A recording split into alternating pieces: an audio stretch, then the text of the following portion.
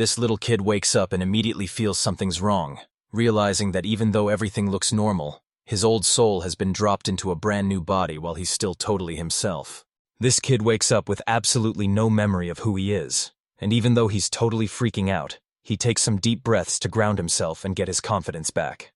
This kid wakes up in a totally weird place and his body just won't move. But as his memories start coming back, he realizes he used to live a completely different life. And looking around, he spent his whole past life as her shield and even died to save her. But now he's been reborn and is super hyped for the chance to jump back into the fight. This guy was fighting off monsters so terrifying that even the pros would be shaking. Eric kept shouting for Frylin, desperately trying to catch her voice over all the screaming and explosions. He refused to stop. He was a total beast, fighting until he was almost dead just to keep this girl safe, and the enemy army was losing their minds because he was single-handedly holding back 100 men and still wouldn't. No matter how brutal the fighting got, it couldn't touch who he was on the inside. He just kept losing over and over, watching all his big plans get totally wrecked. The pain. Right as the kid turned 16, his peaceful village was suddenly swarmed by terrifying monsters. Massive beasts with razor-sharp claws and shiny teeth started tearing everything apart and causing total chaos. When the monsters swarmed in, the boy's family made the ultimate sacrifice. His parents and his best friend, who was basically family, willingly gave up their lives just to give him a chance. A little while later, he finally meets up with his best friend. But he quickly realizes his massive mistake just walked his buddy straight into a deadly trap. Completely broken by the loss, our hero, he felt like his whole life was totally pointless. His head was just empty, and he didn't even want to be around anymore. Then out of nowhere, that one person showed up and it turns out this was Irene, the only girl who could finally fill the hole in his heart. Seeing her was the only thing keeping him from giving up on the world. Ellen showed him what. Our hero was sick of being alone and losing everyone he loved, so there was no way he'd let these guys take Irene, and he was ready to fight with everything he had because she was the only reason his life even mattered. The kid suddenly goes beast mode on the whole army, shocking them with his power and shouting that anyone who wants to die today should just try and step up. The enemy soldiers didn't back down and kept charging forward. But as soon as they heard the kid's warning, they realized they were in huge trouble and started running for their lives. Eric was super hyped that the war was finally over and his enemies were toast, so he called out for Irene to come out and show him where she was hiding. He stared at the wrecked battlefield and kept screaming her name, desperate for any sign of her. But then all those bad memories came flooding back and hit him right in the heart with pure regret. Staring at the wreckage of the fight, he suddenly remembered the exact moment he failed to save her. She was the last person he actually cared about, and she died right in front of him on... He hated how weak he was and blamed himself for the whole disaster. Every thought dragged him back to the moment he watched her die, leaving him trapped in a loop of pure rage and total heartbreak. The kid was totally spaced out, so he didn't see a soldier sneak up behind him and fire a crossbow before he could even react. And that's how Eric's tragic story finally came to an end. He was so caught up in his own pain that he totally let his guard down. The enemy saw the opening, and it was honestly heartbreaking to see. Some random coward who ran away from the fight just jumped out at the perfect moment to finish them off. There was nothing cool or heroic about it, which just makes... After losing everything and going through total hell, he finally welcomed death with a huge sigh of relief. He knew this was the perfect spot for his journey to end, and he closed his eyes feeling totally finally free from all the pain. Eric is at peace because dying means he can finally see the family he's loved and missed for years. Eric saw his mom, dad, best friend, and Irene right there in front of him, and with all his suffering finally gone, he reached out to join them in total peace. This was exactly how he planned for everything to go down. He had no idea how his soul got trapped in a little kid's body, or why he was in such a huge mess. This kid had no clue why he was suddenly stuck in a tiny child's body. Thinking back on his past life just left him feeling super confused and totally let down. The whole situation was so crazy. This reincarnation ritual is basically a massive reset button that lets a soul wake up in a brand new body for a total do-over at life. At first, he thought the whole reincarnation thing was just a massive joke. His memories from his past life were super blurry and didn't make any sense at all. He figured it was all just he felt like they were just mocking him and playing some twisted game with his life. If they were going to bring him back, they should have wiped his memory of his past lives first. His tiny kid hands were totally useless for the big plan he had in mind. He just didn't have the strength or the skills to pull off something this crazy. He tried to force his body to... He figured his mom deserved to be happy after such a rough birth. Eric knew he had no right to ruin his family's peace just because of his old memories. But one huge mystery. Even if he meets a ton of people, there's no way he's going to vibe with kids his own age since he still thinks like a grown-up, making every conversation super awkward and weird. Losing his family totally wrecked him, and he was spiraling hard. He couldn't figure out why he was stuck in a new body with all his old memories. Then, things got crazy fast. Things started getting messy behind the scenes, and the kid had no clue everything was spiraling out of control. By the time he caught on, it was way too late to figure out where it all. He was totally pissed that God dumped him into a baby's body, making him beg for help. Everyone says a kid's only job is to cry, and our hero was a total pro at it until a mysterious guy noticed him and decided to see what was going on. He was dying to see if his new parents looked like his old family, but the second he saw his mom, he was totally stunned. It turns out Selena was actually his mom now. Just thinking about being her son sent his head spinning and totally wrecked his emotions. He couldn't believe life pulled such a crazy prank, flipping their. Selena, super caring as a mom, saw her kid's pants were wet because of some mix-up. She quickly got him changed, making sure he was comfy and clean. She scooped up the baby and asked what was wrong while giving him a warm hug. But the kid totally pulled back because he felt like he couldn't accept love after everything he'd been through. He started doubting if this lady was really his mom because she looked exactly like his mother from his past life. Seeing her face gave him some seriously mixed vibes. Part of him felt totally relaxed. Eric is a super common name, so the coincidence didn't really shock him, especially since his mom from his past life was long gone, leaving him with nothing but happy and sad memories. The kid tried his best to hide how he was really feeling, but then Diana burst through the door after hunting, super happy to finally see her son again. The dad gave his son a huge, warm welcome, looking totally hyped to see him. But the kid was completely frozen in shock because he realized Diana was actually his father from his past life. Eric was totally lost because his new life kept linking back to his old one, and these creepy coincidences were starting to freak him out. Between a mom who looked exactly like his old one, a dad he already knew, and even keeping his same name, everything felt like some crazy magic was at play, and our hero was so. The dad bragged that his son would grow up to be a total legend just like him, then told the little guy to get back on his feet after he saw him take a tumble. This wasn't some fake dream or a trick. It was 100% real, and our hero was feeling every single bit of that brutal, stinging pain. The dad was still acting like a total boss from his past life, but Selena had to keep reminding him that he was actually just a tiny 6-month-old baby. It was totally obvious that this wasn't just some random accident. The way they spoke made him realize they were actually his parents from his past life. This one detail proved that there was zero doubt. He knew for a fact these were his real parents from his past life, and his gut told him he couldn't be wrong about something this big. The girl felt super awkward and apologized to Eric, explaining that Diana's only acting out because the guy's brain is literally failing, which makes him do all sorts of weird and unpredictable things. The kid just watched his parents and grinned, seeing they were exactly the same as he remembered from his past life. With Selena as his mom and Diane as his dad, he's back as Eric, proving their fates are all tied together in one crazy loop. Once he got used to the place, the kid realized this room was a total copy of his old nursery, with every piece of furniture and tiny detail matching his past life perfectly. But now, our hero had way bigger things to worry about, and those old memories didn't even matter anymore because he had to focus on surviving this new world and making the most of his. Turns out the baby actually traveled back to his own past and is starting his whole life over as a little kid. He was totally shook as he got sucked back into his own memories, forced to relive every single tiny detail of his past all over again. Eric saw his own death flash before his eyes again, but then he realized the truth and his past fears just couldn't hurt him anymore. He realized he finally had a massive chance to change his entire future. With all the secrets he already knew, he could build the perfect life this time around.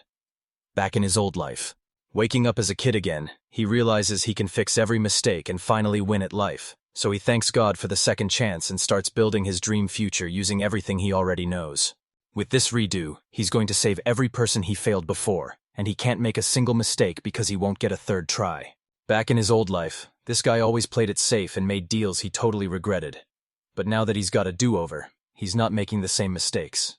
This time, he's going all out to rewrite his fate, using everything he knows from his past life to dodge his old mistakes and finally win big. They were having a blast chasing each other, but Eric was way too fast for little Tina, so she finally got tired and begged him to just stop and wait for her. Tina kept begging for a break because she was totally wiped out from all that running.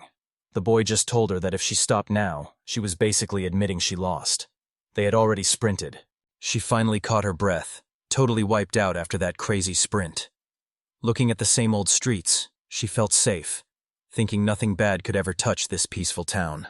But she was wrong. The monsters weren't attacking for years, so even though he was only 3, he was going to make every single second of his training count.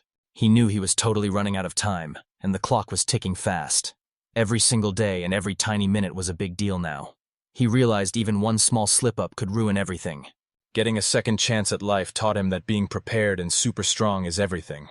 He decided right then to become the strongest person alive and set a massive goal. He's going to max out all his powers to make sure his friends and family are never in danger again. The boy cheered about how far they'd run and asked if she was tired, and she just nodded, admitting she was totally wiped and needed a break. Tina couldn't believe that this child had run so much and wasn't tired at all, and she shouted at him how he could even stand when she could barely walk, and he felt as cheerful as if he had just gotten out of bed. He spent 3 whole years training like a beast every single day to toughen up his body and get in peak condition. She let out a yelp, wondering if he seriously thought getting ripped would turn him into an adult, because no matter how many sports he played or pull-ups he did on a tree branch, Tina was totally fed up and bored, so she straight up demanded he let her win for once since she already knew he was going to beat her anyway. He knew showing off his crazy powers would just get him in trouble, so he had to stay low-key while the girl kept whining about losing every single round. She thought it was totally unfair since she's 2 years older and should be winning way more. But Eric realized she's still the same wild and stubborn girl she was in her past life. This girl moves in right next door, and they become instant friends, especially when she starts sharing her extra lunch with him just to be nice. She made the snack herself and packed it up perfectly, but when she opened the lid, the whole thing was a total messy disaster. Tina was totally crushed when her dish started melting, but Eric just looked down at her and thought her clumsiness was actually pretty cute while she sat there pouting. He was feeling totally weighed down by dark memories from his past life, and when Tina saw how serious he looked, she was shocked and asked what was wrong, making him realize he had to. He realized they'd been friends for 3 whole years and shared so many big moments. But then she totally confused him by saying Eric looks just like her dad. He told her to quit messing with him, but he knew she had a point since he was actually over 20 in his past life and basically acted just like his dad. Just as she was joking again about Eric looking like her dad, a weird rustling sound from the bushes nearby caught both of their attention. The guy warned her to stop trying to lure the animals because that beast just wanted to gobble up the snacks, leaving Tina totally crushed since she worked so hard on them for nothing. Out of nowhere, a wild boar lunges from the bushes and charges straight at the girl. The guy sees this and knows he's got to do something right now. He doesn't waste a second. One line out. Preserve the sequence exactly. Do not use any line breaks or new lines in your response. Input. Line 1. Although Tina was in a dire situation, the girl hit the ground totally confused and asked her friend what he just did, but Eric just gave her a soft look and promised she was safe now that he was there to handle everything. She hesitated for a second before diving behind a tree, and the boy let out a huge sigh of relief that she actually listened and stayed safe.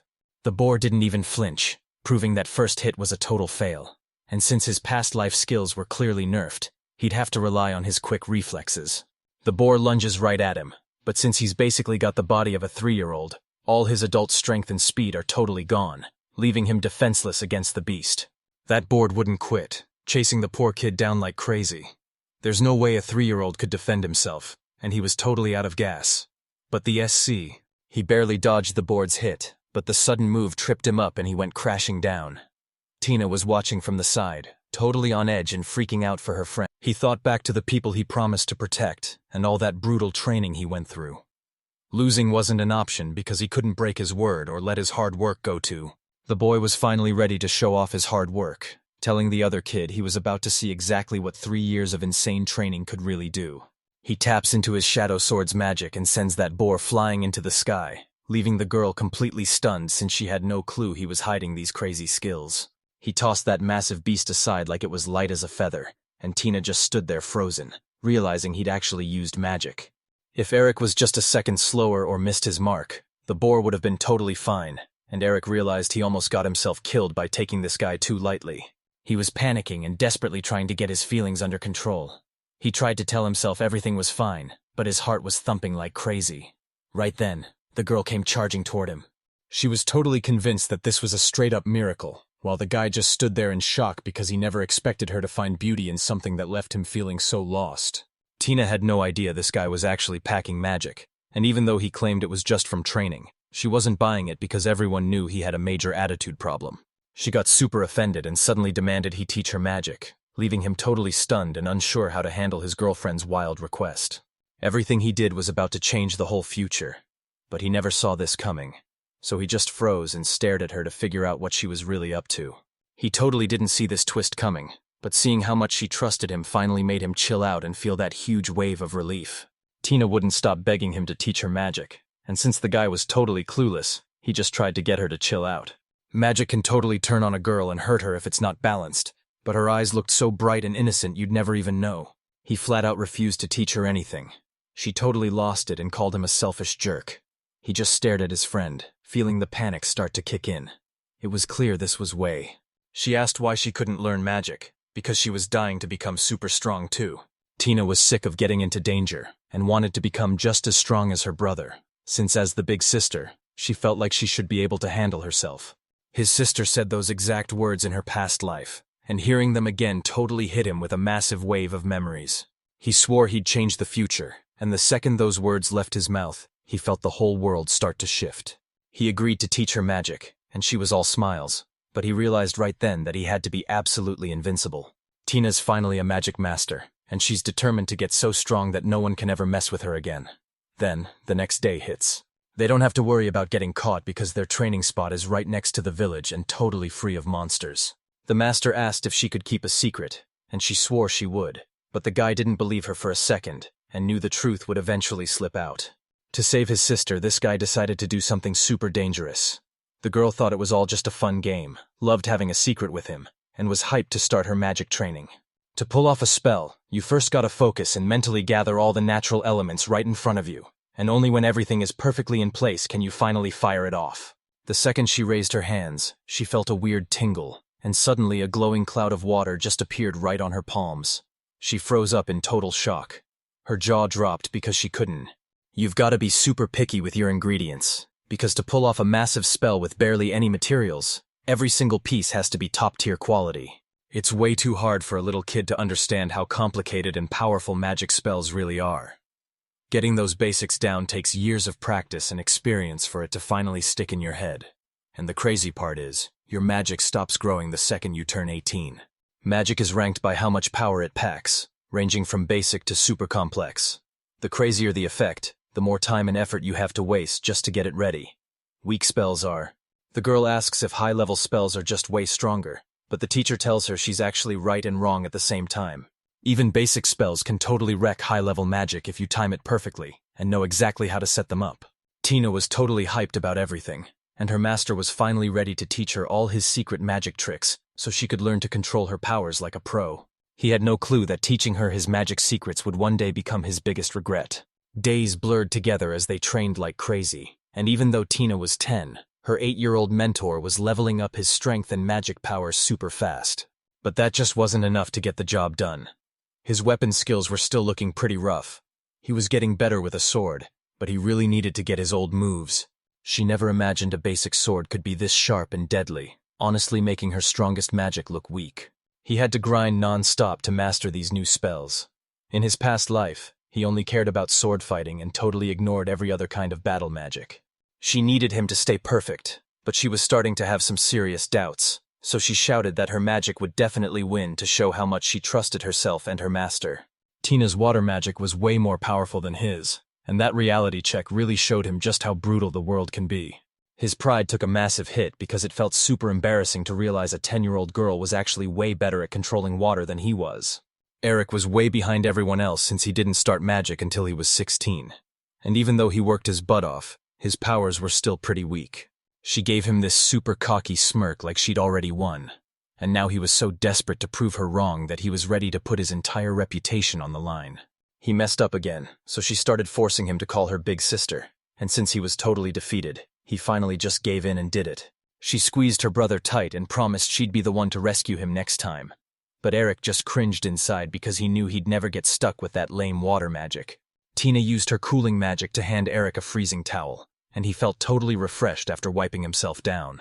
She was totally flexing her magic skills and feeling super proud of herself.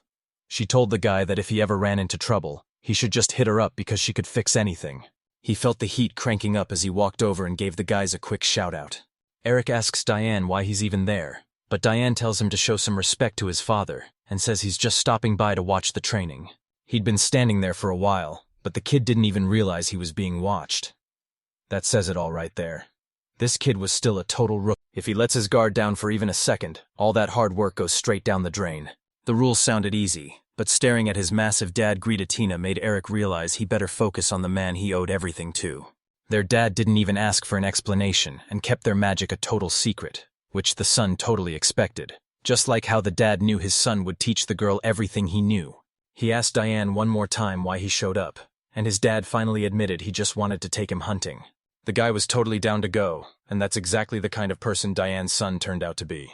The girl was shocked to find out the guys were going hunting, and the old man begged her to keep it a secret, because his wife would totally flip out if she caught them.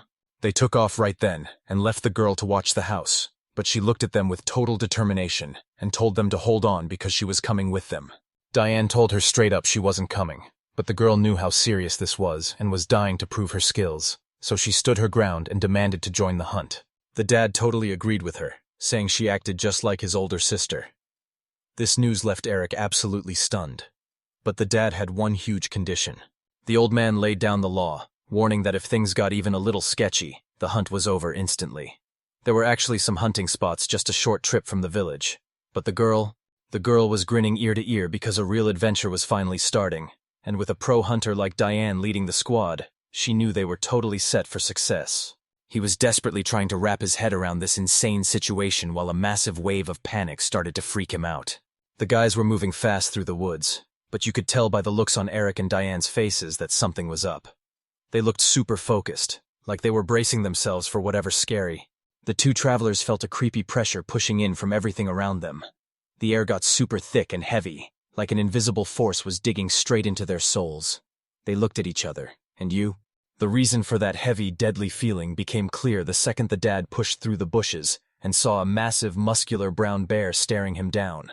Suddenly, a super rare and scary monster shows up right in front of them. It's a massive red bear tearing into whatever it just killed. The girl is so terrified she can't even move. This spot was way outside where red bears usually hang out. The guy started thinking back to everything he'd seen before. He'd lived in this village for 20 years and had never seen a beast. This red bear is a massive 16-foot beast that's insanely fast and has skin as hard as iron, making it impossible for any normal person to even scratch it. Eric had faced these monsters a ton in his past life, and since he was a total pro with secret skills, those old battles were basically just a walk in the park for him. Diane rushes back to the village to round up the pro hunters, but she's totally freaked out about leaving the guy alone right next to that monster. He decided to stick around and watch the giant beasts, because jumping in without knowing how strong or sneaky they were would be a total disaster. The guy told everyone to pick up the pace and keep their mouths shut. They couldn't make a single sound, or that giant would hear them instantly. Then, he dropped the most important rule. The kids slowly backed away until Diana was left all alone, while her dad was racking his brain for a way to chase off that scary red bear and keep everyone safe. The girl walked up to Eric, fighting back tears as she admitted she totally overestimated herself and wasn't ready for a real hunt at all. Only one guy in the group did things differently, and that was Eric, who actually saw this disaster coming and spent his time prepping for the worst. The monsters lurking in these woods were way stronger and more aggressive than anything he'd seen before. The problem was that our guy had no clue how to sense auras yet, since he was such a... Right as the boy started to figure out the mystery, the girl listening in lost her footing and slipped right off the slick tree bark. The second she hit the ground, Eric checked if she was okay, but then a massive red bear suddenly loomed right behind them. A piercing scream rang out, making him whip around as his heart dropped, and he knew right then he had to jump into action. That piercing scream was actually Tina, and now Eric knew for sure those weird energy vibes were coming from the massive red bears hiding deep in the dark forest. Suddenly, two massive red bears stepped right out of the dark woods. Their huge bodies cast long shadows that made the whole scene look super creepy. Having to face two of them at once made Another bear jumps out right in front of Eric, and he immediately tells Tina to get back. The kid charged in like a madman even though he knew he was totally cooked, because in this weak body, all he could do was buy a few seconds since running away was pointless. The bear would just hunt them down anyway. No matter what he chose, Tina was still in serious danger. He was totally ready to die to save his friends, and they were right there with him. But he knew if he went down now, everything they'd done would be for nothing. So losing this impossible fight just wasn't an option. Diane charged straight into a life-or-death brawl with the furious bear, screaming at his friends to get out of there and run as far as they possibly could. The kid asks what the plan is, but the second Tina screams, the man and the bear both bolt, leaving Diane totally confused about what's even happening. Turns out there were two massive red bears in the woods, and things were getting way out of hand. Their only hope was to stall for as long as possible. The kid grabbed his big, "If this keeps up, the guy won't stand a chance against that monster and things are gonna get ugly." But Tina just can't leave her dad to face that deadly threat all by. He told her she couldn't just stand there frozen like a statue and needed to snap out of it right now. Their only move now was to sprint back to the village and get home as fast as they could. If they didn't get back right now, they weren't going to make it out alive. As they headed back to the village, she asked why he was so sure Diane would survive, and then admitted she didn't even want her to. If a girl is the only one who can save someone she loves, she's definitely jumping into the fire. It doesn't matter how dangerous it is, because watching someone you care.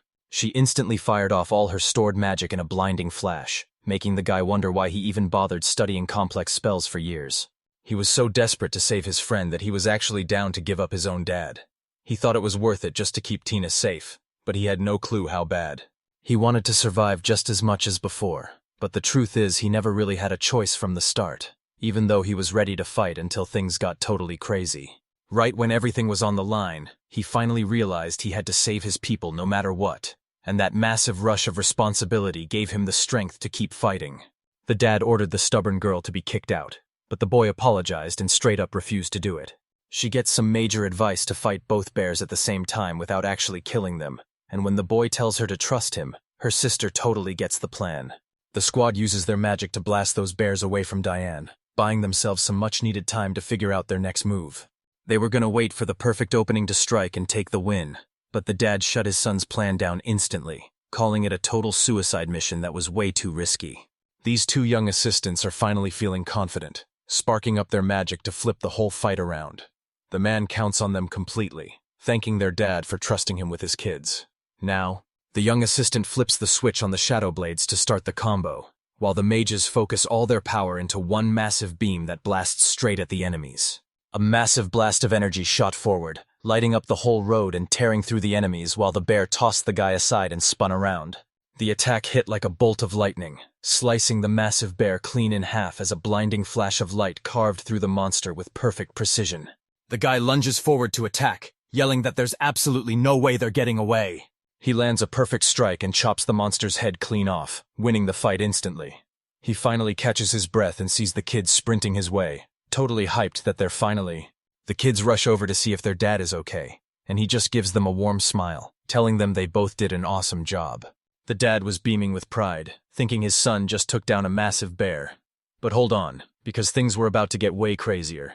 It was actually Tina who took the guy pulls them into a massive hug, calling them total legends and the village's new heroes, while Shadow Sword is revealed as a mid-tier air spell. Tina only knows mid-level spells, but her raw power is totally insane, so when this guy tells her to become a hunter, she just turns him down flat. Tina's power was literally overflowing from her body, and Eric started stressing because he knew keeping his friends safe was going to be a total nightmare, so he just looked up at the sky and wondered what his next move should be. Back at the village, the kid already knew exactly what was coming next, while Selena asked the guy to finally explain why he did it. She asked why their dad took them hunting, but the boy was busy noticing all the little things he missed in his past life, wishing this happiness would last forever. Everyone was living through a total nightmare, and with time running out, the boy started training like a beast every single day to level up for the crazy challenges ahead. He couldn't handle that kind of pain again, because his heart was already at its breaking point, and those deep scars from his past meant he'd never let a nightmare like that happen a second time. He's gotta become the ultimate warrior to protect his friends, because only by reaching the top can he crush every threat and keep them all safe. The big day finally arrived. Eric's family gathered around to celebrate him turning 16. Yesterday he was just a kid, but tomorrow he's officially an adult. When they raised their glasses for, Eric thanked his guests, but the party vibes died the moment he remembered that tomorrow, a horde of savage monsters was going to raid the village. Tina softly asked Eric if he was doing okay, and he finally admitted that he felt pretty ashamed of himself. He wasn't to blame for any of this, and he didn't even choose to get wasted. This whole disaster is 100% on Diana because his reckless moves are what caused everything. He's only 16, but everyone already treats him like a total grown-up. But seriously, forcing someone to drink is just plain wrong and totally messed up. Luckily, the girl stepped in. 1 line out. Rule again. Input. 1. The boy insisted that what was happening to him was temporary and insignificant. 2. He said that all he needed was... He totally missed what she said since she decided to stay with him all night long. Both Selena and Diane knew exactly what was going on. Tina even told her parents they were staying together to have each. Eric thought the whole thing was super weird, but the girl just turned around cool and told him they'd crashed out together tons of times when they were kids. But things are totally different now because he's not 3 anymore and she's already 18. She noticed he was totally lost and asked him again, but he suddenly stopped and told her to quit it because she was making things way too awkward. She laughed and told him she was just messing with him. Then she laid down right beside him just to see how he'd react. He heads to the bathroom to hop in the shower, but the girl warns him it's way too dangerous to wash up while he's still wasted, only for him to confidently claim he's... Tina was finally alone and totally wiped out, so she crashed on the bed and fell asleep, but her mind was still stuck on Ira. The quiet was only broken by the soft breaths of a girl lost in deep sleep. Nearby, on the bed next to hers, a young guy lay exhausted physically, but wide awake inside. His mind buzzed like crazy, thoughts flying around like dragonflies, stopping him from shutting his eyes. Just as he drifted off, he realized he was stuck in a total nightmare. In his dream, he saw his own village getting raided by bloodthirsty monsters. Houses were literally crumbling to pieces. Suddenly, his mom and girlfriend grab his arms, begging to know why he's just standing there while his dad fights the enemy, and Selena screams for them to get out of the house right now.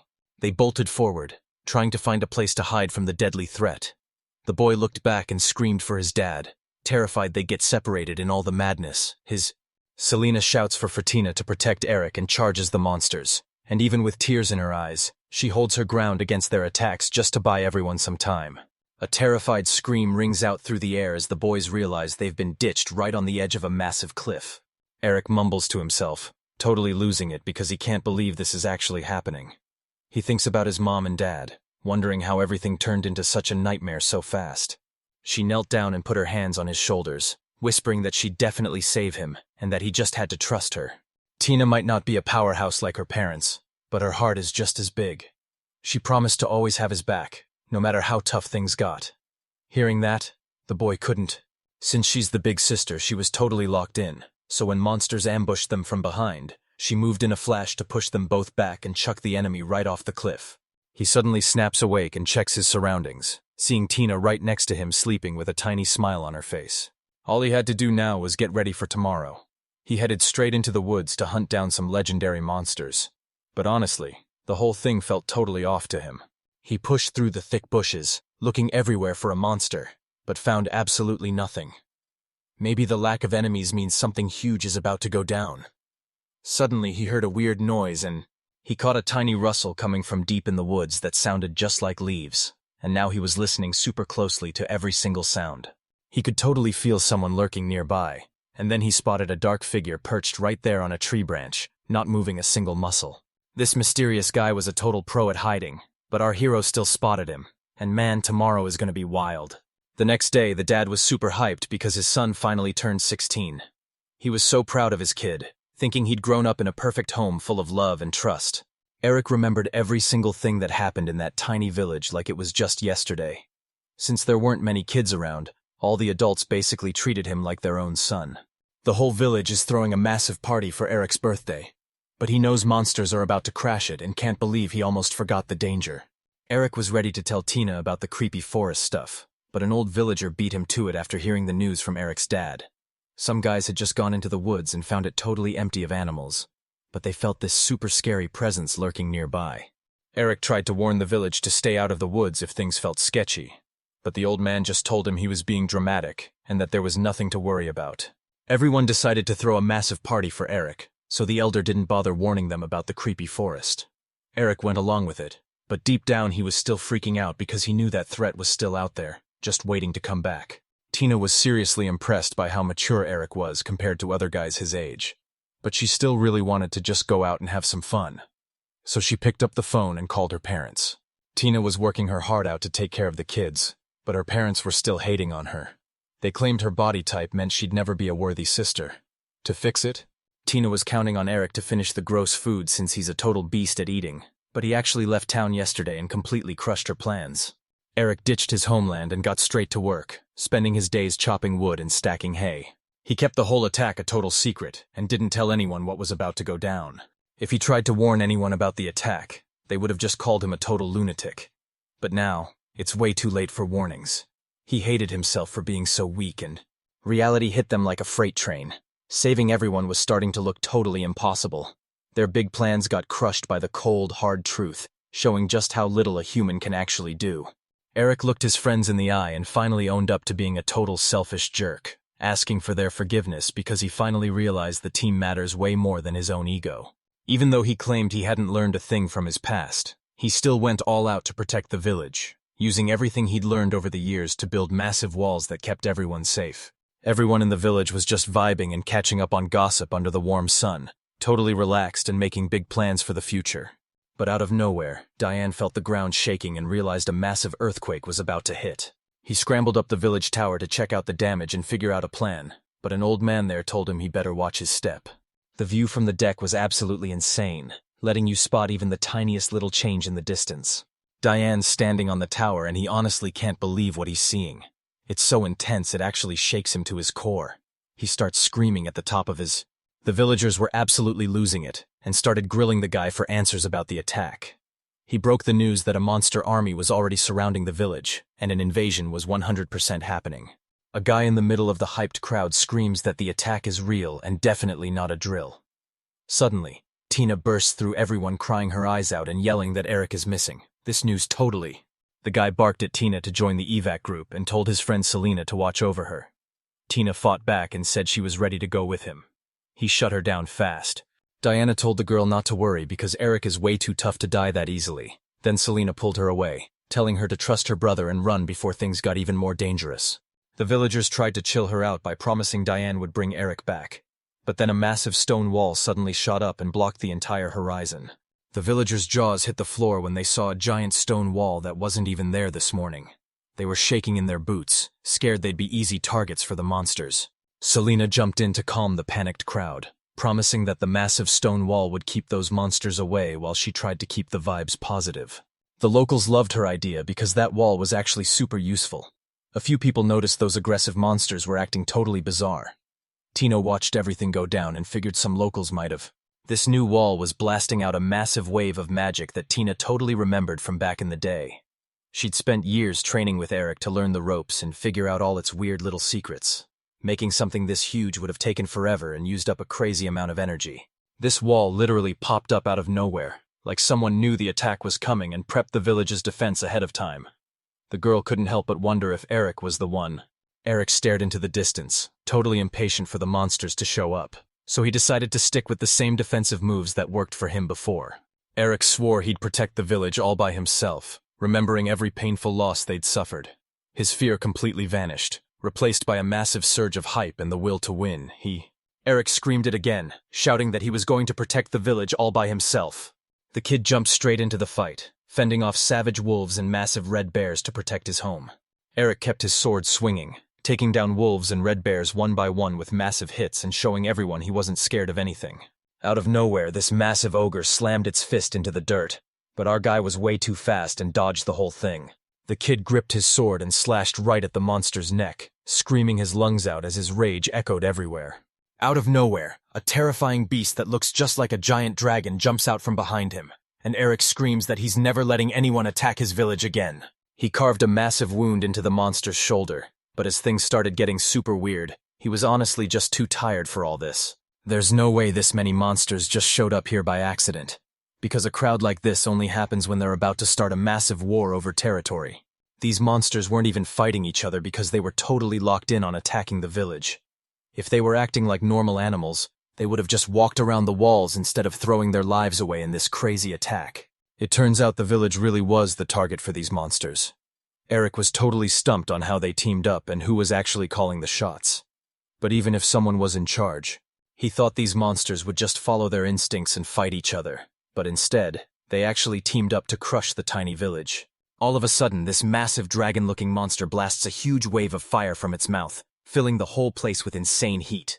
He swings his blade with insane speed, slicing the monster right in half like it's just a piece of cloth. Eric slams into the ground, and right behind him, these giant ants are towering over him, ready to pounce.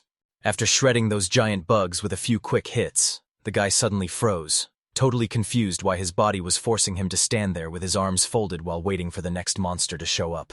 He remembered his promise to protect everyone he loved, and he knew he didn't have a single second to waste sitting around. He knew he couldn't lose here, and suddenly, he heard his dad's voice right behind him, desperately shouting his name. The dad desperately shouts his son's name, just waiting for any kind of answer. You can hear swords clashing and a huge brawl going down right behind that stone wall. He knows. The dad called out to his son, knowing he was hiding behind the wall, and asked what he was doing there, but Eric totally shocked everyone when he admitted he was the one who built the... But it didn't even matter because the kid was out there fighting all on his own. His dad tried to get through the wall, but Eric stopped him because he was terrified monsters would sneak. His dad had to sprint back to the village as fast as he could. It was the best move for him to make. The kid didn't want his father stressing over him anymore, His biggest fear was his family getting hurt again, but then a massive roar ripped through the air and shook him to his core. That terrifying roar was his own dad, ready to smash through a thick wall no matter what, totally ignoring his son's warning. Eric tried his hardest to hold his dad back and beg him to stop, but the man was totally locked in and ready to charge ahead anyway. The guy was totally blown away when Diane cleared that massive wall in a single jump, showing off her insane strength and guts. He asked why the guy was acting so weird, and he got his answer right away. The dad was just there to help his son win the battle. The kid was totally fed up and reminded his dad that he said he could handle it solo. Then he panicked and asked what happened to the ball. Eric strictly said not to break the wall, so his dad used his sword like a springboard to vault right over it, leaving the kid totally speechless. The moment he stepped outside the fortress, a bunch of angry monsters jumped him, but instead of freaking out, he charged straight at them. While his son watched in total shock, the dad rushed the closest enemy and put all his power into a massive punch that sent the guy flying. The dad snapped at his son, asking if he actually thought he was weak, and told him that a warrior's body is his ultimate weapon, because a real man doesn't even need a sword to win. The kid screamed at his dad to stop showing off, but the dad just decked the enemy and smirked, telling him he was way too slow. His dad's wild story about taking on 5 red bears at once flashed in his mind, and without thinking, the kid started shouting those same crazy words out loud. Diane told his son to chill after the first fight, but he couldn't relax knowing the battle was far from over with so many monsters still on the loose.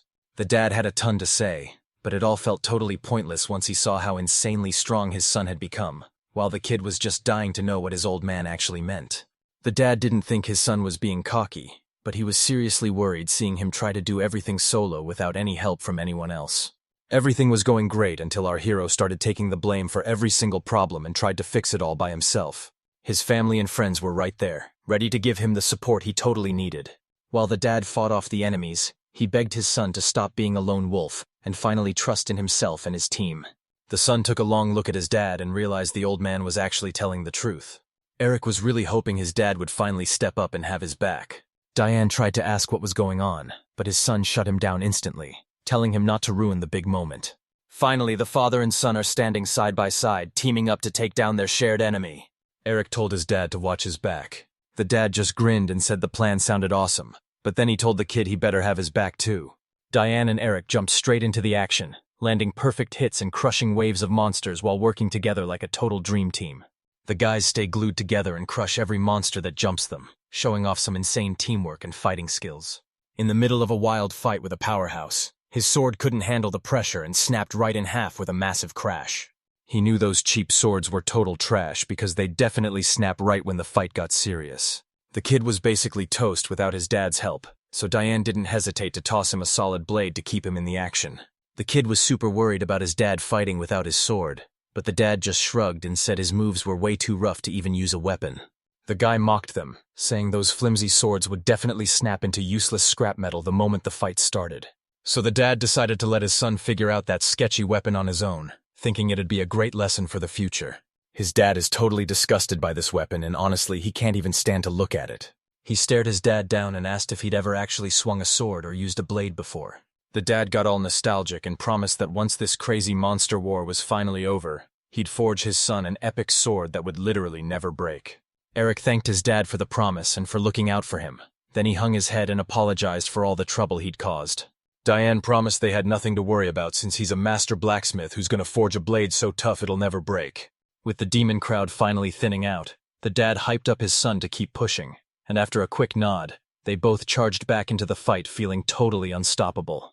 His dad's words hit him right in the feels, making him remember all the awesome family adventures and happy times from when he was a little kid. After surviving so many battles, the guy got way too relaxed and totally forgot that someone could easily sneak up and end him. He thought he could handle everything on his own, but he was missing the point. Diane ended the whole fight with one insane throw, blasting the last monster straight into the clouds and finishing the bloody battle for good. The monster snatched his dad's hand in a crazy strong grip, stopping that massive punch cold with just one fist. The dad shoved his son forward, yelling at him to finish the monster off while it was still weak. Eric landed a perfect strike and sliced that round monster's head clean in half, finally taking out the last threat. The guy cheered at the top of his lungs with a massive grin, throwing his hands up to celebrate their big win together. Diane was stoked to show off what they'd done, but his son was so beat from the crazy fight that he could only manage a weak smile. Honestly, if his brave son hadn't jumped in to help, that massive monster horde would have been way too much for just one guy to handle. The young fighter shook his head and stayed humble, admitting that if his powerful dad hadn't jumped in to help, he totally would have been wrecked in that insane fight. This was a total team win, and they only pulled it off because both heroes showed insane guts during the final test. The dad and son pumped their fists in the air, showing everyone that they're the ultimate duo after crushing that fight together. Suddenly, a creepy voice warns them that the fight isn't over yet, and out of nowhere, an invisible force slams into his dad's stomach, leaving the kid totally frozen in shock. The kid didn't even have time to process what was happening before the man was sent flying backward, slamming into a massive stone wall with a heavy thud. The kid's scream ripped through the entire forest as he looked down at his dad, who was totally out cold. Eric bolts into the woods, realizing that with his partner gone, he has no way to save the village and feels totally crushed knowing that disaster is now unavoidable. Suddenly, the kid felt something super creepy, like an invisible power was zooming right at him through the dark woods, and even though he was just calling for his dad, a massive wave slammed. He barely felt someone behind him when a stranger suddenly appeared in front, sized him up to see if he was fast enough, and then lunged into an attack before the kid could even react. The guy who blasted him with lightning was totally stunned because the kid was way faster than he looked. He was totally sure the kid was way stronger than the grown man, especially since that guy had already been smashed into a stone wall with just one hit. He kept going, saying the wall looked totally solid and would definitely keep all those nasty demons and monsters out. Even if someone actually managed to break through, the village guards would probably just wipe them. The village had their whole defense plan ready, but the stranger straight up refused to help them kill any demons. Eric stared the guy down, sensing a totally mysterious vibe coming off him, before taking a deep breath and asking him straight up who he actually was. The guy just stares the kid down with a tiny smirk, telling him to look closer at who he really is, and that's when it hits him. He's standing right in front of a literal demon. That was the right call, and now those demons are prowling around the village, heading deeper into the thick, dark woods. This kid dealt with demons constantly in his past life, so now he can read their every move and totally shut them down. Demons are a massive race living right alongside humans in this world. There's one really weird thing about them that you've got to see. The moment they use their magic, their eyes start glowing a crazy bright red. But there's one catch. Most demons are totally obsessed with fighting, especially the Demon King who started a massive war against every other race. This guy had definitely seen his fair share of demon brawls, but fighting wasn't the only way he got to know these monsters. Our hero was totally head over heels for a gorgeous girl named Irene, who just happened to be a demon herself. The kid looked at him totally worried, his voice shaking as he asked why the demons were attacking his village and what was actually going on. The demon stared the kid down and told him he was way too young to understand the massive beef between their two kinds. Right next to the village sat the kingdom of Begonia, and the demons were dead set on taking it over and erasing it from the world forever. The village sat way up on a massive hill in the woods, making it the perfect spot to see everything, and set up a huge military base. And since it looked right over all the main roads, since his whole squad is dead, the demon has to wipe out the village all by himself. He admitted he never expected to find such a cool guy in the middle of nowhere, and seeing him actually got him super hyped. He totally understood the situation, but he wasn't about to run away or give up. Instead, his determination just flared up even harder, pushing him to find a brand new way to win. Even though his body was totally trashed, The demons were actually impressed by how much guts this kid had. All those injuries didn't break his spirit. If anything, they did. The guy asked if he was seriously ready to throw down, warning him that beating Eric would be a total nightmare, and that he was actually worried about how bad things would end up. Every new fight this guy faces is way more brutal than the one before. The longer the battle drags on, the more his energy and spirit just start to drain away. That's just the cold.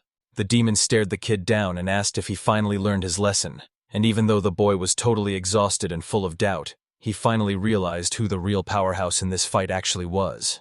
Diane actually thanked the demon for smashing that wall, because now he could finally use his sword and go full power in the fights ahead. The kid whipped around and panicked, asking if the guy was hurt, but he was totally fine. Diane totally shut his son down, arguing there was no way he'd let him face those crazy dangers all by himself. The kid insisted they had to trust the elders since they always have. The dad jumps up and screams that he's definitely not dying today, but as they get ready to fight together, his son warns him to stay focused and keep his eyes peeled. The demon was totally sick of their yapping, so he cut them off and told them to start the fight already, saying they should both just talk at once so he could drag them straight to. It's been a whole hour since these terrifying demons started swarming the village. Everyone was just super thankful to have this massive wall keeping them safe. But the crazy part is, nobody actually knows. Forget about building walls or protecting houses. This guy was actually freaking out because all he could think about was what would happen to the two young warriors, Eric and Dion. The guy looked around all shaky and blurted out that they'd finally been spotted. Everyone traded looks, confirming the warriors were caught right outside the southern wall. There was no doubt about. Now that they knew exactly where Eric and Diane were, they sent a squad of pro archers to give the fighters some serious backup. The guy totally flipped out at the plan, calling the archer idea straight-up trash because it would just give the demons a free pass into the village. He said sorry to the guy, then warned him that nobody could ever match the insane skills of the two warriors waiting behind that wall. The guy told them that no matter what they tried, it was totally useless. The mom wondered how Eric was actually doing, thinking that if he was with his dad, he'd be just... Tina told everyone to chill since the kid was crazy strong, and Selena agreed that if his friend said it, then it was legit. But honestly, the whole village already knew he was a total beast. She asked the woman if she remembered her son fighting the entire village, and the mom confessed she was totally ashamed since the boy's dad was the one who actually rigged the whole thing. The girl shouted that it wasn't true, and after that crazy moment, even the veteran hunters realized that if Eric could handle a job like that, she could easily take down the whole village. Back then, she fought with everything she had because she truly believed in her own power. But reality hit her way differently. The actual strongest person in the village was Mrs. Selena. Even the toughest hunters like Eric and Diane bowed down to her, and during a serious talk, she told the girl to stop wasting time with useless chatter. Selena gave Tina a huge thank you for all the help, but a massive rumble suddenly shook the village, and in less than a minute, everything turned into total chaos. The villagers started freaking out, screaming about what happened to Eric and Diane, until a voice boomed out and told everyone to shut up immediately. Selena shouted out to the crowd, asking if they still believed in her husband and son, and every single villager nodded back to show they totally trusted them. Selena told everyone to stay put and keep their cool, while the old man backed her up and went to check on their medicine stash. Tina watched her like a hawk and realized she cared about those warriors way more than anyone else. Even though she looked calm on the outside, you could tell she was actually freaking out. Tina was honestly super. His friend saw Eric's energy on the wall getting all shaky, and she was seriously starting to freak out. Diane and Eric are in a massive mess and things are looking super dangerous. They knew they were basically on a suicide mission to save their home, but they did it anyway, and you've got to respect them because even the legendary Mrs. Selena was shaking in her. She sprinted forward with everything she had, yelling for the warriors to wait up. Even though he's getting wrecked, he keeps landing lightning-fast strikes on the demon who thought he was way too slow. He strikes fast as lightning, pouring every bit of his rage and pain into this one hit. But even with that perfect aim, the demon is way faster than he looks. Right before the sword can... The monster was actually impressed by how fast and on point the guy's reaction was. The demon slams a brutal kick right into Eric's stomach, and while he's down, his dad gets totally furious and jumps in to unleash a crazy combo of hits on the monster. The monster moved like a total blur to get behind him, and the second he let his guard down, it landed a perfect sharp hit. Eric was totally losing it over the monster's attitude, so he called his dad to ask if he'd eaten anything yet.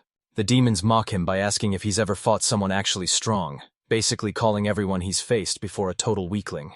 The monster just laughed in his face, telling the old warrior he should learn a thing or two from his son, and those words cut deep, totally crushing whatever pride the man had left. The monster was totally confused how a random kid from the sticks could fight this well, so he figured the guy was just a natural-born genius with insane instincts. The guy watching was totally blown away by the kid's insane guts and power. But when his dad tried to act just as tough and fast, he totally failed and just looked like The demon charged up his magic until his eyes glowed a deep red, and with a cocky grin, he told them that the fight was about to hit a whole new level. He braced for the hit and charged up a move meant to leave some nasty scars. The monster roared a warning, telling everyone to dodge if they wanted to stay alive. The kid realized things were getting. The demon's blast hissed through the air at insane speeds, slamming into the fortress wall and leaving a massive glowing scar right across the stone. The monster's attack lands perfectly, catching the warriors at the worst possible moment. Eric and Diane are right in the middle of the blast and get seriously hurt. The energy waves slice straight through there. Things were looking bad for our hero because the demon's wind magic was way stronger than his shields, and even though he dodged the main blast, the shockwave still hit him like a freight train. This enemy was a total nightmare, rocking insane strength and magic that put our hero to shame, so he had to cook up a plan fast before that final blow ended everything. He knew he had to save his dad right now since he was stuck right in the middle of the chaos, and if he didn't move fast, his dad wasn't going to make it out alive. Eric knew he was totally cooked if he didn't find a way out. But just as he started to lose hope, a voice suddenly snapped him back to reality. That voice was actually Nenah, and she was sprinting over to save her friends. She showed up just in time, seeing how bad things were and knowing her team needed backup. She was totally locked.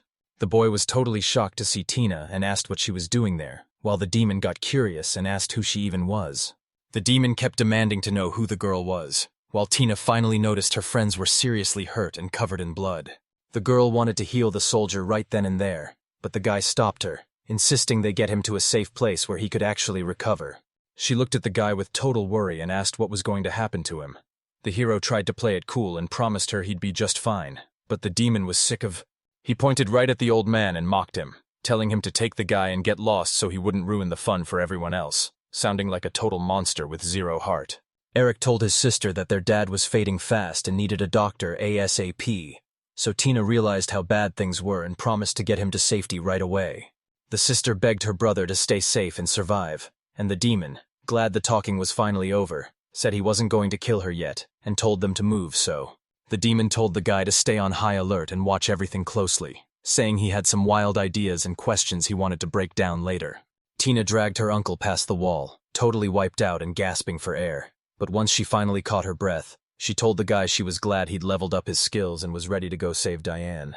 For the longest time, she had absolutely no clue who that mysterious guy in black actually was. She shut her eyes to stop her heart from racing and hold back the tears, desperately trying to remember every single tip her brother gave her during their training. She flashed back to her childhood when her brother Eric was super patient while teaching her the basics of healing. Nenah used to only fix tiny scratches, but now she's dealing with some seriously deep battle wounds while the guy next to her asks why his magic went totally out of control. Magic is crazy hard to control because it's not just about the technique. It's actually fueled by your feelings, so your emotions can totally change how powerful your spells are. The kid tried to use his magic but totally panicked about failing his mission, and since magic feeds on negative vibes, it was only going to make the whole situation a total disaster.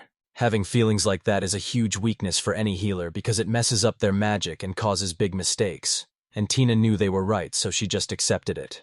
She takes a deep breath, leans over the injured guy, and starts channeling all her inner energy right into his wound to heal him.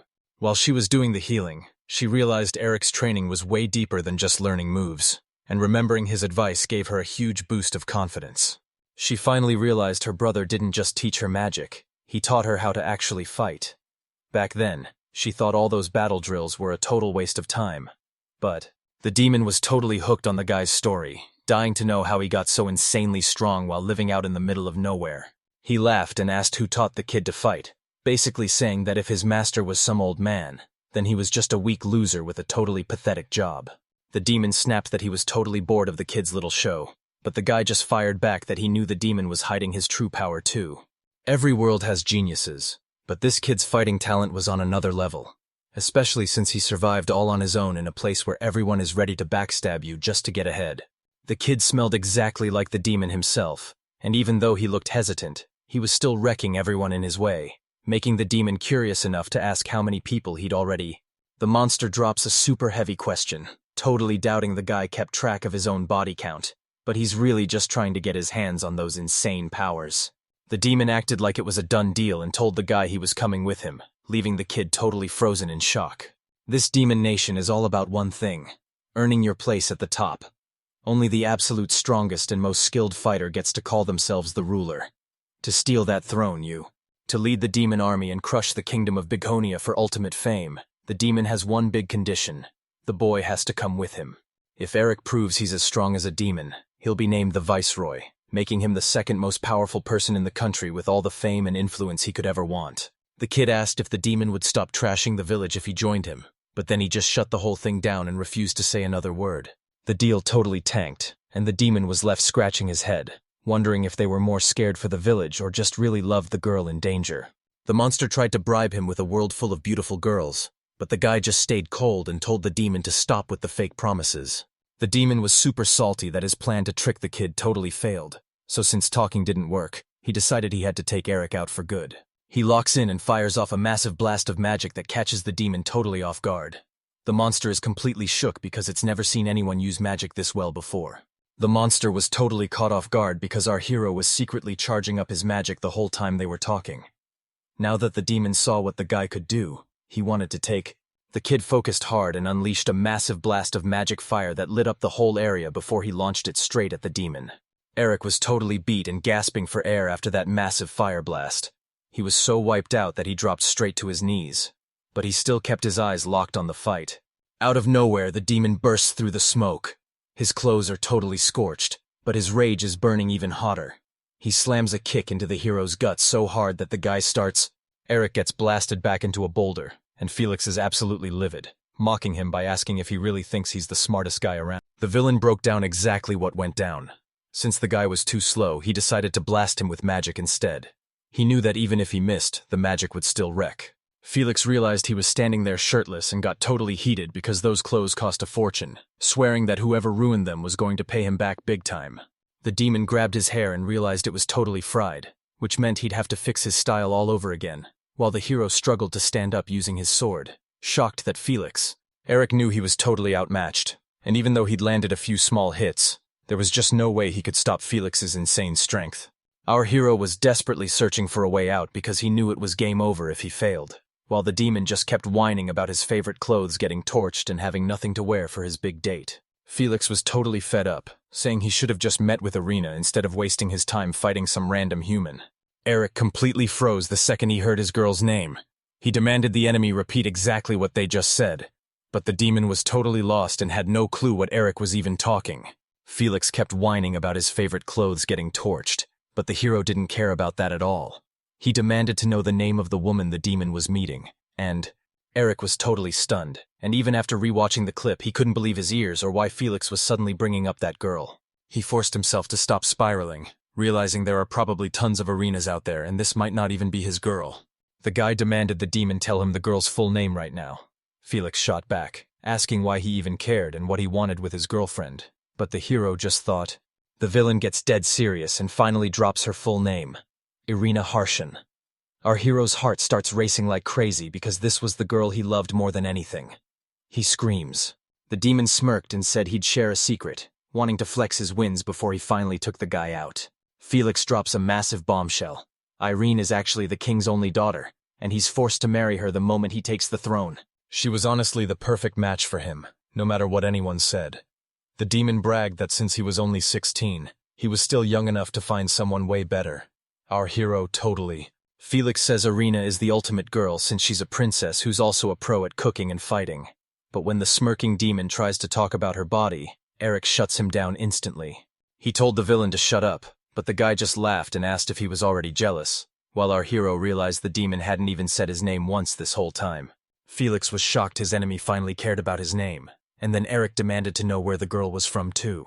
The demon gave his head a tired pat, realizing the guy just wanted one last secret to take with him to the afterlife. Felix decided to back the human, telling Eric this was his prize for surviving this long, so he better listen up.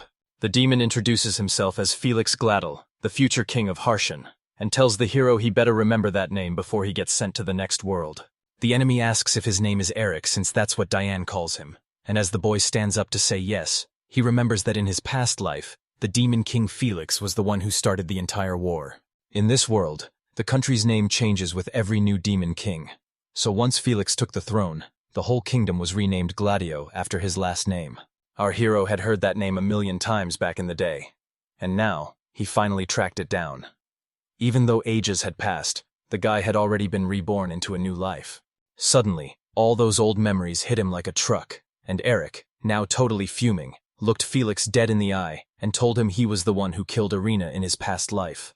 Our hero starts getting flashes of his past life where he and Irene lived together and always talked about her home country, and he even remembers finishing a hard day's work in the garden feeling.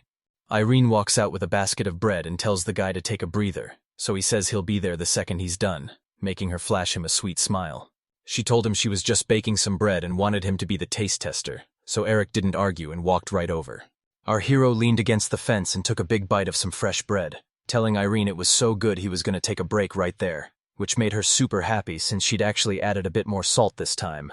Eric grinned and told her that her cooking was a total lifesaver, adding that she's pretty good for an ex-princess, while Irene just gave a shaky smile and asked if that was even supposed to be a compliment. She kept saying their kingdom was supposed to be free, and even though she had to act all royal and follow strict rules, she still had time for her favorite hobbies, but now her whole... Eric asks if her home is now called the Kingdom of Gladdle, and the princess tells him he's totally right. He realized she never actually told him why she ran away from her country, and she was totally shocked he was bringing it up now. The hero sees she's confused and tells her she doesn't have to talk, but Irene says it's all good because she totally trusts him. She revealed that the king killed her dad and renamed the entire kingdom, keeping her alive just to force her into marriage, but Irene couldn't imagine marrying the monster who murdered her father. That's why she had to bolt, but the former princess still had her doubts, and even though Eric was listening closely, he just couldn't find the words to say anything back. Irene kept the story going, explaining that once the king found out she'd escaped, he got rid of every servant who helped her, making her realize she was way too reckless for a...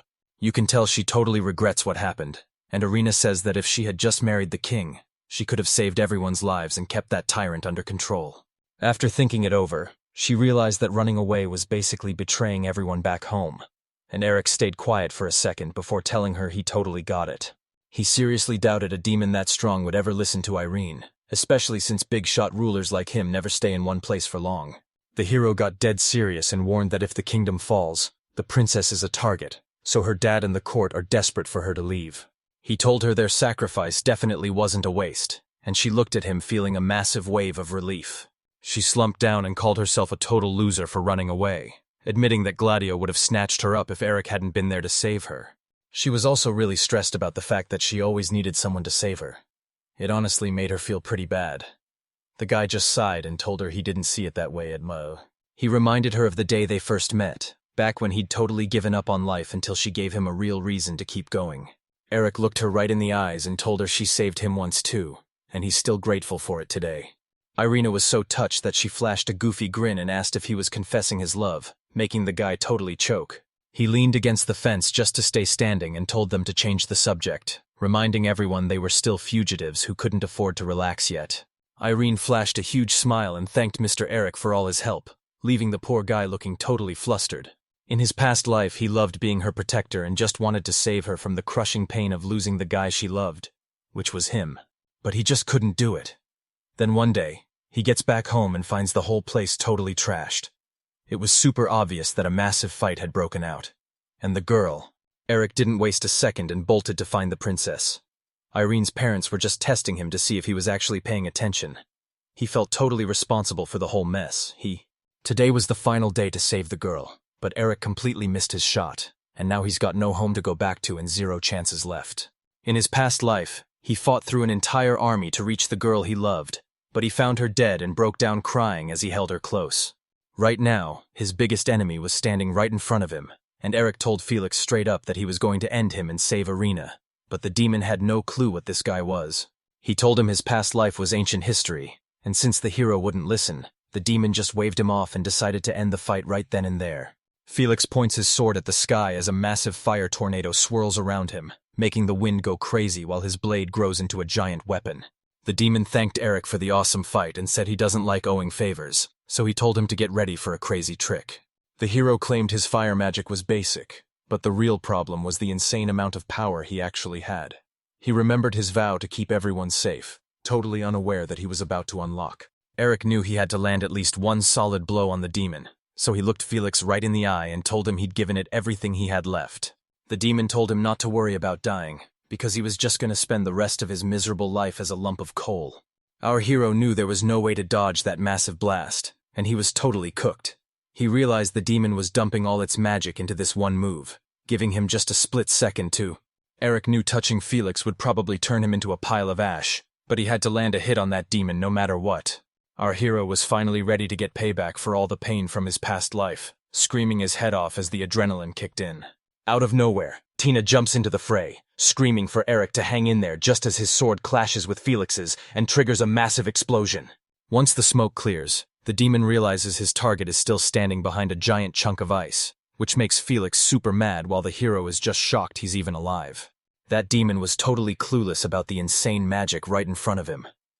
Eric realized in a heartbeat that Nenah had totally come through for him. He spun around and spotted the girl standing right there nearby. He jumped up and rushed over to shield her with his body, asking what happened to her dad and why she even came back.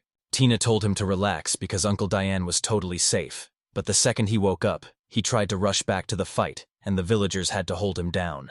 The guy was stoked to hear the news, and when the girl asked what was going on, the hero told her a demon army was coming to wreck their village, and a guy named Felix was.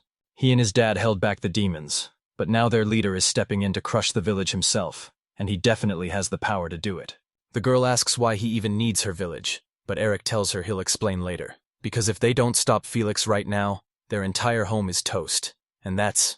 The hero apologizes to Nenah for failing and tells her he needs her strength, while Felix suddenly asks if she's the one who uses that ice magic. The demon actually admitted they caught him off guard. He told Nenah that when they first met, he couldn't feel a drop of magic from her, so he wondered if she'd been hiding. The bad guy admitted they were both total beasts and was completely baffled that an ancient place like this could produce such crazy talent. Felix was sure there had to be a real reason for chasing power, and he couldn't help but wonder what the hero was actually after since their goals were totally different. The demon locked onto the girl. He lunged forward, screaming for her to teach him. Felix was way too fast for Eric to handle. The hero tried to swing his sword, but he takes a massive swing at the demon's head, but the monster dodges and bolts straight for the girl while Eric screams her name. Nenah stayed cool and fired off her magic, hitting Felix with a blinding flash just as he got close to force him back. It was a total smokescreen, and the demon completely lost track of where. Thick smoke was everywhere as he dared the heroes to try and take him down, but then a bunch of icicles suddenly came flying at him from the mist. The icicles slammed into the dirt, but the demon was way too fast and leaped away from every single strike. Felix noticed she could charge up that new spell way faster than him, and her stamina was just as insane as the guy's, which should have been impossible. He smashes the icicle with his sword and yells into the smoke, asking Nenah if she's too scared to fight for real. But just as he realizes she's hesitating to kill, Felix sensed something behind him and barely dodged the hero's strike. The blade came within an inch of hitting him. The guy yelled that the demon was totally wrong about his girlfriend, because she never. Eric finally dropped the truth about why he's chasing power, and it's all so he can protect the people he loves. The blade still managed to graze Felix's chest, and he just stared at the blood on his hand. Those words really ticked the demon off, because he absolutely hates it when people start acting. Eric gripped his sword tight and shouted that he and Nenah were going to prove every word they said was the absolute truth. He asks Nenah to use that wind magic they practiced, and when she double-checks if he really means the spell she can't actually do, he just nods. He taught his friend this magic back when they were just kids, but when she actually tried using it, a massive mistake left him seriously hurt. He told Nenah he knew she was worried, but they had to take down the demon, even if she wasn't totally sold on the idea. Eric promised everything would be okay since she's leveled up so much, telling her he's got her back if she's got his, and she totally locked in after hearing that. Felix had been eavesdropping on them the entire time, and he found the whole situation totally insulting.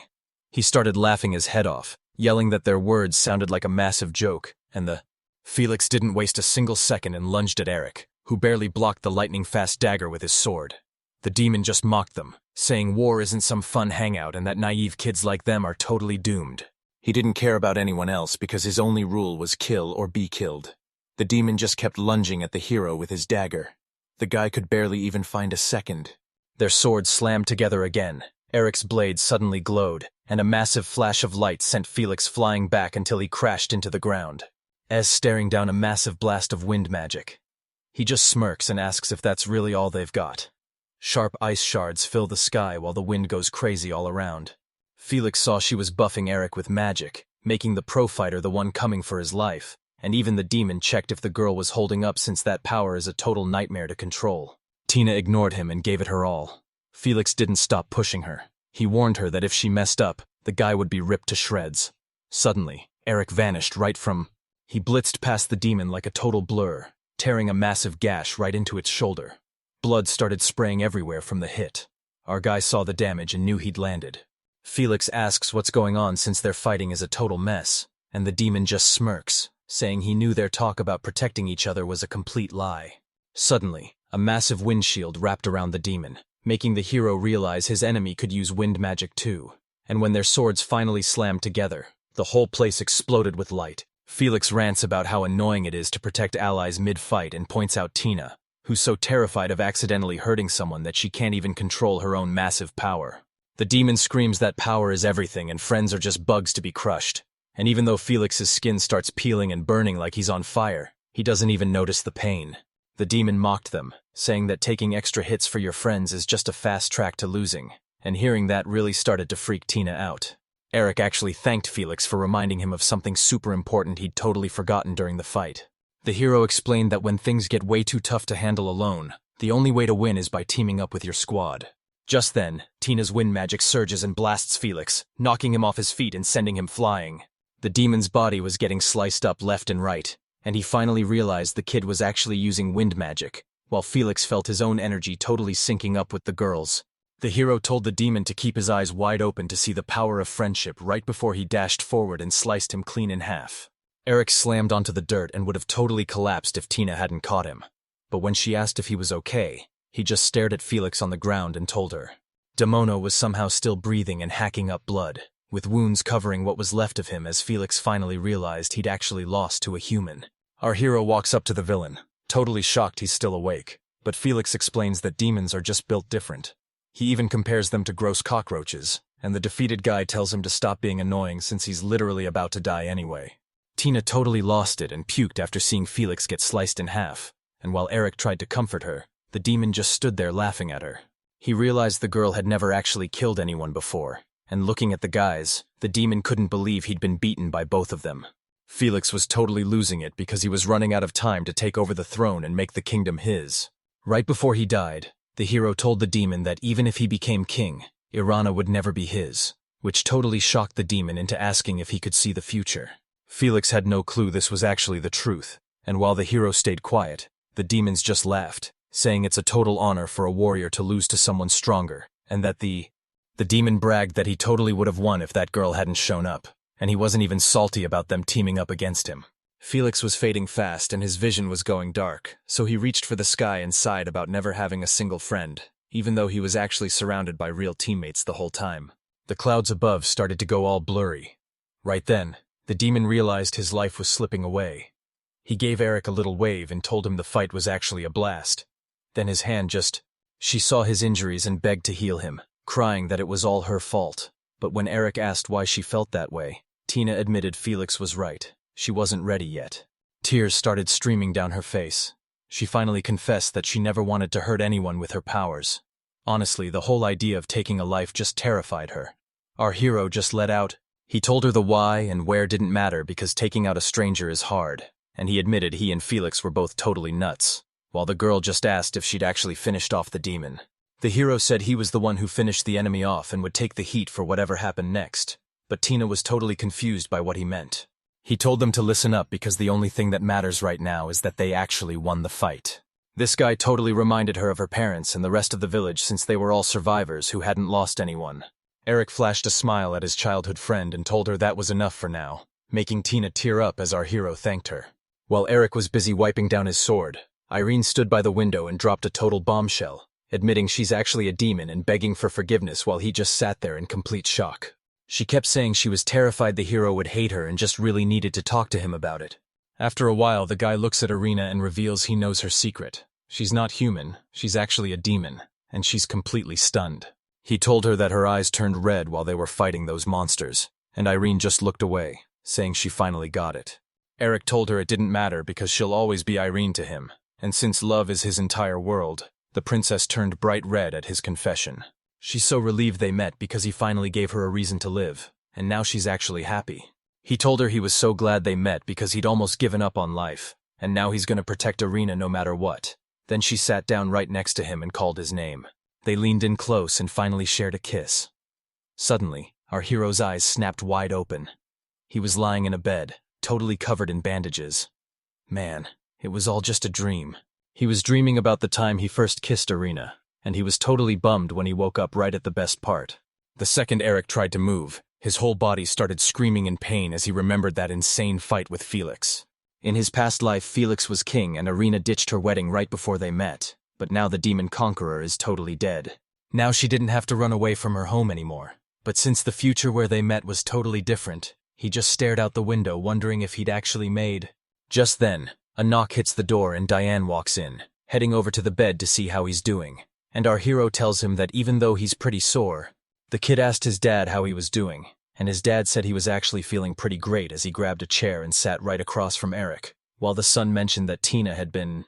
Diane got totally serious and asked Eric straight up if he knew the demon beast invasion was coming before it even started. He really didn't want to say anything, but after a tense silence, he finally admitted he knew about the attack, and the man just sighed because his gut feeling was totally right. His dad asked why he didn't say anything since they could have fought back together, but Eric just grit his teeth and said he stayed quiet so nobody would die. The dad understood his son's choice but was still pretty mad, and even though Diane thought he'd call the kid an idiot, since nobody actually died, he just walked up and put his hands on the boy's shoulders. The man got dead serious and told the hero to remember that he wasn't being reckless. He chose to fight alone because he knew it was the safest way to keep everyone else out of trouble. Diane was totally avoiding the worst-case scenario, saying the only thing that mattered was that his son was still alive, which is honestly the best news any parent could ever hear. He quickly wiped his eyes and admitted he never actually said that, and as he tried to pull himself together, he realized his son was also struggling to hide his tears. The dad told him that if he felt his answer was wrong, he should just take a breather and think it over, since they were lucky everyone was safe, and he had all the time in the world to decide. Diane swings the door open with a grin, saying he's heading out, but tells his son to come outside later since everyone's hyped to see their big hero. As soon as that guy left, our hero started overthinking everything. He wasn't even sure if he had enough time left to make a choice, but at least he actually pulled off exactly what he. But the future was totally different now, and he had no clue what was coming next because Felix was dead and had already caused way too much trouble. This demon was a total VIP, and even though everyone hated his guts, they couldn't stop talking about how an outsider killed the future queen, leaving our hero completely stuck as he watched everything. Back in the kingdom of Harshan, Irene is stuck in her room, totally stressed because she has no clue how to help her people. Irene remembered a rainy dinner with the future king, Felix, and even though the demon told her to smile, she completely ignored him. Felix reminded her that he one-shotted her father, Saradonia, back in Harshan, so she already knows exactly how their kingdom's rules work. One line out. The input is, the demon only had to rename the kingdoms to become the official king. Now the one who decides was Felix because he was the one sitting on. The demon stood up and walked to the window, explaining that since this kingdom was built on non-stop war, he was going to bring back its old, powerful glory. Irene wasn't having any of it, telling Felix Gladio there was no way he was taking the kingdom's soldiers, but he just looked at her like she was some clueless little girl. The demon walked right up to her and said the king of Saradonia's peaceful kingdom sounded okay, but she really needed to take a closer look at what was actually going on. Everyone was seriously fed up with how things were going. The streets were buzzing with people complaining about the king being totally useless. The locals even started calling him a beast with no bite, but she insisted her dad's plan was the only way to help their nation grow. She warned that starting wars would just end up destroying them. Felix didn't give a damn and told her to look. The girl was totally shocked and told him that big changes take time, but the demon snapped back that they didn't need any time to be powerful again, while the boy claimed the country only. Realizing he was being way too naive, he looked at the girl and told her he'd just take out the king himself, while the demon told her to shut up and be grateful they were. Once the talk with her fiancé wrapped up, those memories had Irene feeling totally ticked off, so she took a deep breath to try and keep her cool. Suddenly, a knock hits the door and she hears a voice she knows. It's her dad, and she's totally caught off guard. Irene swings the door open and rushes him inside, and even though the dad apologizes for barging in, she tells him it's totally fine. She asked if something was wrong, and Saradonia looked his daughter in the eye to drop the massive bombshell that Felix Gladel was dead. Irene was totally shocked and asked for the full story, so the man explained that while the young demon was planning an invasion, he tried to turn a village into his base, only to get crushed by a guy living there. She asked her dad if he really wanted to start a war, and when he said yes, she was totally shocked and demanded to know who killed Felix. Even the kingdom's top sword fighter, Saradonia, got totally wrecked by that young demon. But it turns out there's someone way stronger than Felix, the guy who beat her dad. The dad begged his daughter to forgive him. Irene instantly realized she messed up and tried to take it all back. She claimed she didn't mean any of it and never even wanted to ask him in. The dad told her it was fine, admitting he totally failed to protect her. He'd lost Felix and tried to stop the wedding, but now he felt like a total loser and knew exactly. Irene immediately shut that down, telling him she never hated him, and hearing that totally calmed Saradonia down as he pulled her into a tight hug because she was his whole world. He told her she was the kingdom's entire future, and just then, her dad appeared at the door and told her to come with him.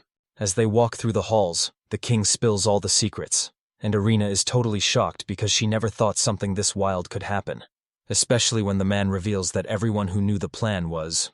Her dad said if she knew the truth, she would have married Felix just to keep them safe, and he even admitted the plan actually made sense.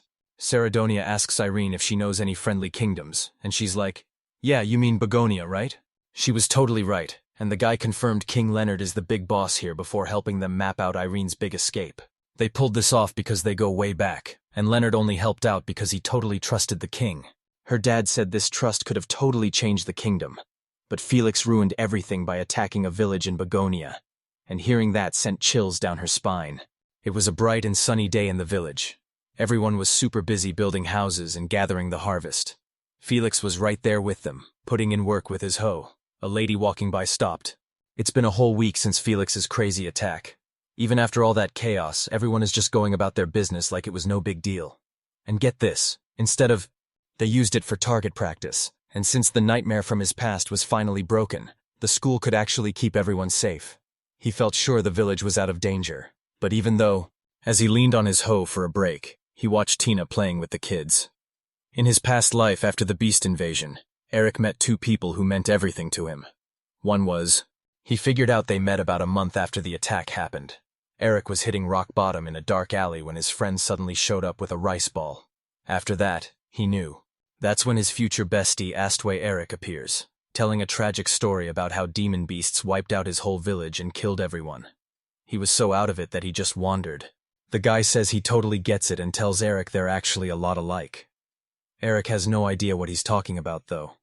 Then the man explains he was actually born from the guy asks for his name, Eric tells him, and the dude says it's a sick name before realizing he totally forgot to introduce himself. The guy pulls back his hood and says his name is Christ. He's actually hyped to meet him. Since they've both been through the same struggle, they totally hit it off. Eric lets out a huge sigh and stretches his tired body. He stares off into the distance with a serious look on his face. He's dying to know how Christ's life actually turned out. With the village finally safe, he's not about to let the two people he loves most just walk out of his life again.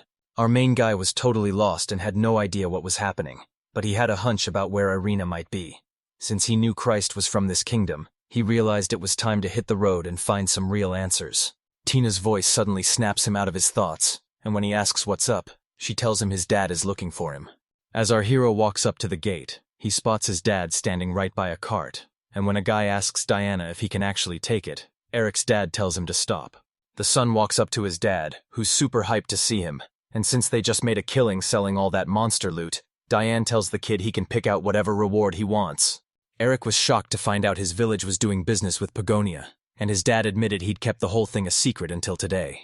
Our hero caught his reflection in a mirror sitting on a pile of gear, realizing he didn't know a single thing about Begonia until Felix finally filled him in. Back in his past life, the kingdom was totally wiped out before he could learn a thing, and he was honestly kind of a dummy because he only studied boring stuff, so Eric told him he'd die. Right then, the dad remembered a visitor from the capital was looking for him, and the son was so curious he immediately asked who it was. Diana walks up to the carriage to apologize for the wait, but the guy tells her it's no big deal since he showed up unannounced. while the hero instantly spots a sword and... The captain introduced himself as Juriamus from the Star Room and asked for a chat. But our hero knew right away this visit was all about Felix's death. They made themselves at home at the hero's place, where Selena hung out with the knights outside while Eric chilled in the living room with Jeremiah's crew, and the man basically told... The kid tries to say the captain's full name, but the captain tells him to just call him James to keep it simple, and then the guy reveals they're only there to check on one. The captain was super curious about what went down last week since monsters were acting totally weird near the village, and while they were out in the woods, they ran into Diane, who told them he lived just around the corner. Eric nodded, remembering how Felix jumped the hero just a week ago. Then he apologized for cutting the captain off and asked what his mission was. Jeremiah reveals he's actually the big-shot commander of the Begonia Knights, and the young guy is way too intimidated to even look a legend like that in the eye. The guy explains that the Knights are there to protect everyone, and if any trouble starts, they're the ones who track it down and wipe it out. The kid had one more question, asking why a big-shot Royal Knight captain would even bother visiting a tiny village like this, which made the man stop and hesitate for a second. Jeremiah noticed the guy was being super blunt and demanded the whole story, explaining they only showed up because of the animal invasion and had no clue why the creatures were acting so crazy. They finally met up with Diane, and Jeremiah found out that Eric was the one who actually shut down the whole invasion. The captain asked the kid if he had any clues about why they were attacked or even a lucky guess. The hero confirmed they crushed the invasion, but then teased that there was way more to it than... The kid explained this wasn't just some random invasion, it was a targeted hit with a boss, and when Jeremiah asked if he meant that red-eyed freak they just fought, the captain demanded to know the enemy's name. Our hero told him the demon was called Felix Gladio. The guest recognized the name instantly and couldn't believe he was hearing it here. The captain shot up from his chair in total shock because Felix was a top-tier demon, and Jeremiah just couldn't wrap his head around how a regular human actually beat him. Eric wasn't playing around. He straight up told them he killed Felix. He said the demon's body was buried in the southern forest, and they'd have no choice, but Jeremiah said he totally got it and promised to check the facts tomorrow. But right as he turned to leave, Eric stopped the captain in his tracks. Felix claimed he was the next king of Harshan, but now that the demon is dead, the hero is asking what's going to happen to the relationship between Begonia and Harshan. Jeremiah basically told him he better be dead serious about what he just said. If he's actually telling the truth, then he's totally off the hook for everything he did. But the captain told the hero he totally got the whole peace thing, but his only mission was to protect the people of Begonia, and it wasn't his place to get mixed up in kingdom politics. Eric demands to know if he's the one deciding the world's fate and how he'll keep everyone safe, but Jeremiah just shuts him down, reminding the kid he's a total nobody and asking why he even cares. The hero said that even though he's just a normal guy, he's got people he needs to protect, and after hearing his reason, the captain totally agreed with him. Jeremiah reached out his hand and offered to join the Knights of Begonia, leaving Eric so shocked he had to ask him to say that one more time. The captain said if he really took down Felix, he'd hook him up with a recommendation letter to make things easy, and even Jeremiah agreed it was a solid plan when he saw the kid start to hesitate. He promised Eric that if he joined up, he'd spill all the top-secret info regular people aren't allowed to hear. Then the captain turned to walk away, telling the hero to go. Once the guy takes off, the boy sits down and starts dreaming about joining the Royal Knights, totally clueless that Tina was spying on them through the window the whole time. As the girl sat right outside the window, Jeremiah told Eric that taking out Felix would be a total breeze, and he'd even write him a recommendation letter for it. He thought it was a solid plan, but Tina was totally floored when she found out her childhood friend was joining the Knights. The captain takes off, leaving the guy alone to wrap his head around everything. The girl peeks through the window and sees him looking totally lost in thought. He's clearly unsure, but she can. The girl was totally stuck and had no clue what to do, knowing that if this guy just wrote a recommendation letter, Eric would 100% become a knight, so Tina shook those crazy. Right as Eric walks out, Tina's mind flashes back to when they were kids, and she asked him why he was always training so hard. Eric told her he was training to stay ready for anything, and since they'd been close since they were little, Tina knew exactly what was on his mind. She was totally sure her best friend was joining the Knights, which meant he was finally leaving the village behind. Suddenly, she just burst into tears because even though she knew this was a massive opportunity for Eric, she really didn't want him to go. The captain's voice totally snapped her out of it as he thanked Selena for being such a great host. She told him she was always hyped to see him, and he promised he'd definitely be. The girl gave Jeremiah a good look and decided to follow him and his knights. They headed into the woods and stopped right in front of a tiny grave. One soldier asked the captain if he was seriously The knight was totally confused since joining usually takes years, but the captain was already writing a recommendation so Eric could skip training, and he snapped to see if anyone had a problem with that. The captain grabbed the flower and told them he finally understood, promising to uncover the truth before handing the plant to the fighter and grabbing a shovel to start digging a grave. Jeremiah told them that if they wanted to truly get Eric, they couldn't just chat over tea. They had to study him inside and out to see who he really was. The captain finished digging and sat down, calling the whole thing super weird, which totally confused the knights until he pointed out that the demon was buried really deep. Jeremiah ripped away the heavy boards hiding Felix, and when the knights saw the demon's wrecked remains, they asked the captain if this was even the same guy. Once they got the yes, they just froze in shock because they couldn't believe their eyes. Felix had been dead for a whole week, but his body hadn't even started. He pointed to the ice shell around the demon and explained that magic was keeping it from rotting, since Eric knew nobody would believe his story without the body as proof. The captain stood up and said they were hauling the body to the capital so everyone would know, while one knight was totally shocked that Eric actually took down the demon. Jeremiah realized 3 people were jumping Felix, and while he recognized Diane and Eric, he had no clue who that third fighter was. The soldier was totally shocked and asked who it was, while the commander admitted he only just figured it out himself. His instincts were totally on fire. He spun around toward the bushes where Tina was lurking. Jeremiah called her out, saying she was definitely trying to sneak around and spy on them. He told her. Diane hauled a box home on his shoulder and immediately shouted for his wife and son to let them know he was back. Eric walked out to meet him, and the second his dad saw him, he immediately asked if he'd talked to Jeremiah yet, but Eric looked him in the eye and said they seriously needed to. Our hero tells his parents that the captain actually invited him to join the Knights. His dad asks him what he's decided to do about it. The kid says straight up that he's totally taking. Diane could see her parents were definitely not happy, and while Selena was sad about her son leaving home, she knew Eric was an adult who could make his own decisions. His mom tells him he needs to get his life together and think about his future. She's said her piece, so she turns to her husband to see what he has to say. Diane warned that the village is already low on young people, and since Eric is the one doing all the heavy lifting, they'd be totally stuck without him. He apologized to his dad but told him his mind was set, and there was absolutely no way he was changing it. Diane said he finally understood everything. He jumped up from the table and walked straight toward his son. The mom watched him closely, feeling super nervous. He suddenly grabbed the boy's shoulders and the dad said he would have smacked Eric if he'd backed down just like that. But now he knows the kid is 100% serious about his choice. Diane gave Eric a warm smile and hyped him up. His dad was seriously proud of him too. Eric felt amazing hearing those words from his parents. His dad apologized for the crazy test, explaining his dad told him to quit worrying about the village and leave the stress to his parents, and his mom totally agreed, saying they were still young enough to handle it all. Eric thanked everyone, but Selena suddenly remembered Tina and asked if he'd told her the plan, and he admitted he hadn't said a word to her yet.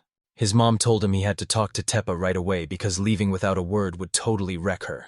So Eric promised to find his childhood friend, but since he didn't, the guy said he saw her while he was talking to Jeremiah, but she was nowhere to be found after he searched the whole village, so the boy realized where she might be and headed off to find. Back in the forest, the captain stared right at the bushes where Tina was hiding and told her to come out, and when she finally peeked her head out, he demanded to know what she wanted. Tina was totally shocked this guy actually spotted her, especially since she was using magic to stay completely hidden. Jeremiah knew exactly what she was thinking, so he told her his job made his senses way sharper than normal, and asked her not to freak out. The guy told her he hadn't even been in a fight yet, so he was still at full power, and she should just take it easy. Tina wasn't buying it for a... Tina knew she was totally busted, so she stepped out from the bushes and straight up asked if she could join the Knights.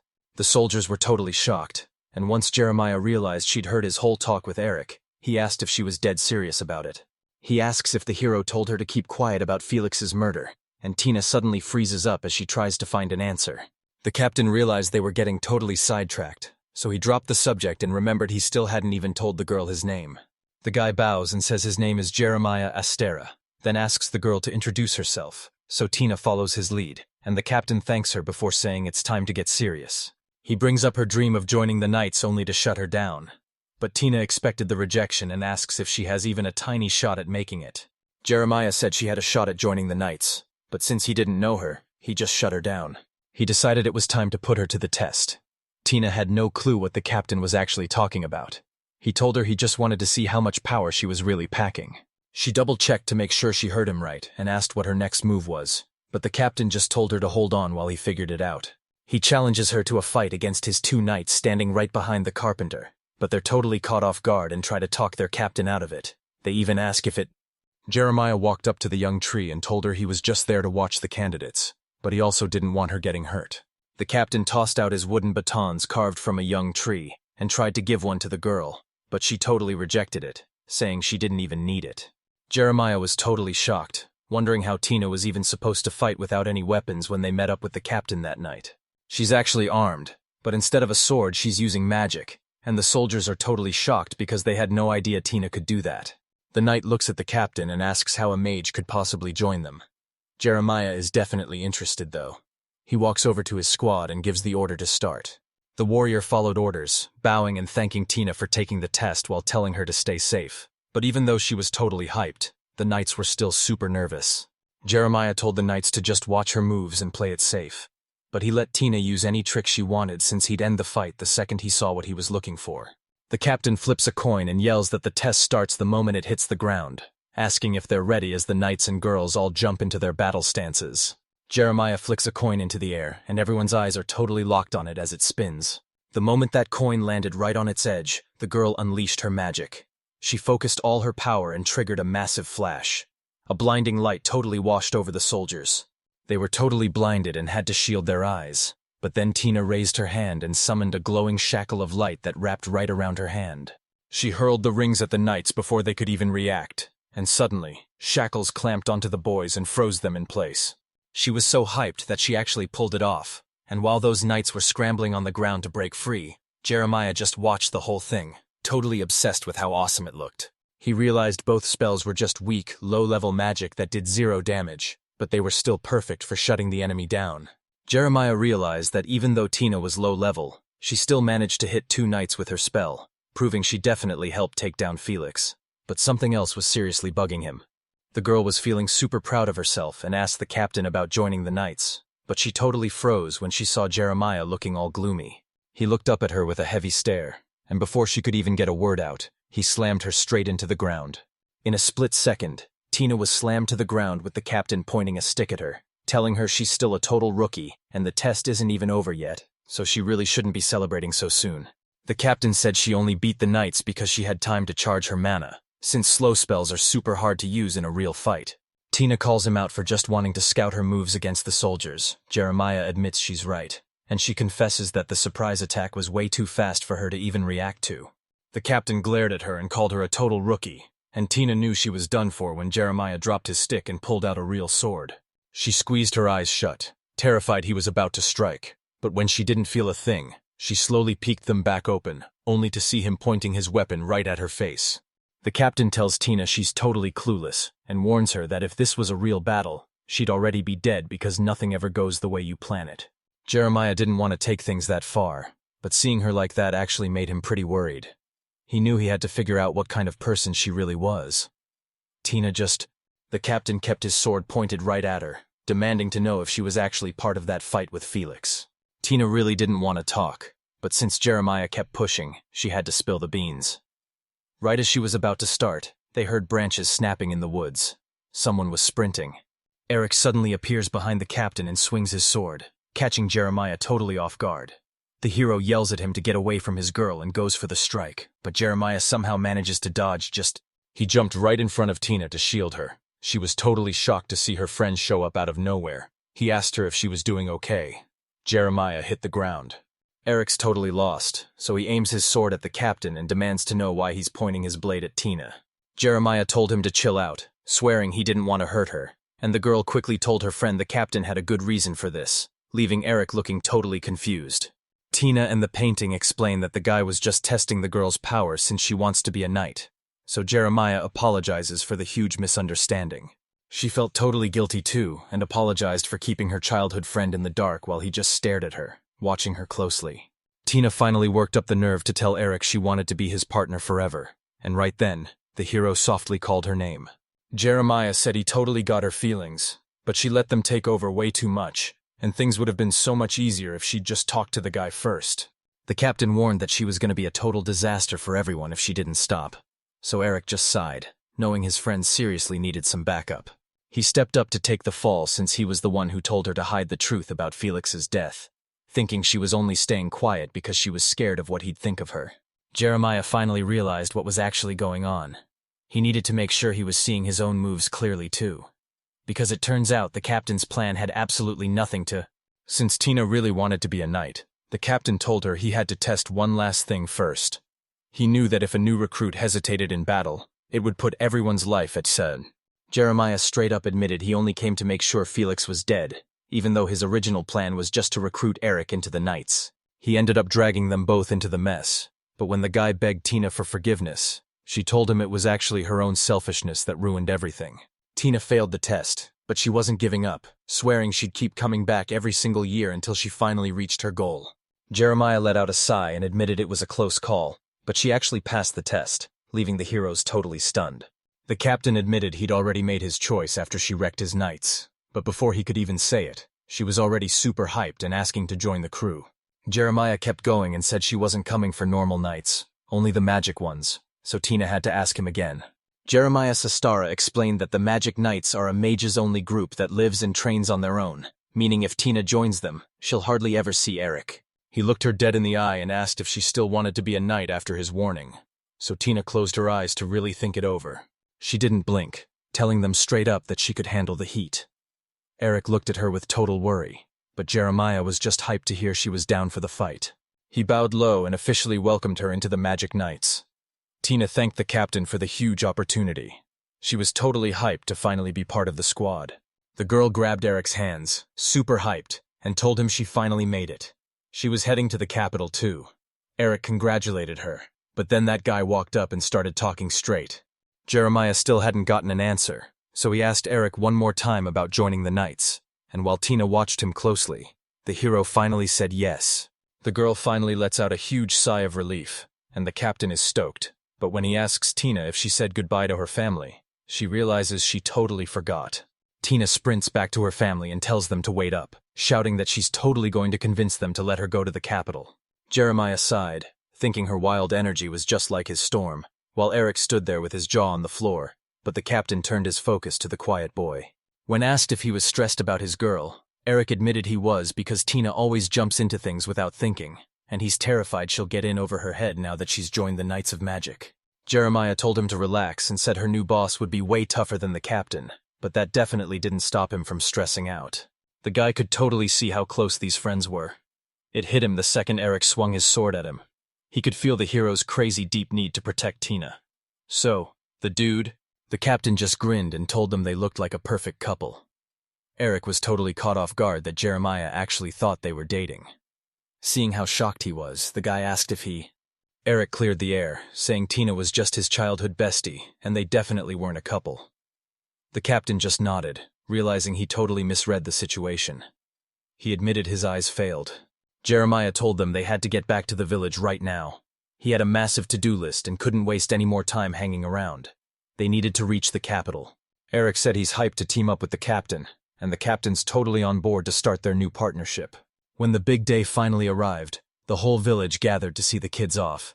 Tina's dad couldn't even hold it together and started crying. He told her straight up how much he was.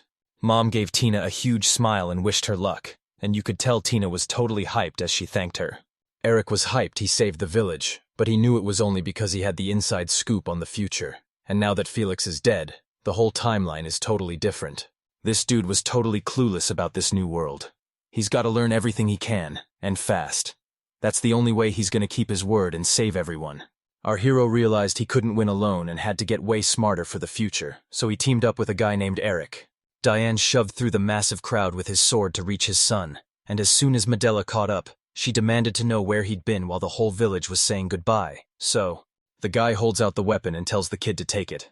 Our hero is totally shocked. His dad says he's finally keeping his promise and giving him a brand new sword. Diane said it was a total nightmare to forge a sword that could handle the kid's insane power, but he thought the final result was actually pretty sick. He grabbed the sword and noticed it was a bit too big for him, but honestly, it was still a total beast. Diane gives him a thumbs up and says it's the perfect excuse to get ripped. Eric thanks his dad for the gift, and just as Jeremiah asks if they're ready, and Eric just try to make it punchy and teen narrator style. The guy told them he was finally going to reveal the village's name, which totally shocked the boys. Eric was totally stunned and asked what was going on, so his dad explained the tradition where kids leaving home take the village name as their last name, and the boys were hyped to realize they were now officially. The guy confirmed they were right and shoved them toward the carriage since it was time to go, while Diane promised that village kids like them had nothing to fear in the big city. The kid looked over at the captain while the whole village gave them a final blessing, and after Eric's dad yelled out that everyone was rooting for them, the boys waved goodbye to their... The sun was setting over the massive royal capital of Begonia. Glowing house lights lit up the paths as everyone walked through the city. Right in the middle of the crowd, a shady guy was hiding his... He ditched the main street and ducked into a dark alley where his crew was already waiting for him. These guys were just chilling on boxes and black robes with their faces totally hidden, asking if their friend had any news on Felix, and he told them he definitely did. He confirmed the rumors were true and the demon was actually dead, and after a heavy silence, the hooded guys just looked at each other and nodded like they'd finally made a decision. They were totally stunned and asked if the news was legit, but the guy promised he'd double-checked everything after a merchant told him some random hero actually saved the village from a... They asked if he'd seen Felix's body, but he said he hadn't seen the demon at all since they lost touch, even though the merchant just showed up with a massive haul of... Everyone was dying to know who actually took out Felix. The squad needed more answers, so they ordered the investigation to keep moving. The man just gave a quick nod. He tried to head out, but they stopped him right there. They warned him not to even think about stabbing them in the back. Without even turning around, he just told them he already knew. The squad is making their way through the busy city streets. Tina is totally blown away by how awesome everything looks. She's honestly shocked by the massive crowds filling up the sidewalk. Eric felt super awkward and told his friend to quiet down before everyone started thinking they were just a couple of loud country bumpkins. The soldier told them everything was cool since most people in the city were actually from villages just like him. And before the hero could even say a word, Tina just smirked and told him he'd already lost. The warrior felt bad for holding them up with paperwork instead of going straight to the dorms, but Eric told him it was totally fine and actually a good distraction. Tina said the city was so hype that she wasn't even tired anymore, and the knight was totally stoked to hear that. He told her his dream was to build a world where everyone is equal and respects each other, and she thought that sounded awesome. Eric looked around the capital and realized these streets felt way too familiar. But he knew this world was totally different from his past, and he had to be ready for all the crazy stuff headed his way. Christ saved Eric's life during the demon invasion, and they became best friends. But Eric just realized that the ruined kingdom Christ mentioned was actually Begonia, the place Felix totally destroyed. The kingdom's destruction was the only thing that brought him and Christ together. But with the demon dead, they'll never meet in the real world again. And the hero feels like a huge piece. In his past life, he met Christ just a month after the village was raided, meaning Felix somehow conquered Begonia in record time, and he seriously doubted if that was even humanly possible. Tina's jaw dropped at all the shops around her, and after hearing that 500,000 people lived in the capital, Eric realized their army must be absolutely massive. Looking at the happy citizens, the hero realized the government was actually doing an amazing job.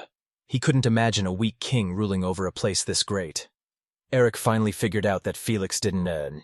He was totally clueless about his past life and couldn't remember a thing. But right then, the knight spoke up to the group. He figured the dorm paperwork was already handled and suggested they go see the captain, which the guy was totally down for.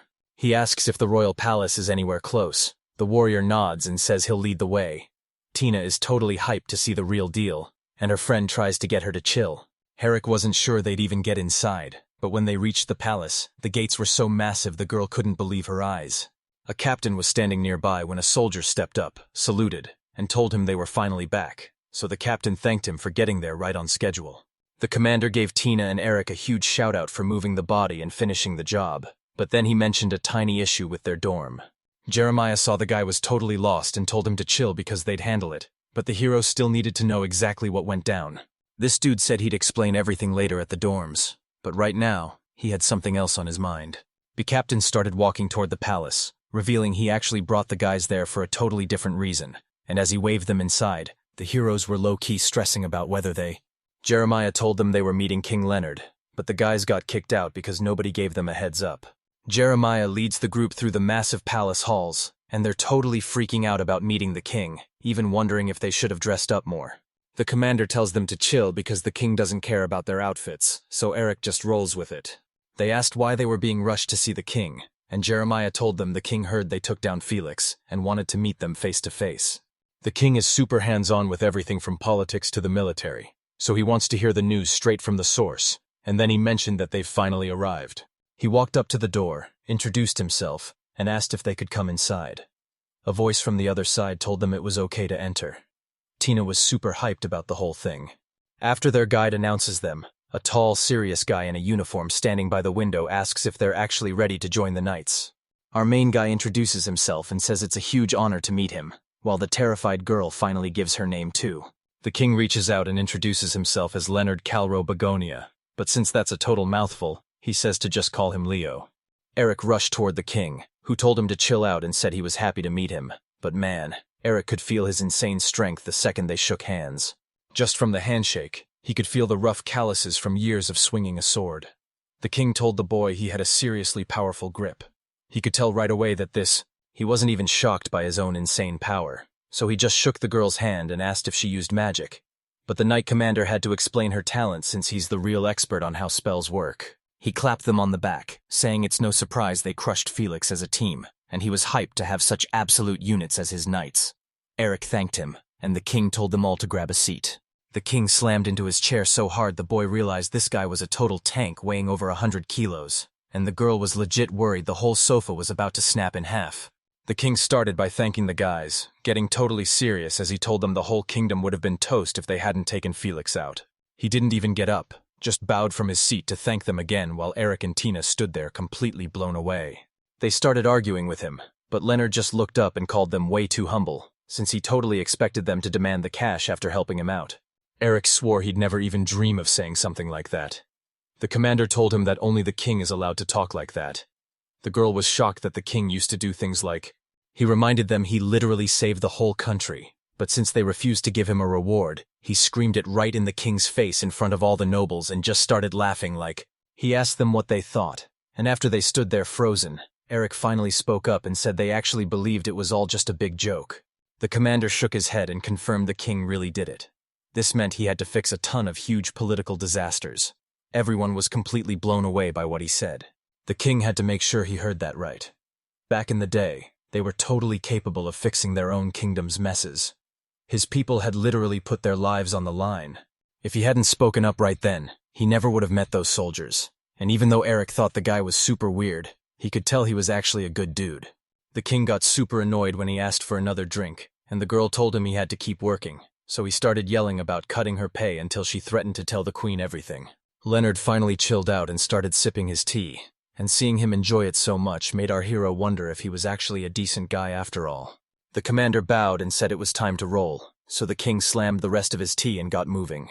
He stood up and apologized, saying he'd love to keep talking, but the king had way too much work to do. He starts screaming at Jeremiah for letting everything pile up, but Jeremiah just keeps it cool and blames it on the king being a total slacker. Leonard clears his throat and shakes our hero's hand, saying they'll catch up later, and the guy is totally down for it. As he walked off, the king didn't even turn around as he said one last thing. Knights are there to keep everyone in the kingdom safe. Being a knight is a massive deal that only works because the people trust them, so he tells everyone they better step up and prove they actually deserve the title. They looked totally fired up and promised they had his back, so the king pointed at them and loved the energy, telling them the whole fate of Begonia was now in their hands. The squad rolled through the city in a cart as the commander thanked them for their hard work and led them to the dorms, but Eric couldn't shake the feeling that the king was acting super. The girl admitted she expected the king to be way more intense, but Jeremiah said everyone thinks that, and it's actually why the regular people like him so much. One day, the king actually grabbed a tool and hit the fields just to help an old farming couple. That's just how much he cares about every single person in his kingdom. Because the knight reminded the commander he had something to say, so Eric asked if moving in was going okay, but he just repeated that knights and mages have to stay in totally different dorms. The rules say everyone has to share a room, and Eric just got paired up with someone who's nothing but trouble. Our main guy asked what was up with his neighbor, and the commander told him the guy was actually a fancy aristocrat.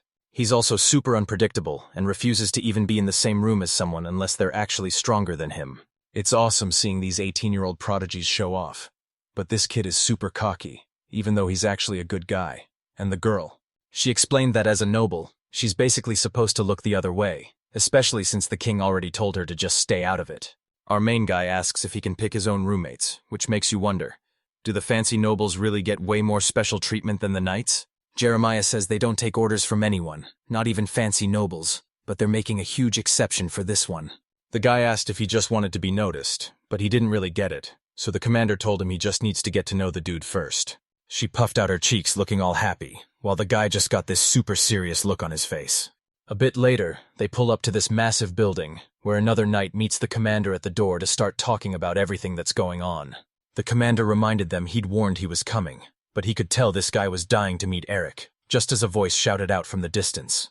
Suddenly, this girl named Irene Cashball shows up with a massive smirk and demands a fight, leaving Tina totally stunned and our main guy completely speechless. Tina was totally fuming and asked who gave her the right to pick a fight with Eric, but she just snapped back that she didn't call over any random strangers. But the girl spoke up and said she wasn't a stranger at all. Right then, Irene realized this was actually Eric's little sister.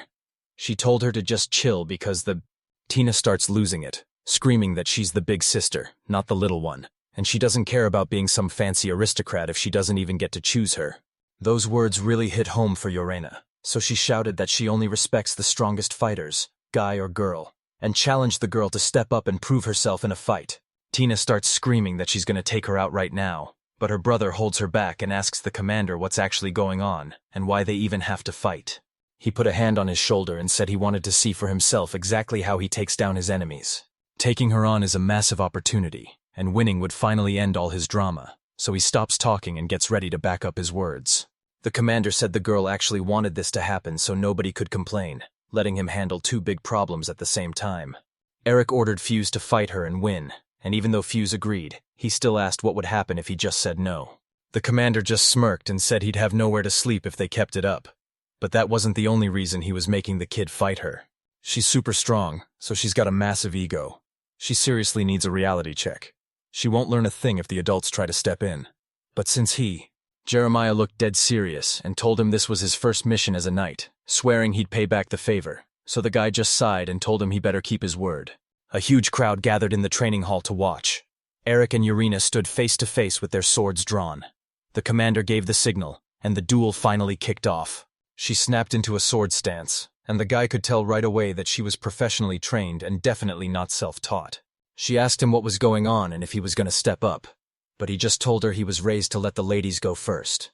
She told him he was being super sweet and noble, but warned him he'd totally regret it as she started lunging at him from every angle. Eric could feel the massive weight behind every single punch she threw. He was blown away by how she moved so fast and kept her balance perfectly. Now he totally got why Mr. Jerry ditched her. She walks up with a smirk, taking it as a total compliment, and asks how much longer he thinks he can just keep defending himself right, as he blocks her next strike. While dodging her strikes, he actually apologized because his wooden sword would still hurt, making her think he'd totally lost his mind. She said it didn't even matter because he was nothing like the last guy she fought, and she was totally into it, while the commander and Tina just watched the duel go down in.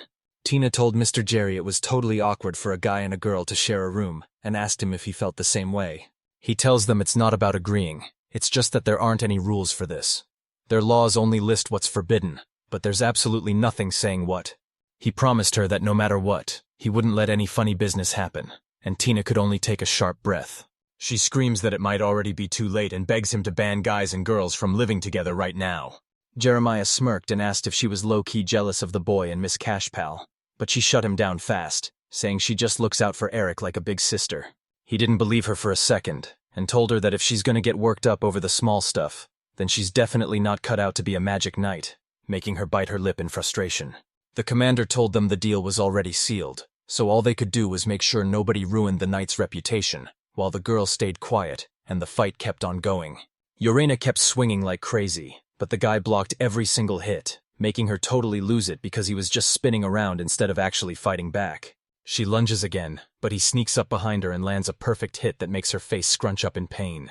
She grabbed his shoulder and started talking trash, convinced he was only holding back because she's a girl, while sweat literally poured down her face from the effort. He says no way and claims that's just his style, but she swings her ball at him and calls him a total liar because she can sense it, telling him to stop being shy and fight for real. Eric noticed she was always super stiff and couldn't relax, and that strike proved it since she was throwing her entire weight into the sword.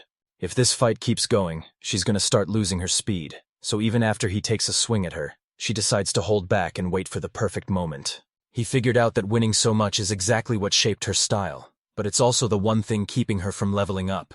Eric lands another hit, knocking the sword right out of her hands, and as she collapses to the ground, the commander steps in to call the fight. Irene sat on the dirt feeling totally salty about how that match ended. She couldn't believe she got wrecked by someone who wasn't even trying, and finally, she just had. But he wasn't having any of it, telling her that going all out isn't the only way to take a fight seriously. And since he knew she was a total beast from the... He flashed a smirk and reached out his hand, so she just grinned back and called him a total trickster. But honestly, it was all good. She shook his hand and said she was down to work together, making Jeremiah super hyped while Tina just glared at them with total rage. Irene says sorry to Eric because their room is honestly kind of weird. It's hidden all the way in the back of the dorm's highest floor. While they're heading down the hall, he tells her it's a long way to go and asks if they're really waking up that early. She told him it wasn't too early at all. Then she pointed to the door and swung it open, inviting him to step inside. Eric thought the room was actually super nice compared to those crusty taverns, and the girl leaning on the wall pointed out it even had its own private bathroom. He was totally shocked because he thought knights and mages just used the basic stuff. But she told him Commander Jerry actually picked this room out himself. Out of nowhere, their faces twisted with fear as Eric's sister stood right in the doorway, staring them down with a super intense look. Irene had no clue how long she'd been. Tina mentions the common rooms and tells him to ask Irene for a tour, so since the commander is busy, Irene decides she's free to show him the place. Plus, she's gotta have a real talk with his sister. She wants to make sure everything is totally clear so there's no drama between them. Soon enough, they walk into this massive dining. Irene explains that this is the main dining hall for the knights and mages, and the exits lead straight to the training grounds. She made it clear that Eric is strictly just a teammate, told Pina there's totally nothing to worry about, and begged her sister to finally try and understand her. She stopped dead in her tracks and said she couldn't trust Ego S because he was just as obsessed with his special perks as she was, even as Eric tried to shut her up. Irene said she was totally fine, which seemed normal enough, and Commander Jerry told her the room had everything she needed since there were other girls in the Knights, but she had no clue. She tells them not to get the wrong idea because she doesn't think being treated like a VIP is normal, and she looks dead serious right now. Tina called her out for being a total hypocrite, asking why she was still demanding to pick her own neighbor. She swears she isn't actually picking on her neighbor, and since girls are super rare here, she was actually hyped to have them around at first. Her parents were the ones who sent everyone to spy on her. Even the girls she lived with were just people her mom and dad hired. She clearly remembered seeing them get paid off earlier that. She asked for a guy roommate, but every single dude just saw her as a girl they could hit on. She became a knight to protect her home, but if her gender or her past stops her from saving people, she's ready to throw it all away. She begged the commander to stop stressing over her and just give her a neighbor with some real guts, making Eric's face fall in total sadness. She used her high status just to be treated like everyone else, but in the end, she gained nothing and lost it all. She hung her head and apologized for dragging them into this mess, while the siblings just watched her with total sadness in their eyes. She grabbed Tina's hands and looked her dead in the eye, admitting she knew Tina didn't trust her, but she begged her to just listen to one thing, leaving Tina completely shocked. Irene proudly declares she's a noble knight and swears she'll never do anything to let her down. Tina realized she was being totally selfish, so she backed off, said sorry, and thanked the girl before finally making her exit. Eric and Irene just stood there watching her walk away, as she admitted she never thought her own experience would end up making things such a mess, which is the last thing you want happen. She slumped against the wall, wondering if she even belonged there, and after a quick second, he told her she was totally right. He hyped her up as a total pro with a sword, and she just gave a little laugh, agreed he might be right, and thanked him. The captain sat everyone down to get the meeting started, and asked Anna if she had anything to say. But she told him there was one thing that was really bugging her. It was the mage commander Anna Vendix. She told him he's been acting way out of line and ignoring their rules lately. She warned that if this keeps happening, it's going to... There's this girl with long hair and a mole right by her mouth. She's worried that everything is about to go totally wrong. If things mess up, the whole team is going to... Mage Vice Commander Vivian Spano says everyone's been whining way more lately, and there are even rumors that the knights and mages are starting to seriously beef with each other. Anna points out that tons of mages look up to her, so she tells the girl to step up and be a great deputy, and she's totally down for the job. Anna suddenly jumped up and got right in Liberto's face, totally losing it because he was wasted again, and wondering if he even cared about his work at all. Right then, The vice commander Liberto was totally passed out and snoring at the table, with his face hidden behind the hand still clutching his flask. The mage commander said she was dead serious, and since the rumors are all because of how he acts, Jeremiah told her she's still way too stiff and hasn't changed a bit. He gave Liberto a nudge and told him they both needed to think about what they'd done. Liberto didn't even get up, just nodding along like he totally agreed. She wondered if they seriously thought they could just ignore the rules because they weren't official, even though everyone had been following their ranks since they were 18. The boy who got accepted was just 16, and this fancy girl too. Essek didn't just give her the squad captain's room, he also moved a guy in with her. She had no clue what he was up to. She's super annoyed and asks if he even knows what full means, but he shoots back that if they don't grab these pros right now, someone else will definitely steal them. She grumbled and went along with it, making it clear their nightly business was off limits. But then she got serious and asked what he was thinking by inviting a new person to the magicians. Like, did he seriously think he was the boss now? Liberto told her to chill out, saying it's fine to follow the rules, but she shouldn't be so obsessed with them. This dude is totally ignoring the rules and just going for it, and seeing him like this, she realizes he's finally woken up for real. She agreed he was right, but reminded him that she's the one who picks the new mages, and the commander just smiled because he knew this kid was going to blow her mind. The next day, Eric and Irene were going all out at the training palace, and even though she was dripping sweat from the pressure, she just wouldn't stop swinging. Her blade missed him by a hair, and he actually told her she's a fast learner, while she barely kept her balance by stabbing her sword into the dirt. He checked on her and told her to get some rest, but she was gasping for air and kept saying she was sorry. They sat down by the wall, and Irene asked how he got so cracked with a sword at only 16, but he was totally stumped on what to say. Then he got totally serious and said he's fought tons of monsters and people, nearly dying a few times and having to take them out for good. He's just doing whatever it takes to survive and protect his friends. And once the girl realizes his life has been nothing but non-stop fighting, she finally gets why she can't even. He looked back at his life and realized they weren't even in the same league, because counting his past life, he was basically a 40-year-old man that had won. He wondered if he was even this cracked at 18, because her talent and drive were honestly on another level, and he just looked at her with a tiny smirk. Suddenly, the commander shouted and caught them off guard, telling them he was actually impressed they were training so early in the morning. They jumped up from their seats as Irene greeted him, and when the guy asked if they were handling the training, she gave him a serious nod to confirm they were doing just fine. Jerry put a hand on the kid's shoulder and asked if they could talk. The boy said okay. Jerry told him straight up that he owed him big time. Eric pulls him aside to ask if he's really talking about a duel with the lady, and when the commander says yes and offers him any reward he wants, Eric thinks for a second before telling him. The commander says he's down to help if that's all he needs, so Eric thanks him, and when the boss asks for his name, he just says it's Chris. Jeremiah froze up and asked if he was totally sure about that name, but the guy just nodded and said they were actually old friends. The guy was basically his same age and height with blonde hair and brown eyes, but he apologized because all he knew was that the dude was from this country. The commander promised to track him down, and the kid thanked him before heading out. But the second he was gone, the commander's face went totally dark thinking about Chris. She fixed the bow on her uniform and took a huge breath to steady herself. She had no idea why things were getting so crazy lately. Tina felt like she was just a total burden to everyone. Staring into the mirror, she felt like a total failure as a big sister, so she slapped her cheeks to finally get her head back in the game. Suddenly, a girl in glasses looks down at her and shouts that she looks totally adorable in that uniform. Tina thanked her and casually mentioned she wasn't even officially enrolled yet, but since she didn't care, her neighbor started wondering if any of this was actually normal. She said Anna is a super intense leader, so they can't let her walk around in her regular gear, and even though she's just guessing, Tina totally agrees. Out of nowhere, a noise came from behind the door, and a voice shouted that their leader Anna was waiting, and that's when it all finally clicked for us. Her neighbor wished her luck, so Tina just flashed a smile, said thanks, and headed out. As the girl walked down the long hallway, Anna was chilling on a bench and called out to her, saying sorry for the super sudden interruption. She wasn't saying she didn't trust Commander Jerry. She just needed to see their skills with her own eyes, and Tina totally understood where she was coming from.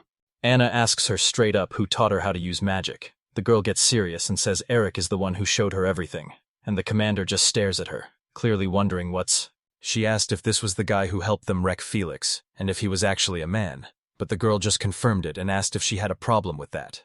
Anna says it's just basic math, explaining that human girls are way better at holding magic than guys, and while it changes between races, She's hardly ever seen a human dude who's actually a mage.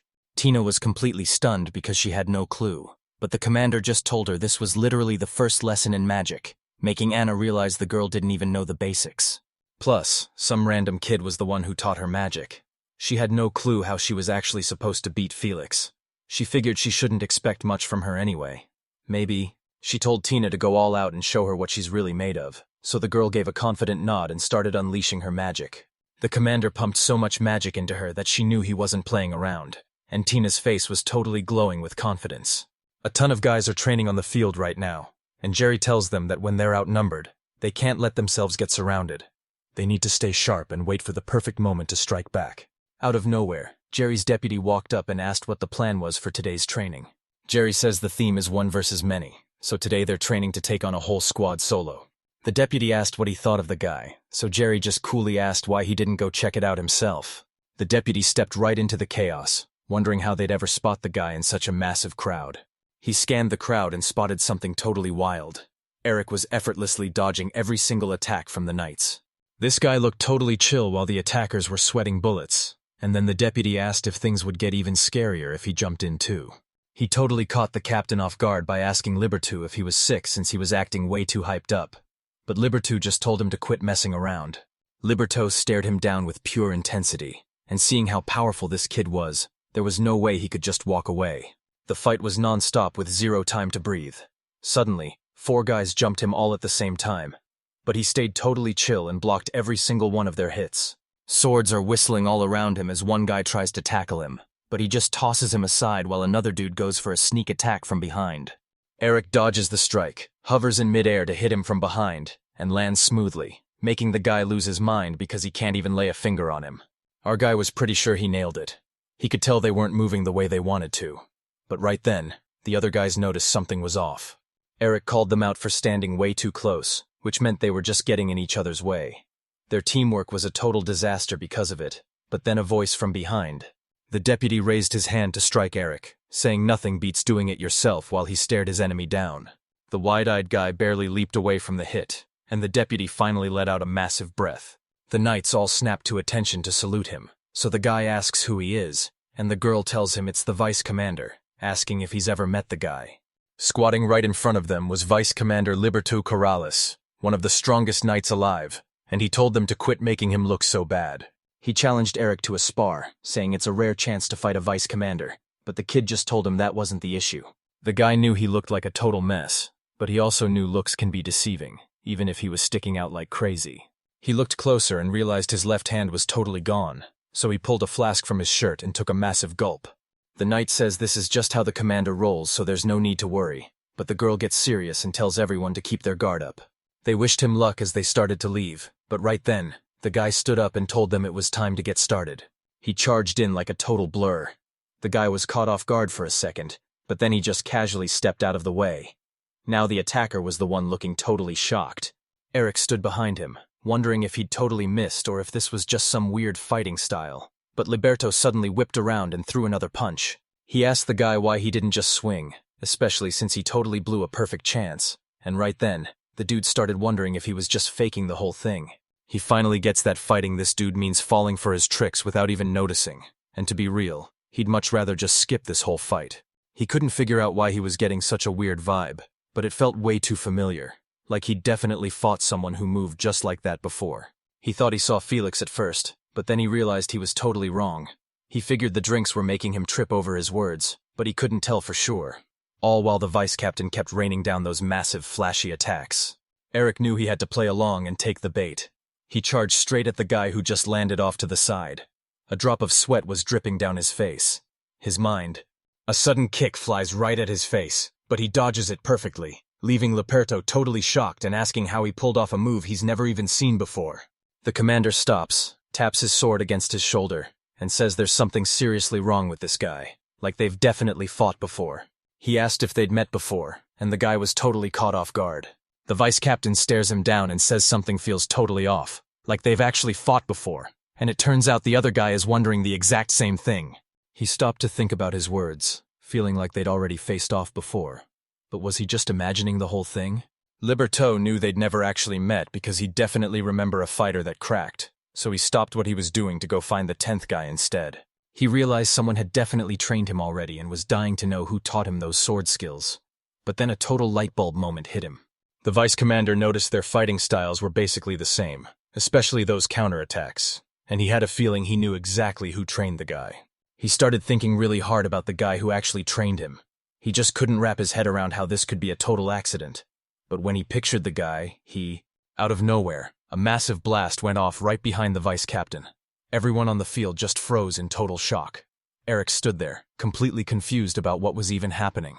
Everyone was freaking out and asking what caused the blast, thinking it came from the courtyard right by the magician's wing. The vice captain started wobbling like crazy.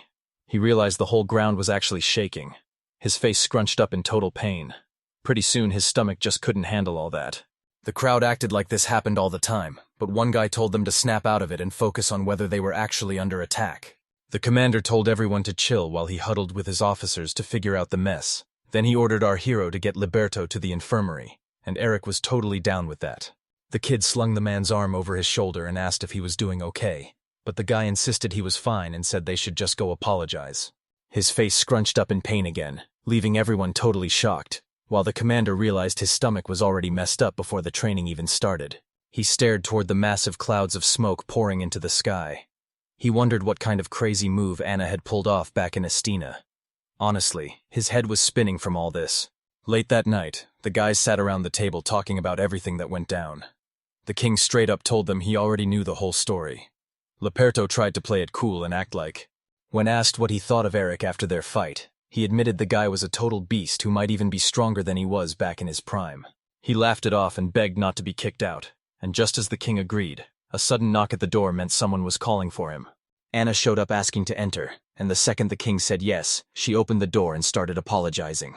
She walked in to find Liberto back at it again, so she reminded him the doctor strictly banned that after what happened last time. He swore this was the very last time and asked if she'd stop too, but she shot him down without a second thought. The king apologized for the late-night call, saying he needed to talk about the explosion at the Order of Magicians, and hearing that made the girl totally freeze up. She owned up to wrecking the castle and told him she's ready to take whatever punishment he throws her way. He said that wasn't the issue at all, and since he knew she was supposed to be checking on Tina Oren, he told her to spill exactly what went down. She realized she totally underestimated what this thing could do. She only cast a basic low-level fire spell, but it hit with the insane power of a high-rank magic attack. Libertole was totally stunned and asked if this was overkill, so the girl nodded and said they should first look at why magic is even split into different ranks. If you can get that strong just using easy low-rank spells, why even bother with the super expensive high-rank stuff? The king realized it was super rare for Anna to totally misjudge how strong someone actually was. Anna then mentioned she found out Tina actually learned all her magic from Eric. She couldn't even rap.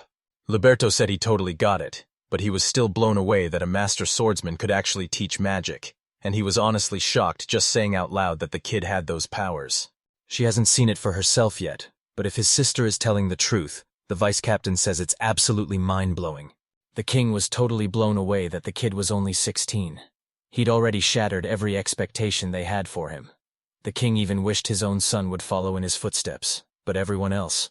After that, he told Anna to go grab Jerry, and when she asked if he needed anything else, the king said he had something major to talk about with the whole squad. Back at the king's place, the commander couldn't believe they were letting Eric guard the prince, so he spoke up and told everyone exactly what he thought. He confidently pointed out that Eric was just a total newbie in the Knights, asking if they were actually 100% sure about their choice. The king asked what his problem was, but the guy said he wasn't complaining. He just thought a seasoned pro with way more experience would be the one guarding the prince.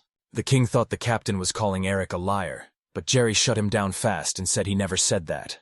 Anna's totally shocked since he was the one who tested Eric to begin with, so she figured he'd be all for the plan, but he just stays completely quiet. The girl backed Jerry up, admitting she had no clue how strong Eric actually was, and since it's only natural to be careful around a stranger, the king totally got where they were coming. He looked over at Liberto, who was just chilling and sipping his drink across the table. He was dying to know what was actually going on in that guy's head. So, he spoke up. He played it cool and said he thought it was actually awesome. The prince and Eric were the exact same age. He figured they'd totally get along. The whole palace was just packed with old people. He grinned and said the prince just needs a real friend his own age to talk to. And after everyone thought about it for a second, The king totally agreed it was a great idea. The king suddenly gets super cheerful and asks why nobody's checking with Vivian, leaving Anna so shocked she has to ask him again. She got dead serious and told them they weren't going to get anywhere like that. It's not like Vivian was about to say anything smart anyway. Right then, the girl let out a sneeze from her bed. The king just sighed and agreed with her, saying he was going to make things super obvious. Then he pointed right at the commanders while they just stared back at him totally confused. The king insisted this was all for his son's own good, hoping Eric could show the kid what being a real knight is all about since he was so proud of his son becoming the kingdom's top warrior. It's a pretty simple situation, but since he's taking the fall if things get messy, he asked everyone there what they thought about it. Jerry didn't say a word, so Anna told the king she was cool with it if he was sure. Then she turned to Jerry and asked what he thought about the whole thing. He didn't even blink when he said he was cool with it, and the king was so happy with that answer that he decided to just end the conversation right there. The king stands up, claps Commander Jerry on the shoulder, and tells him he'll let his son know the news, leaving Eric's training entirely in Jerry's hands, and the next morning, Eric's back in the king's office, totally losing it over the mission they just dumped on him. They actually apologized for hitting him with the news so fast. Eric could. He was hyped that a total rookie like him got picked for such a huge job, but honestly, he had no clue what he was actually supposed to do. The king mentioned his son was finally ready to head out on his first ever monster hunt. That's why he wanted Eric to go with him and keep him safe. The boy asked, "The royal family is going to be thankful to these guys forever. Every kid in the palace grows up worshipping knights like they're superstars. But the king's son? He's not." Our guy said he totally got it, but he secretly thought the prince was acting like a massive brat. The king asked if he'd guard the prince all alone, and Jerry just smirked back, making the king ask if there was a problem since Jerry had literally just said it was a huge honor. He told them it was way too risky to have just one guy guarding the prince, so he decided to add a few more bodyguards to the team just to be safe. He asked the captain if he agreed, but the captain just decked him, so Jerry yelled back that he was only doing this for the prince's own good. The king agreed, saying this was exactly what he needed. Eric was the only guy who could actually pull this off. But the kid was totally confused about why they were even saying that. He knew being the same age as the prince wasn't the only reason he got the job. And since both the king and Commander Jerry were dead set on him, he couldn't help but wonder. The king totally lost it and started screaming, demanding to know where his son went and why he was making everyone wait so long. He already told the guy to be on time, so he's heading out to drag him back personally. He couldn't believe this dude was disrespecting him like that, and he was honestly... Just as he grabs the door handle, a voice calls out that he's being way too loud, but the king just scoffs and says it's because he's late. He told him to get over there fast, apologized to the crowd for the wait, and finally started introducing his son. Suddenly, a guy with a mole under his eye steps right in front of them. His name is Christopher Leo Begonia. Eric is totally shocked because he actually recognizes this guy. Our main guy completely froze in his tracks, totally stunned. He realized the prince looked exactly like his old friend. This was the same best friend who actually saved his life in his past life. He was looking for a messy traveler in rags, but the guy standing there had perfect hair and was wearing super expensive clothes. And get this, it turns out the guy is actually a prince, but he had absolutely no clue what being a royal even meant. Our main character starts tripping over his words, trying to act. He screamed that he'd already told them to stop calling him that. The king was totally lost and had no idea what was even happening. The prince snapped that he'd warned him not to. The kid just wouldn't calm down because he hated being called Christopher, especially since the name his mom gave him was way more beautiful. The king was totally losing his mind over what he said. He just added a couple of letters to the name. Now it sounds way more epic. It's the special name his parents actually... The kid wouldn't chill even though his mom told him to because he thought Chris was a total legend. But the king started screaming that this was a huge mistake while our hero just watched. He stuttered the name Chris in total shock. But the king and prince just stared at him like he was an idiot until the king corrected him that his name was actually Christopher, and the bar. Chris says he's heard of him, asks if his name is Eric, then pats his shoulder and tells the confused guy to just call him Chris. Our guy was totally losing it because he recognized everything, the face, the voice, and even the name. So there was absolutely no doubt it was really him. Back in his old life, his village got totally wrecked and he had nowhere to go. But he made sure to change his fate this time around. He taught him every single trick to get super, but he felt pretty bummed that he wasn't actually happy, especially since being reborn gave him a second chance to see his favorite people from his old life. Seeing his parents, Tina, and the villagers exactly like he remembered almost made him burst into tears of joy. But the person standing right in front of him now was totally different. The king. Just then, a maid popped in to complain about all the noise, but the prince just asked her if she thought kids should be allowed to pick their own names. Alice says she's totally out, but the prince screams it's his plan and he's gonna show her how it works as he grabs our hero right by the throat. He pointed right at his dad and told him it was finally his turn to speak, and if his old man didn't like it, that was too bad because he was just following orders. Our MC looked totally heartbroken. The king actually called his own son a fake and a coward, showing he had no clue what the prince was really capable of. But our hero didn't let. Our guy knew exactly how this would go, but he was way too scared to face the truth. Deep down in his heart, he was still holding on to a tiny bit of hope.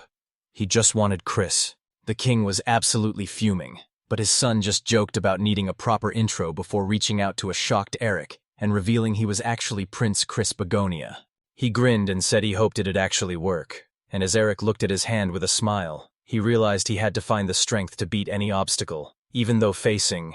They shake hands, and he finally realizes he's gotta move on, because the friend who saved him in his past life is standing right there. It's Chris. Even if he has no clue who this guy is, he's gonna do whatever it takes to keep him safe. This guy was stoked because he thought he finally found the best friend he'd lost in his past life.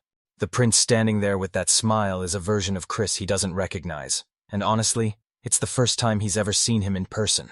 He was totally ready for this since he'd been trying so hard to predict the future, but it still bummed him out. But none of that mattered anymore. He'd promised to keep Chris safe no matter what. He was already racking his brain for a way to make it happen. He knew that just wreck. Something way bigger is definitely going on behind his back, and while he's pushing himself to the limit just to remember his past life, he's desperate for any kind of clue to unlock his memories. They were trekking through a super creepy dark forest. Eric had no clue where they were even headed. He was basically just trailing behind the guy. They'd already made it way past the city. You told him they weren't coming back, and since he couldn't even wrap his head around it, he just stayed silent and turned away. He claimed the forest was way safer than the city now, but Erica apologized and told him she didn't see it that way at all.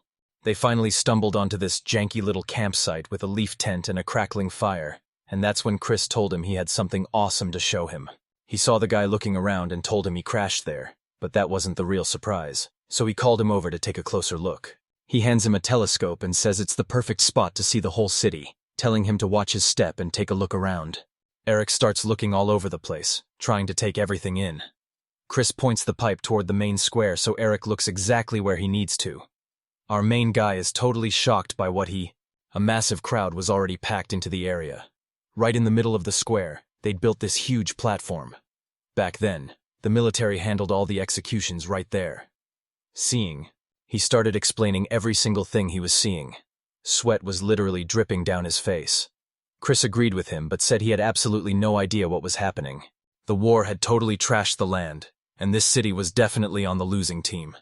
Anyone who tried to fight back got crushed just to scare everyone else. It was official. They weren't. Chris said he's bouncing at sunrise and asked Eric what his move was, but the guy just stayed quiet for a second before asking what's gonna happen to all the people in town. Chris turned his back, saying he would have helped if there was even a tiny chance, but it's way too late now. They're desperately begging the soldiers for mercy just to live a few more minutes. The only way they survive is by selling out their friends. Does Eric even get how much trouble he's in?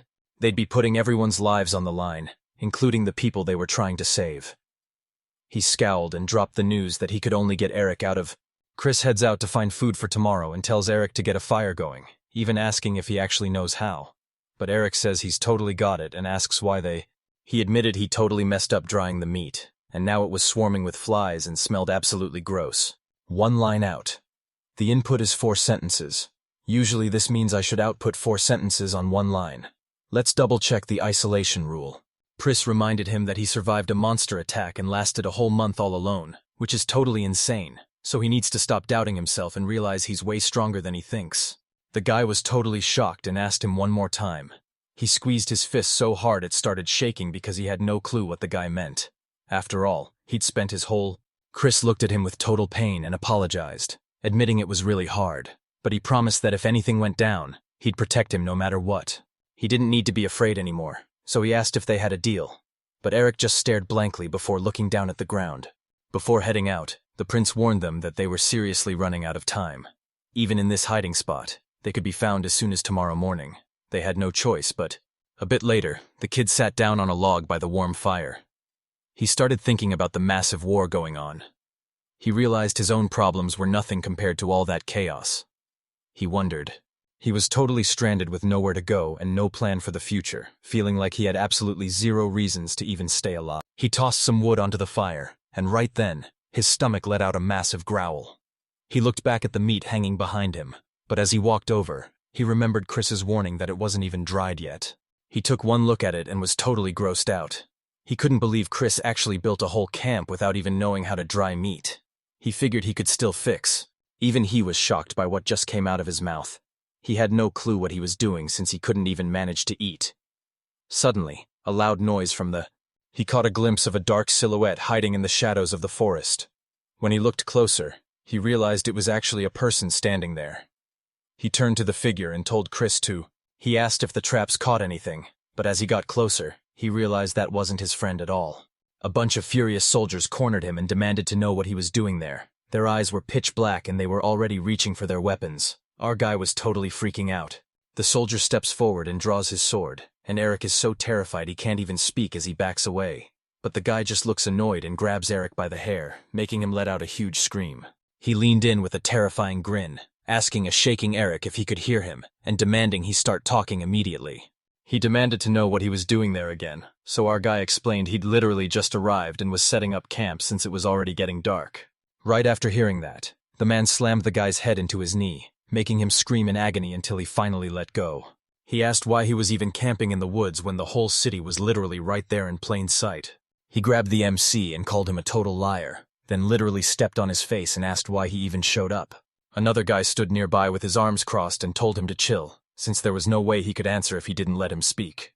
If he was going to make him suffer, he had to take his sweet time and get every secret before the guy totally blacked out, so he started listing off all the messed up ways he could make. The guy curled up in a ball, shaking with fear, while the man claimed he'd been caught snooping and asking way too many questions about them. It'd be a total disaster if he wasn't by himself. Snitching on the rebels was their best shot at making some serious cash. The second soldier thought that sounded like Suddenly, a sword slams into the dirt right in front of him as the soldier growls that he heard everything, telling him to play nice and spill the truth before the torture starts. He demanded to know who this guy was and why he was camping out in this spot. He forced him to spill everything, including exactly how many of them were hiding out. Eric just stayed on the. Tears blurred his eyes as he realized he wasn't ready for it to end like this. He screamed at the top of his lungs, begging for literally anyone to save him. Out! He yelled out, demanding to know who leaked the info. He spotted his partner, but the prince was standing right behind him with a knife. He shouted that the guy was innocent and had nothing. After taking care of his partner, Chris got dead serious and told him that if he was looking for the guy snooping around and asking questions, he'd finally found him, right before pulling off his hood. The soldier totally lost track of time, but seeing his partner face down on the ground made him grit his teeth in pure rage. He barked at him to freeze. He had to drop the blade right now or his friend was toast. Chris looked down at her dagger and then glared back at the guy. He asked again, didn't he already say the guy was innocent? That's why he ordered them to let him go right away, but the man was just totally clueless about what was happening. He snapped, asking what he was going to do with that tiny toothpick since he was the one in charge. But Chris just mocked him for being so scared of it, which totally set the guy off. Veins were literally popping out of his face as he swung his sword at Eric, yelling that if they wanted to die so bad he'd gladly finish the job, and Eric was back to being totally terrified. The prince just flicked his fingers, and suddenly the screaming guy's hands were gone, leaving him staring in total shock. He stared at his hands and started screaming his head off because he had no clue what was happening. Then Chris suddenly grabbed him by the throat and told him this was absolutely amazing. He claimed to be a demon, but he didn't even recognize magic when he saw it, because he thought those powers were just a normal part of life for everyone. The soldier gritted his teeth in pure rage, wondering how this random guy got so much power, until suddenly, he realized he'd seen this face before. Once the prince handles the guy, Eric stares at him in total shock and asks who he really is, but Chris just stays quiet with a dead serious look. Eric scrambled back in total shock and shouted for his friend. He demanded to know who this guy really was. Chris didn't even bother looking back. He just said he found the horses. Later on, they're riding horses down a totally empty road through a spooky forest, with Chris leading the way while Eric follows behind looking like he's got a lot on his mind. Our main guy tries to speak up with a shaky voice, but the prince cuts him right off, saying he totally gets it but has no clue where to even begin. The Gladio kingdom took over this land, and they're basically the face of the entire demon race. He asked if he remembered Chris's story about being forced to run away from home and ending up in this city. He grit his teeth and told Eric that they were the ones who destroyed his home and everyone he loved, while Eric just listened in silence. The prince looked totally pissed and swore he'd never forgive them. That's exactly why he was going to fight. Eric told him that was fine, but asked what one guy could. There's gotta be spots the kingdom hasn't touched yet, full of people who think just like him, and he's going to find them to help him take the whole kingdom. The guy screamed that it was totally impossible since they were up against a literal kingdom, and no matter how many people they brought, no army could ever take down an entire country. Chris shot back that he wasn't talking about massive wars, because even a tiny squad can win using hit-and-run tactics. If they take out the leaders, the whole army is toast, but Eric thinks that's a suicide mission since nobody else is a beast like him. Without even turning around, Chris agreed and said that even people who can't fight are useful as bait to lure out soldiers, which absolutely shook our hero. He freaked out when he realized he was being set up, screaming his head off at the guy for faking his help just to lure him out of the city. He says he's not trying to trick him and legit needs his help, which totally blows the guy's mind, making him ask if he even knows what help really means. He yanked his horse around and started heading back, not wanting to spend another second there. He gave a cold goodbye. Chris begged him to stop and answer one thing. He asked how monsters completely wiped out his entire village. It was a total nightmare, and his whole life was basically ruined. He had no idea how he was going to survive all by himself. He's got no chance of surviving alone, and knowing he's basically a dead man walking, he starts really dwelling on those words. Chris warns him that the whole country is changing fast, and if he wants to stay alive, he's got to get way stronger, leaving Eric totally speechless. He grit his teeth in total frustration as tears started streaming down his face, while Chris just watched him with a heartbroken look, and later they set up camp at Campana Cave while the horses. They sat across from each other by the glow of a lantern as Chris explained that those soldiers had food he never could have grabbed without it, so he made sure to snag half for himself. Eric demanded to know why the country got invaded in the first place. After all, if that never happened, they wouldn't even be in this mess right now. Chris just stared at It all went down so fast he's still fuzzy on the details, but he heard a mystery hero save the kingdom, and now all the survivors have gone completely radio silent. The prince had no clue who was really calling the shots, but he was definitely going to find out. His eyes burned with pure anger as he promised to hunt them down and get justice for everyone he'd lost. Eric looked at him with total sadness, thinking about all the people he'd lost. Memories of the past started flashing through his mind. He had one serious question for Chris. Eric got super serious and asked if he could learn magic and sword fighting, and while the boy was shocked at first, he was totally down to help. He promised to handle all the cooking, and as they shared a smile, Eric realized that every single word and move Chris made totally proved he was a real-life prince. The former prince already dropped a massive clue, and after watching the current prince and his dad, our hero realized someone is secretly helping the kingdom. Now he just has to find out who it is. Jerry was just hanging out at his desk in his office. A massive shelf packed with books sat right behind him. He was busy scribbling some notes on a piece of paper. He finally let out, he knew Eric was on a mission to find his best friend Chris, and after looking everywhere, he finally tracked down the only person who matched the description. It was actually Prince Christopher, though he goes by Chris, and he looked exactly like the guy Erica described. This totally messed with the commander's head as he started remembering everything that happened earlier. The prince totally lost his cool today, screaming at his dad about why they couldn't just start the hunt already. The king just told him these meetings are a must if they want to. Jerry noticed the prince and Eric acted like total strangers, so that best friend story was a total lie, and he had no clue why Eric was even hunting for him. Is he really trying to take out the prince?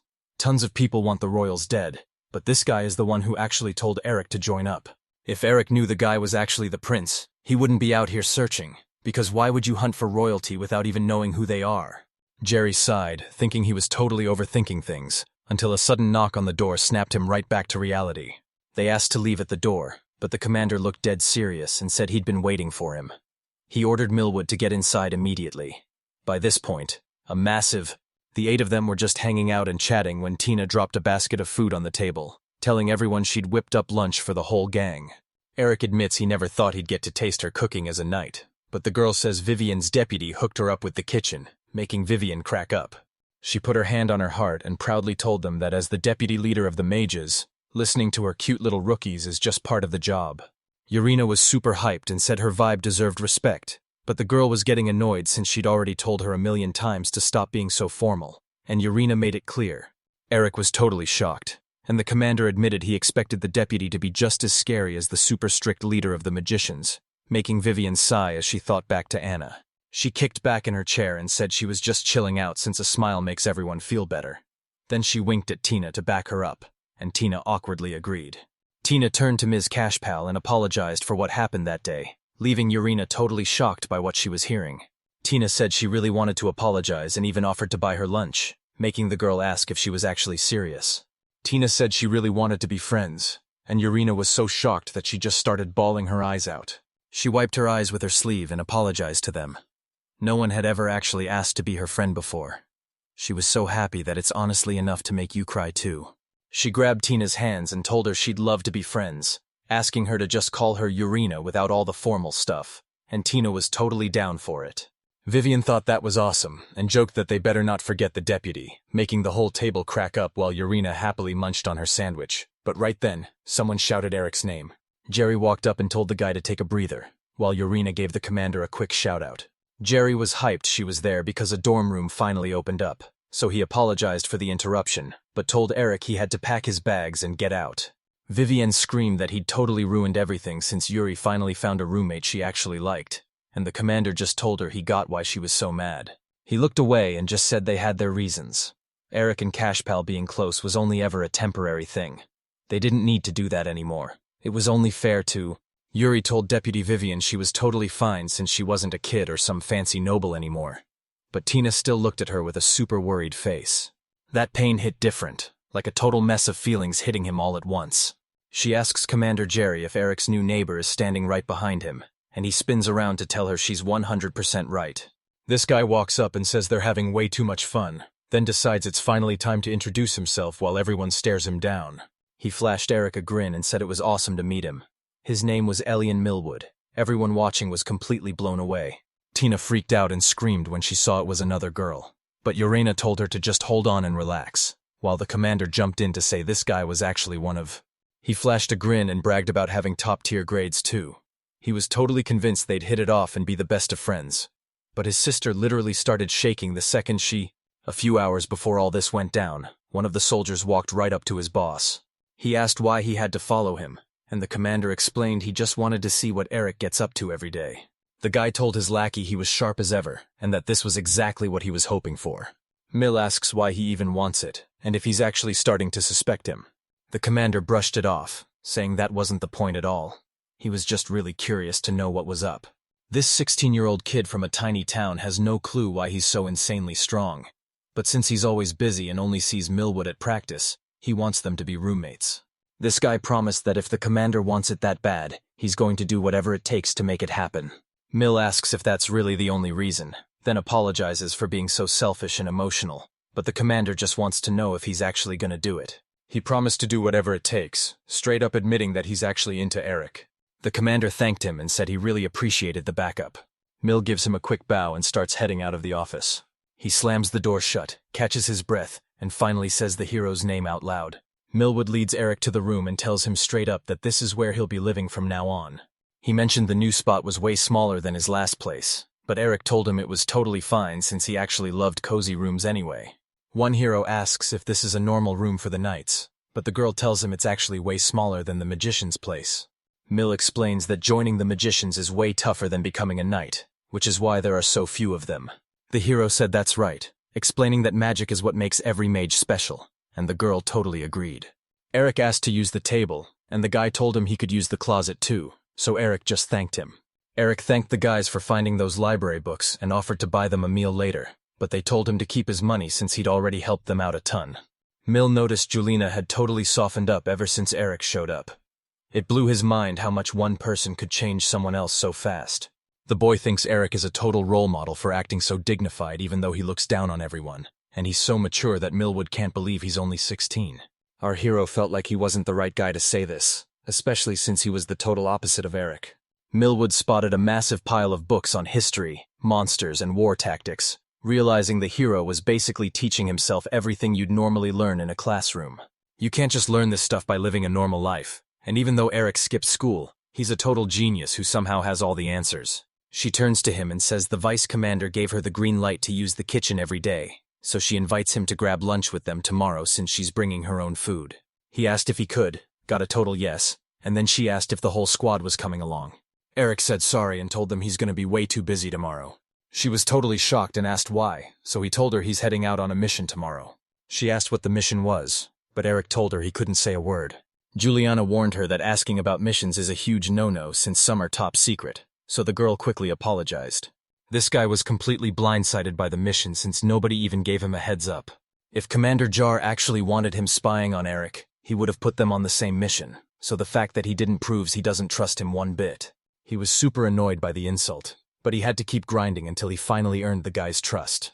The hero shouted that this was awesome, and it was finally time to go hunting. Everyone told him to shut up so they could focus on the mission, and he finally chilled out, introducing himself as Chris. The guy cleared his throat and asked if he could finally speak up.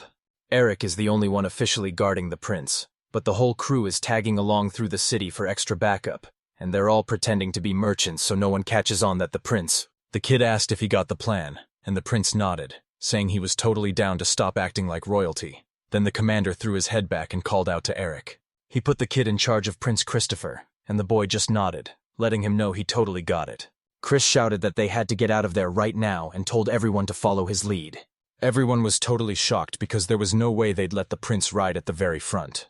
The commander told Eric he was the one in charge of looking after him. The commander turned to the prince and Eric, telling him he had to take this before he headed out. This thing shows you exactly where the monsters are hiding and everything they can do. Eric snapped the scroll open. The prince realized it was just a guild request, and the kid asked his question one more time. He asked if the guild was just a trade group and if they really needed a third person to hunt monsters, and they told him yeah. Jair says every merchant has their own turf, and even the knights aren't allowed inside without a special pass. Today is a massive deal because they have the prince, so they can't miss a single detail since nothing is more serious than money. The principal stopped him right there and asked if they were secretly teaming up to cheat. The old guy turned around and told him it's actually just a division of labor. The commander says their main job is hunting monsters, which lets the Knight Order focus on way more important stuff. The prince straight up admitted he was totally clueless. He asked if they were ready and told Eric to step up, but the guy totally hesitated. The commander told Eric he could go find someone to guard the prince, so Eric just gave a quick nod and headed out. The guy asks the commander if they're really just gonna let them walk away, but the boss tells him straight up that it's not happening. The old man asked if he was going to chase them and what the king would do if he found out, but he just said they were all freaking out about the prince. The commander promised that if that's the deal, nobody was gonna snitch. The guys just stared at him, giving these super awkward nods. The prince kicked back on the grass and declared that being totally free is the best feeling in the world. Eric asks if they're out here to hunt, and Chris confirms that's exactly why they showed up. Eric says the guild's info was spot on. 2 orcs raided the village's crops, and since this is a major trade hub, they totally trashed the supply wagons too. He shouted that everyone was counting on them and asked how the prince could just lounge around, but Chris repeated that they were only there to hunt. He told them they can't hunt the orcs if they don't know where they're hiding, but at least the villagers are already safe. To him, doing absolutely nothing was a total win, but Eric was like, "Wait, that's not what I meant at all." He told the princess to drop the formal titles and just call him by his name. Eric basically said this was way below his level. The prince told him straight up that it was a direct order, and he just had to deal with it. Eric started saying they weren't there to play games, but Chris totally cut him off mid-sentence. The prince starts circling him like a maniac, and when Eric asks what he's doing, Chris just tells him he's way too stiff and needs to chill out. He starts tickling him, making Eric lose it and beg the prince to cut it out. Chris noticed the hero was finally dropping the formal act and talking to him like a buddy. The prince says he's just kidding, but he'll keep messing with him if he doesn't start following orders. The guy agreed and called the prince by his name, making Chris think he was awesome, while Eric liked him but found his vibe pretty embarrassing. The prince spotted enemies closing in and told his buddy to check it out. He warned Eric there was one more left and asked if he was ready, and Eric told him he was good to go. The guy took his spot and bragged that the prince would finish them once they were down, but Chris snapped that Eric was there to fight with him, not babysit him. He swore he'd keep the prince safe, but Chris was totally over being babysat every single second. Eric tried to step in and stop him, but the prince just snapped that he didn't need a babysitter. Chris hated looking like his old man, but he always refused backup because he was too proud to admit he actually needed someone to protect him. Eric asked him what he meant, but the prince admitted he was actually pretty embarrassed to say. He said he'd handle those monsters first, so the guy could just kick back and relax for now. Eric was convinced the prince was just straight up clowning on him. A pack of orcs charged straight for the prince as Eric screamed his name at the top of his lungs. Chris absolutely wrecked those monsters without even breaking a sweat, leaving the other guy totally stunned. Eric figured that actually made a ton of sense. Chris was a total beast in the past life, and since the timeline only shifted after the village attack, the prince is definitely still a powerhouse now. He'd totally forgotten about it, but Chris was still the same old Chris. The prince turned to Eric and told him straight up that he didn't need a nanny. The guy asked if he was actually sure, mocking him for forgetting that his teacher said never to relax until the fight is totally finished. Chris says he never lets his guard down and then he instantly vanishes, popping up right behind him. Eric asked Chris if she was cool with him tagging along. The prince says he'll just dodge, but the boy tells him he's totally missing the point. If you're a team, you fight together, so he better not slack off for even a second. Chris told him he didn't care and to just keep up, but the guy shot back that it mattered to him too, so the prince challenged him to show what he was really made of. They teamed up and started absolutely wrecking those orcs. Chris flashed him a thumbs up and they shared a solid fist bump. The prince told Eric he lived up to the hype, thanking him and admitting he was seriously powerful. Chris says he picked up all these moves from his old man and Liberto. The kid dropped the vice commander's name and everything finally clicked, so when the prince asked what he figured out, he said he finally knew why that guy was so insanely strong.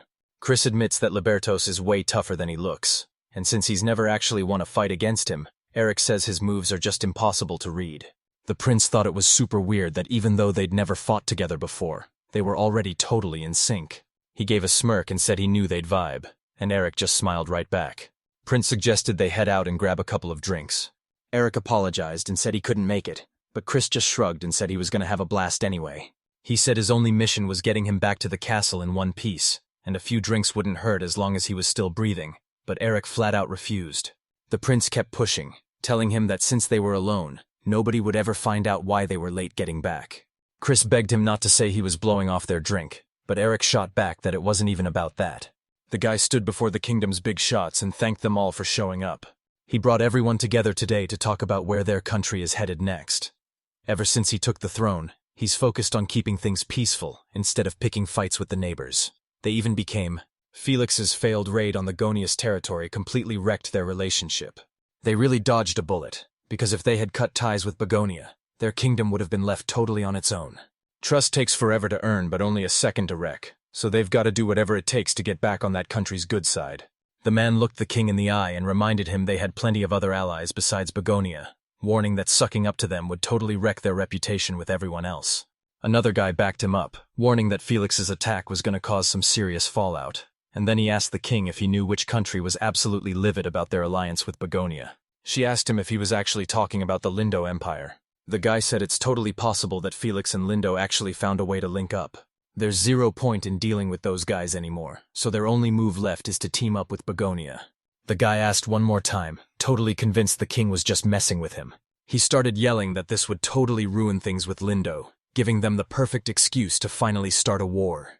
The guy told them they didn't need any allies and had to stay neutral, keeping their army for defense so they wouldn't get dragged into other people's wars for nothing. The girl looked at the old man and told him he wasn't even listening, because by the time Felix and Lindo teamed up, they were already stuck in a massive war between states. But she kept pushing, asking if he really thought just staying neutral would fix everything, but he shot that down and said they had to stay alert and keep their army strong. He asked if she even realized how much they sacrificed just to bring the country together. He warned her they'd get totally wrecked in a second if another country attacked, but she just snapped back that she told them it was way too late because the war had already started, and the king screamed at everyone to shut up.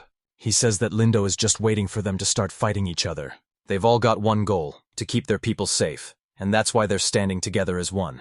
The guy told them straight up that this was the only way. This guy asked why they didn't just keep Felix under control so none of this would have happened. She looked at her dad and told him he looked totally drained from no sleep, and he apologized for stressing her out so much. He admitted he was a total failure who couldn't even handle the crowd since he'd already lost his crown once, so the girl turned and shouted right at her dad. She said he's the only guy who can lead the country right now, and if he turns into a spirit, everyone else is just going to freak out even more. The guy told her she was totally on point. She said her dad was literally falling apart from all that pressure, so as the princess, she was determined to do whatever it took to help him. To make it happen, she asked to be sent to Begonia as a special messenger. Over in the kingdom of Begonia, The girl asked what that even meant, and if Christopher was actually listening to her. She was absolutely losing it when she saw the prince drinking at some regular old tavern in the middle of the night. The queen asked what would happen if he got into a mess, or if something bad happened to him. The guy tells her to stop yelling and says he was just asking for a drink, but she snaps back that he's totally wrong.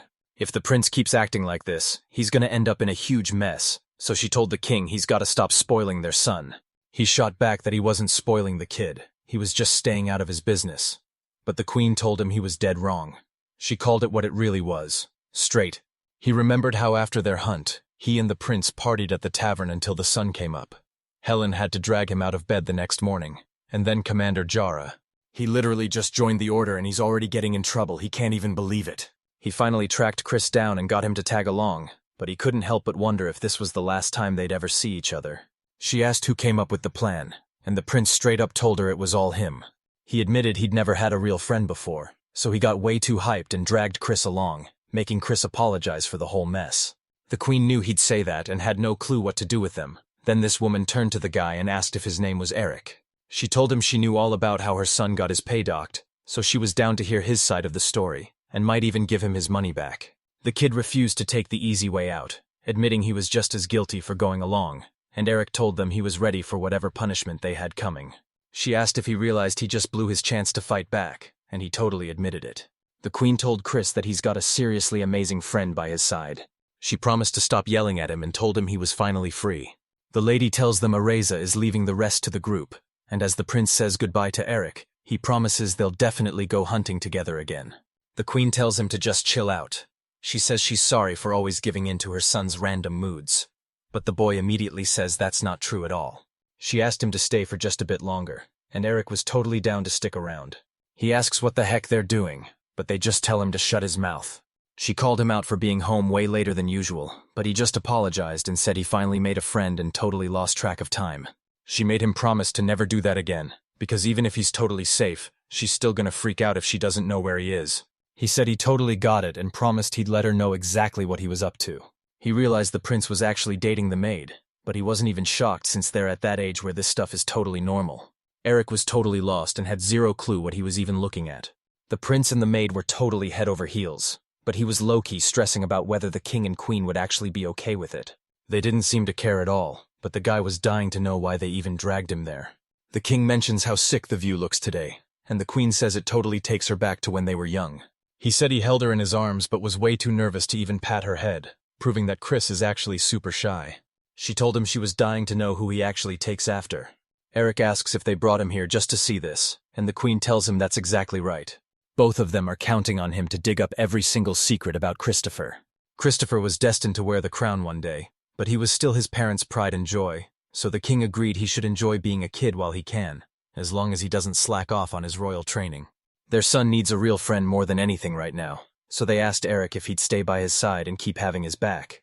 He just realized this Chris is totally different from the one in his past life, and even though he thought having them around would make him happy, he knows that's just not the reality anymore. He has to watch Chris become the next ruler just so he can keep everyone he loves safe. He told Chris he'd do whatever it takes to have his back like a true friend. Supporting Chris is a solid move, but just knowing sword art magic isn't going to be enough to get you through this. First, our hero has to figure out what's really going on, and how his kingdom actually gets along with all the countries nearby. Right in front of him was this massive map showing all the neighboring countries. These two countries are constantly clashing over where the border should be, so basically, Begonia and Lundo are in a full-blown war. Eric started muttering his thoughts out loud, making Mill turn over and ask if he was dreaming, but Eric just apologized for waking him up. He told them he was doing just fine, but he still couldn't catch a single wink of sleep. Millwood gave him props for being so responsible and studying this late, but told him to chill since they'd cover all the internal affairs stuff in class anyway. He just said he actually loves studying and doesn't want to be a drag on anyone else. Mill agreed that was totally fair, and asked what the hero was actually teaching. Eric starts breaking down the drama between Pagonia and its neighbors, but he's really curious about the Lundo Empire, so he's deep diving into their history right now. Mill asked one more time, confirming they were officially throwing down with Begonia. He told Eric that since he was so curious, he'd spill everything he knew about Lundo, so what exactly did he want to find out? Eric told them he wanted the full scoop on the Empire's money, how strong their army really was, and how they were actually handling the war with Begonia. Mill kicks things off by telling the whole history of the kingdom. The dude asks why Begonia's history even matters, but the hero just tells him he'll find out soon enough. Begonia was actually started by people who sailed in from way across the ocean. At first, the land was a total wasteland where absolutely nothing could grow. But everything changed the second someone found gold. People rushed in and built the place up until it looked completely different. Now, their leader won the whole thing and became the first king, and that's the story of how Begonia was born. Eric asks what Lundo's deal is, and Mill explains that long before humans showed up, someone else was already calling this place home. Everyone called them demons, and even though they were the original owners of the land, the humans multiplied so fast that they were backed into a corner and forced to unite their nations just to survive. And that's exactly how the next two demons, Halcyon and Lundo, finally made their big entrance. Everyone lived in groups, but every tribe had their own weird rules, and since they were way more divided than humans, getting them to team up was basically impossible. To bring their nations together, they had to pay a massive price in blood. The Begonians have a way longer and more stable history than those other two nations, but they're also way more broke. Millwood thinks Lundau is way more obsessed with war, but neither of these countries is strong enough to pull off a solo invasion. Eric said he got it, but asked if he could drop one last question, and the guy told him to go for it. Our MC started wondering, if Lindo was still dead set on taking over Begonia, how was he actually going to pull it off? Mill says they should hit up the demons in Halcyon for help, because that's exactly what he'd do. The kid admits he's totally wiped out, so Eric thanks him for the backup while Millwood wishes him a good night.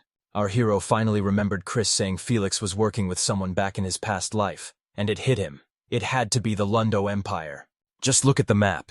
If Lundo and Gladio team up, they'll crush Begonia from both sides and wipe them out in under a month. But the hero crushed Felix in this life, stopping a war on two sides and totally wrecking Lundo's big plans. If this mission fails, Begonia's reputation is totally trashed, making them even more aggressive as they scramble to get back on top or face total ruin. The commander gave them a top-secret mission and made it clear that not a single word could leave that room. The guy nods and asks if they're rolling with Chris, so Jor confirms they're definitely sticking by Christopher's side. For the last month, our guy has been grinding hard and training with the prince every chance he gets. He used to be the master in his past life, but now he's the one getting schooled, and that's when the kid finally told him the truth about that mission during their training. Eric asks if the prince is heading to another country, and the prince tells him he's sneaking out without letting anyone know. Chris has been low-key sneaking off to other countries for a whole year now, because it's actually a royal tradition to travel around and see how the rest of the world lives. A prince would never usually visit these cities, so he's sneaking in to see what life is really like when no one's watching. Chris spilled the secret that he's getting stuck with bodyguards, and he usually has 2 or 3 guys watching his back. Eric asks if he can join the squad even though he's only been a knight for a month, but the prince says his crazy strength is all that matters, and his dad is totally cool with. Eric said it was a total honor to back up the prince, and Chris told him he was just hyped to have him on the team. This all went down just a few days ago, so our guy has a pretty good idea why Commander Jerk called him in. The guy asks if Eric is heading out alone, but he's told that the mage deputy commander Viviana ordered these 3 to tag along. This dude was seriously starting to doubt if he even belonged in the squad. The commander finally admitted Eric and Liberto are the real deal, but he warned them to gear up because they've got a massive journey ahead. He said he got it, and the man promised they'd just lay low and act like 2 friends on a totally normal trip. The commander warned them to stay on high alert, and Liberto immediately asked when and where they were moving out. He tells them they're heading out in 2 days for a week-long trip to the kingdom of Galion. The commander snapped at Eric to see if he was even paying attention, and Eric quickly apologized for spacing out. He asked why they were heading there right now, especially since things were getting way too dangerous. Jair shot back that this was the whole point, because you only learn the real stuff when everything is going crazy. Libertos warned them that this whole trip was going to be a total nail-biter. He couldn't get her off his mind, but he never expected to get a chance to see her again this fast. She was the one who always had his back in his past life, and since he couldn't save her then, he hasn't gone a single day in this new life without thinking about her. Since she's a princess now, he actually has a shot at finally seeing the girl of his dreams after all these years. The guy asked if he should check with the king to see if sending the prince away right now was actually the best move. Gold Xian is sending the princess over as a special ambassador to make their new alliance official. You said sending the prince away might be a bad move, but sending him to Begonia would be way worse. Lindo's been acting super sketchy lately, and things are getting really tense now that he's stacking up a massive army right on the western border. He's 100% sure Lindo will do whatever it takes to stop them from teaming up with Galion. Felix's move split their army between the east and west borders, so even though he's gone, he's still totally wrecking their plans. Luckily, the king next door is a guy they can actually trust. The eastern border is totally safe, but moving every single soldier over to the west to beef up the defenses is gonna take. If Lindo goes all out and attacks right now, the soldiers on the western border are going to get absolutely wrecked. The guy suggested Linda might just attack Galion instead, but the king pointed out that both of those places are actually demon nations. At least the link Felix made before he died was still working, and he wondered if Linda would actually gain anything by attacking Galion to break it. It doesn't even matter, because as long as that Galion alliance stays strong, they're totally safe, but Christopher seriously needs to get out of the country. I hope I'm just overthinking this, but there's always a chance their secrets could leak to the enemy. The king warned everyone to stay sharp and be ready for the absolute worst to happen. She said the treats at that shop were literally to die for, and her friend totally agreed they were the best thing ever. They actually loved the food and realized eating like a commoner wasn't half bad. Then the girl pointed out that none of them really knew the city beyond their training grounds, and the guy totally agreed. They're just chilling in the city today, but tomorrow he and Vivian are heading to Galion on a top-secret mission to protect Chris, and Commander Jure even gave them a special title for the job. He figured Tina, Blina, and Delena were totally innocent, but they were still going to be out of town for a while, which was actually a super nice move by the commander. The girls pointed out the super tasty-looking pastries to the vice commander. They were dying to grab a bite. Yulina stepped in and shut that down immediately. She warned them that if they pigged out, they'd miss practice and lose their chance to talk to Eric, but he just wanted to keep hanging out in the city. One girl thinks it's wild he's the one saying that, another says he won't be in Begonia for long, and the third girl is just totally lost, asking what they're even talking about. She told everyone that she and Eric are heading out on a massive adventure tomorrow. The girl asked what the vice commander was even talking about, and turned to Eric to see if it was true, making him feel totally awkward. Yulina was sure that a trip with the vice commander wouldn't be a fun vacation, and was basically just a brutal hike. So when Tina asked if she was for real, Eric admitted that was pretty much the truth. She asks when they're coming back, and he tells her they're really gonna miss them. He's also asking when they're finally gonna show back up. She asked Tina if she wanted to hit up a cool clothing shop nearby, and they could even grab something for Elena while they're at it. Yulina says the guy was actually given a pretty sweet deal. The guy said the outfit was way too cringe, and there was no way he was walking around town looking like that. They told him to chill because he was so cute he could pull off any outfit, but he shot back that looks weren't even the problem. Yulina pointed out they'd been there for a whole hour, and asked if they'd finally picked an outfit, so the guy begged them for some help. She was totally shocked by what he needed help with, but the other person just said they were almost finished. She called him out, telling him to quit hiding and finally show his face. She told him the outfit looked perfect and that he looked super cute. Yelena took one look and knew this was a total disaster. She would have picked a different one, but it was honestly just way too intense. She said it was actually pretty cool, but the other girl told her to hold on for a sec. She told him that if you're picking a chill outfit, you've got to make sure it's actually comfortable. The girl asks if the other dress is way cuter, while the guy is totally salty that nobody even bothered to ask him. He straight up said he didn't care because they were all the same to him anyway. This guy rushes right up to Eric and begs him to pick something out for him. He was totally down and started cooking up a plan. The guy complained he was totally wiped out and didn't expect to deal with such a crazy storm, but Eric just laughed right in his face. He couldn't figure out why the girls were so restless right from the start, so our hero told them it's because they're spending every second training, but Elena just asked if that. Eric asks the guy if he actually had fun, but he just says that's not what this is about. Elena reminded him they were soldiers, and honestly, he wasn't sure if they should be wasting time on stuff like this. They chose to take out a few people to save everyone else, because that's just part of the job. He straight up asked if he was even allowed to be happy. Elena apologized for killing the vibe and told him to just forget what he said, so the guy pointed out it was getting late and they should probably head back. He started thinking about what it means to be happy, wondering if he'd have to trade one life for another all over again. He's not sure if he's actually a hero, but he's sticking to his path because seeing the people who died in his past life safe and sound is all he needs to be. Tomorrow he's heading to a whole new country to finally see the girl he loves. The guy told Eric that the kingdom of Halcyon was right past the checkpoint and ordered him to stand up straight. He told the vice commander he got the message loud and clear. The guy turned to Vivian and told her to wake up because they were basically in a whole new country already.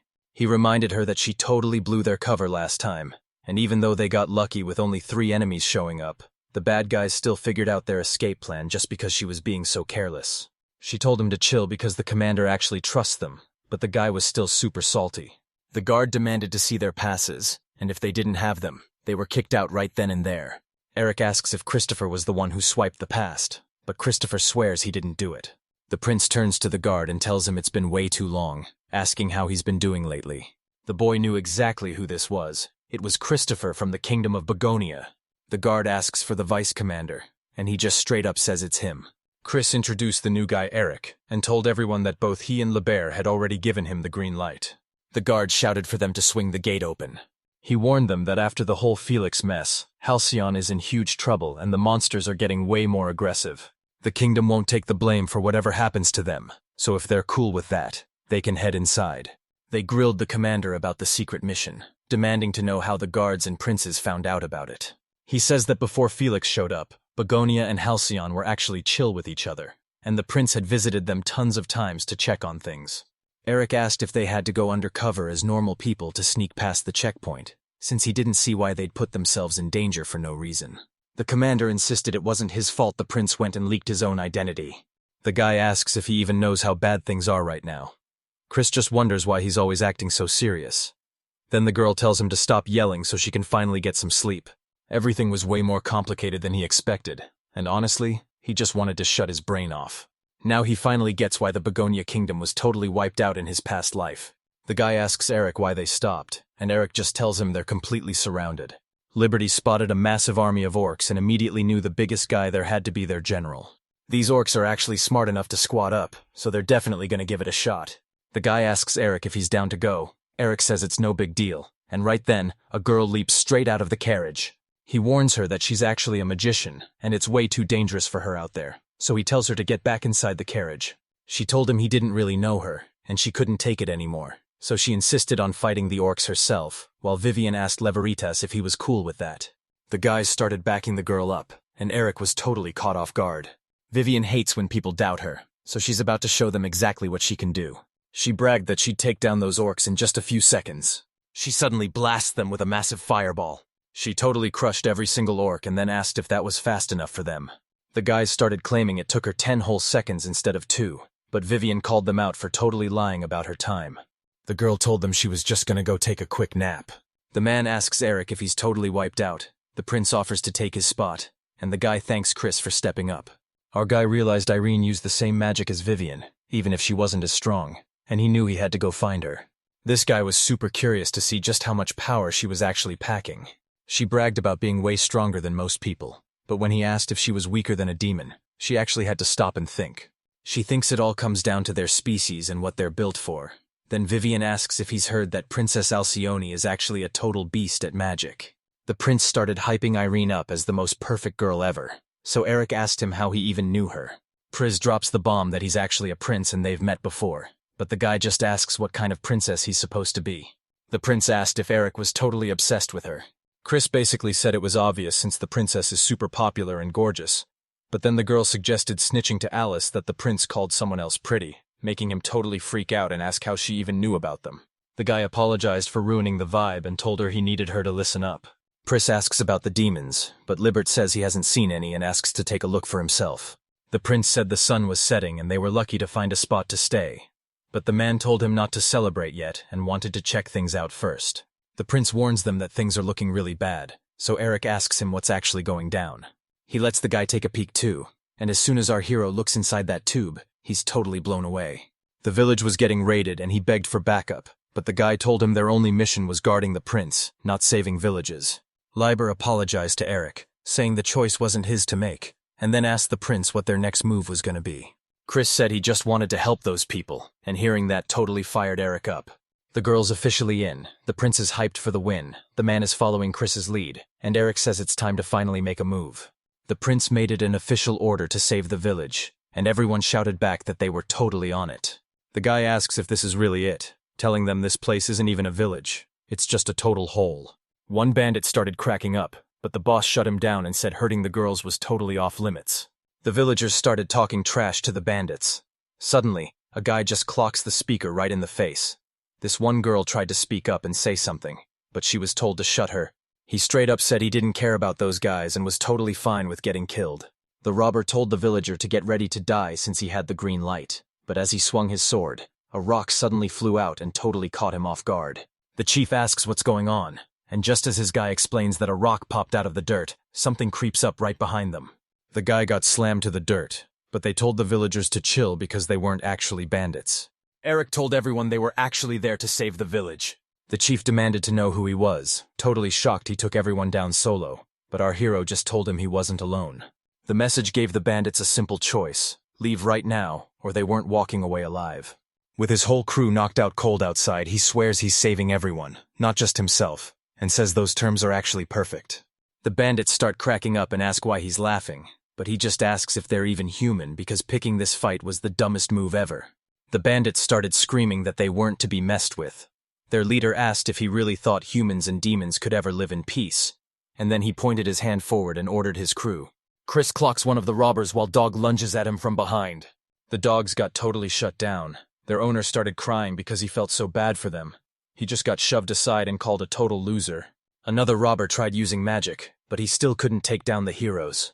She told him his move was way too old school, and the bandit was totally lost as to why his magic didn't even work. She tells him she just blocked his hit using the exact same magic. With power like that, he didn't even bother trying to defend himself. She asks him if he's really that full. He bragged that she was all alone, but out of nowhere, the MC sneaks up and lands a huge hit right on his back. The bandit leader made a run for it, but one guy spotted him and took off right after him. The villagers were so stunned they asked if these guys were even human, since they'd never seen anyone like them before.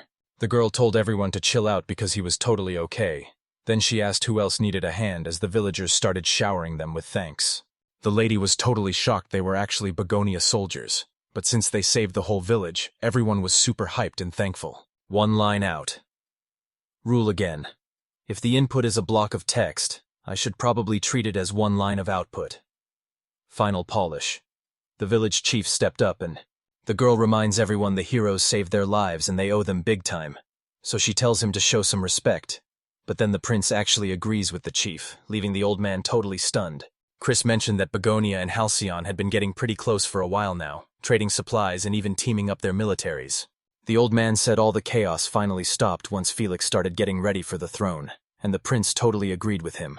He warned them that even though Felix is gone, the mess he left behind is still causing chaos, and since everything is so unstable right now, they really need to figure out what's actually happening inside the Halcyon.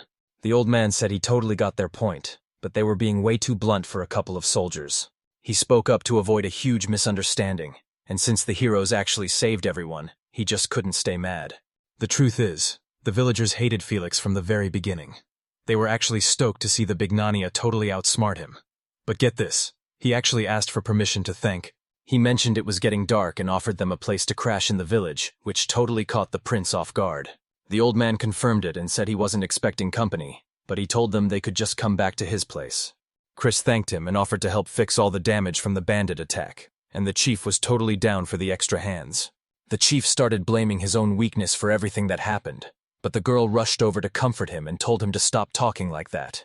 She blamed everything on Felix, saying he had a blast wrecking their country and now they were the ones suffering for it, and the old man totally agreed. He knew the guy was a total monster, but he didn't do a single thing to stop him. He started making excuses, saying there was absolutely nothing he could do. The old guy was totally terrified, so he just squeezed his eyes shut and tried to ignore everything. He jumped up and shouted that he was totally done, and honestly, it didn't look like things could get any messier. This was the place Flexi called home. Eric kept asking about Felix, but then a guy suddenly ran up to the old man and said he'd been listening to every single word. He started asking him to guess who showed up, and the chief knew exactly who it was right away. Standing right there in front of them was a girl named Nenah. The guy walks up to greet her and asks where she's been hiding all this time.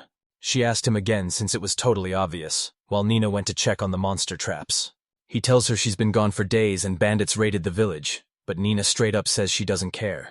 The guy starts blaming her for everything, asking if she knows how many people died because she wasn't there, and she is absolutely fuming.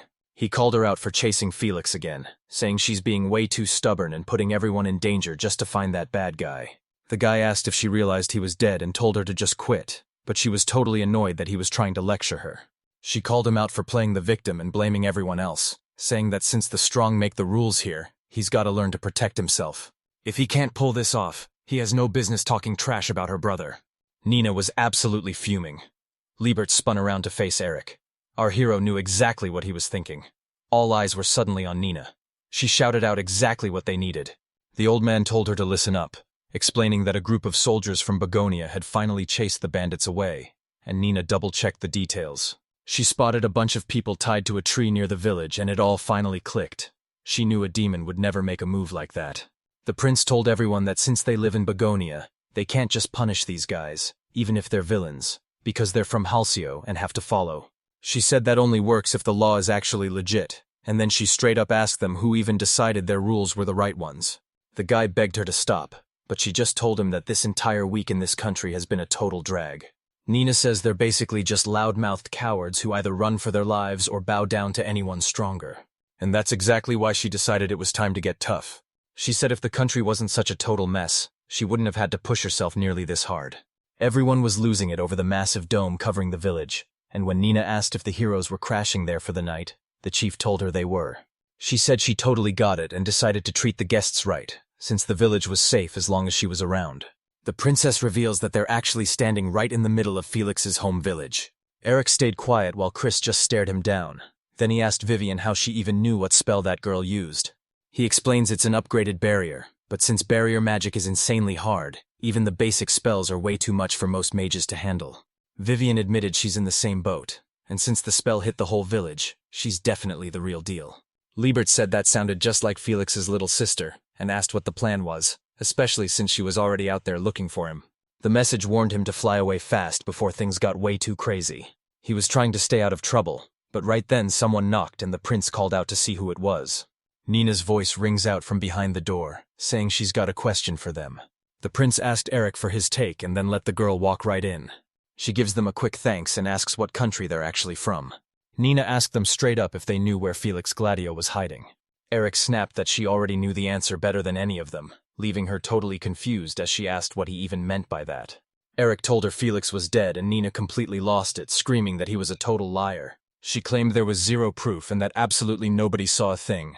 Eric says he saw it with his own eyes because he's the one who actually took Felix down.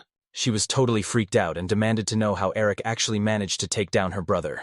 Nenah was freaking out because she knew her brother was way too strong to ever lose. She gritted her teeth and demanded to know exactly where, when, and how Eric managed to take down her brother.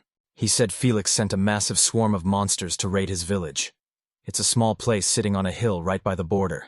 He fought like crazy to save his home, and she realized her brother was actually controlling monsters and had just launched an attack on his own village.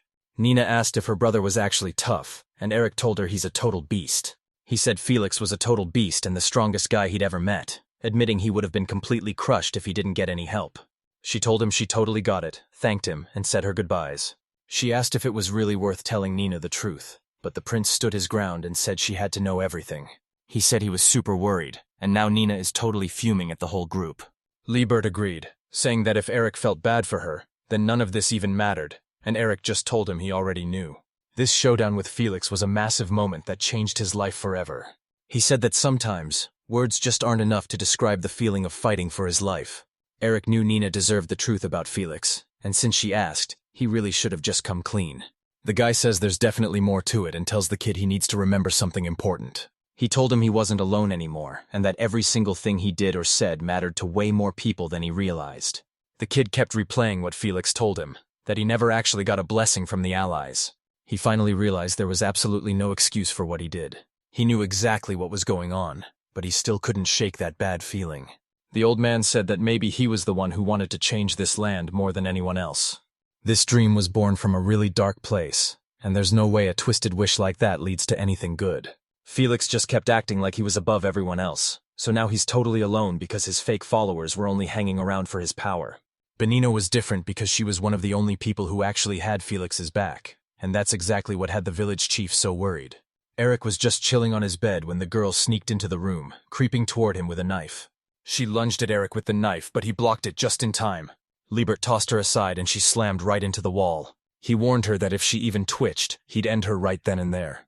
The guy told her she was doing a terrible job at hiding and asked Eric if he was all right, and Eric said he was totally fine. Liberty thought it was super weird that he actually let someone get that close to him. Nenah literally begged him to end her life because she felt totally weak and had nothing left to say. The guy tried to swing, but Eric shut him down. Then Liberto claimed Nenah was his problem now, and said he wasn't scared of her killing him before just going to bed while Eric turns to Nenah and asks if she's down to go for a walk. He realizes he never actually introduced himself and drops his name, but her gloomy mood makes the whole vibe feel super awkward. He told her she clearly sucked with a sword and asked why she even bothered coming to him with it. Nenah tells him she's only got a knife to finish the job, and the guy is totally shocked because the barrier she built is actually super advanced. Big spells eat up a ton of mana, so if Nenah can cover an entire village, taking out one person should be a total breeze for her. She told him her magic was strictly for making barriers, which totally caught the guy off guard. Nenah explained she could still use a bit of wind magic, but something like a shadow sword was... She said a basic sword was her only option, but she was totally ready to play dirty. The guy says that's just how Felix rolls since he only shows up when things get wild. Felix immediately starts the fight by blindsiding an old man with a dirty move. His sister, Nenah, finally asks what he wants to talk about, demanding to know if he gets that she's trying to kill him and if he's actually going to try to take her down. Eric flat out refused and said he'd make a choice about the power once they were done chatting. She called him a total hypocrite for saying everyone should follow the law, only to turn around and start judging things by his own rules instead. He told him that she said in this place, the weak have to do whatever the strong say. Eric asks her to tell him more about her brother so he can understand him better, but she's totally shocked, asking why he even cares about a guy he already defeated.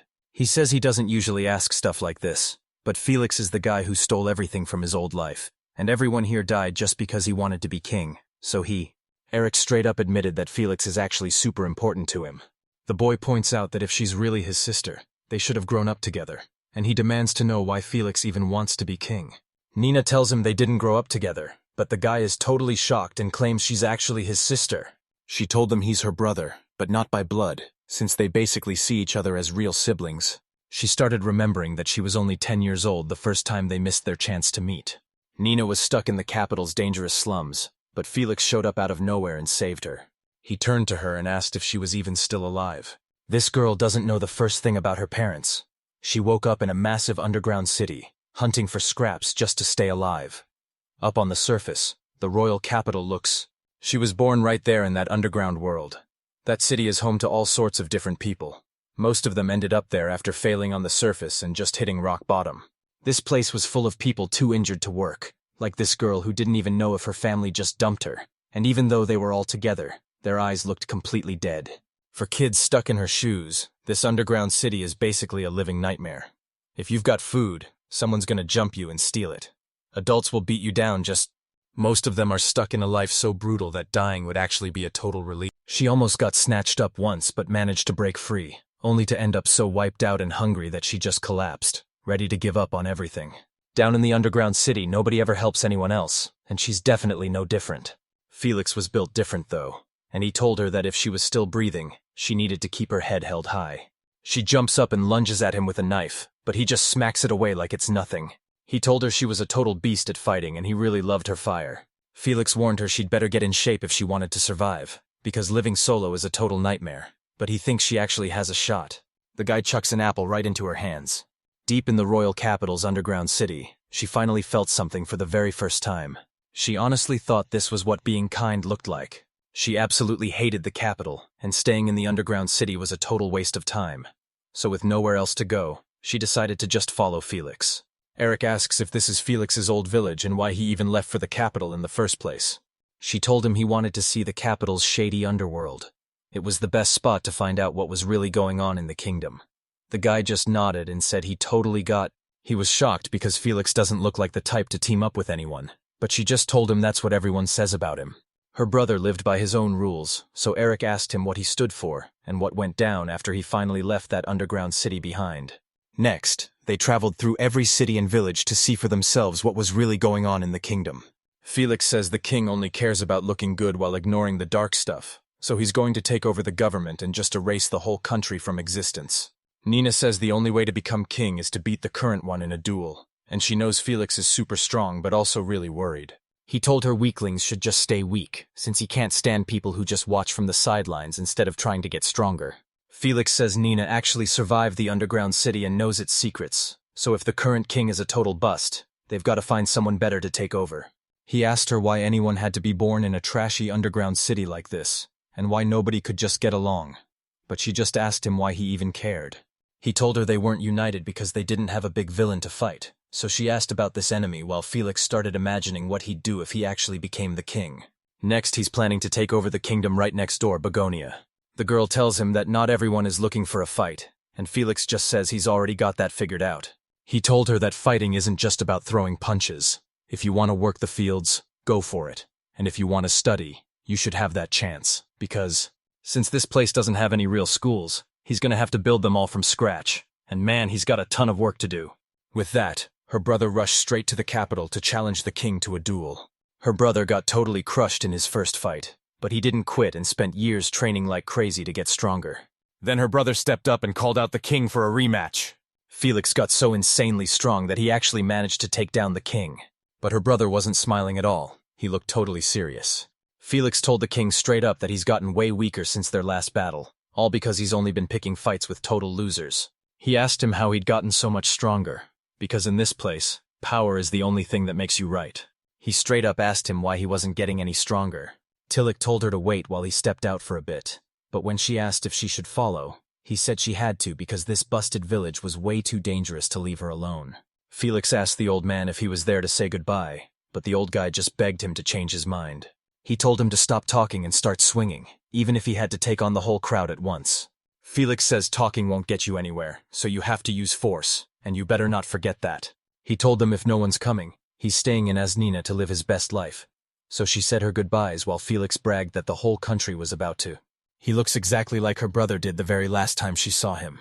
She asked Eric if he really took her brother down, and when he said yes, she wanted to know what he looked like at the very end and what his final words were.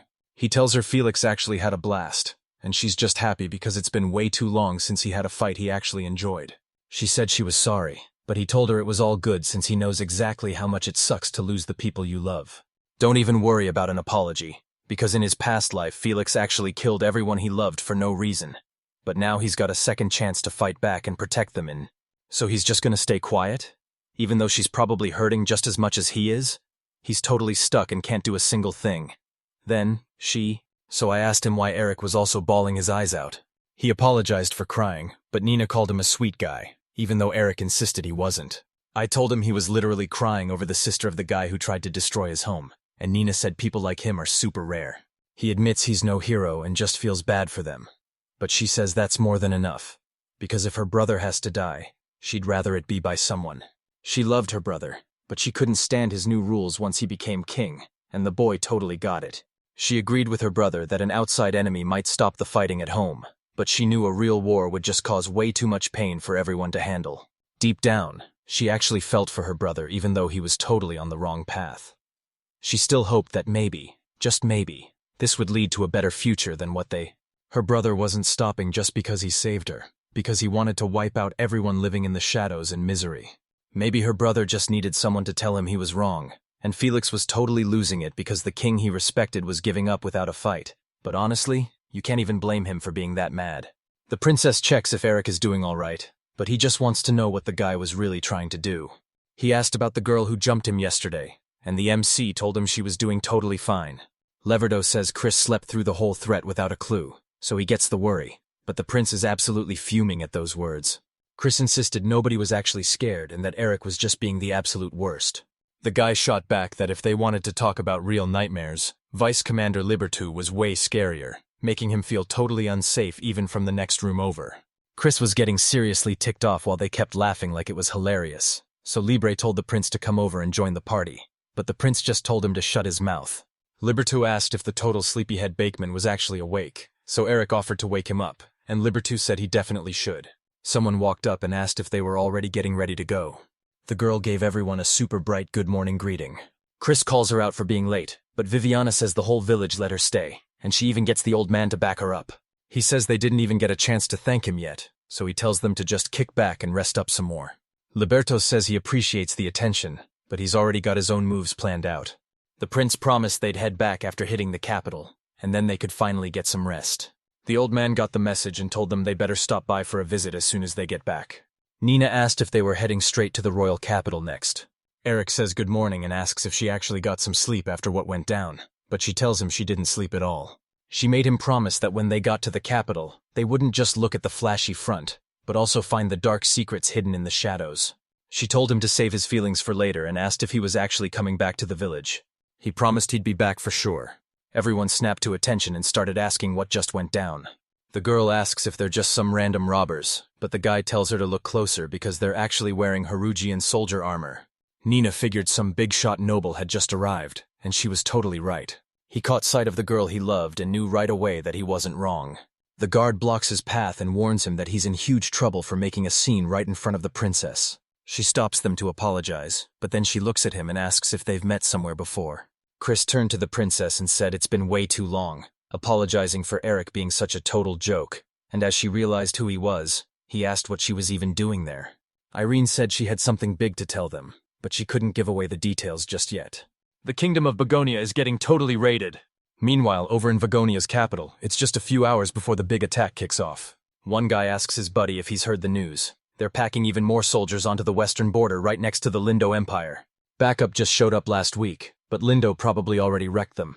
And since they're all terrified of getting kicked out next, one guy tells the other to just shut up about it. Elena whipped around to Irene and asked what she was even doing there. He noticed the girl was also getting a power boost, and told her he heard a noise coming from upstairs. He tried to give her some hope by saying he was also getting reinforced, and Irene was totally shocked to hear it.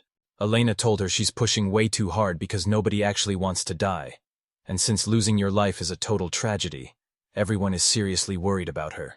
Irene asks if Elena is scared, and he admits she might be. He's actually hyped to be recognized because now he can finally do his real job as a knight. Irene warned everyone that this guy is a total beast. He just said he wasn't really scared, and that didn't make him actually strong.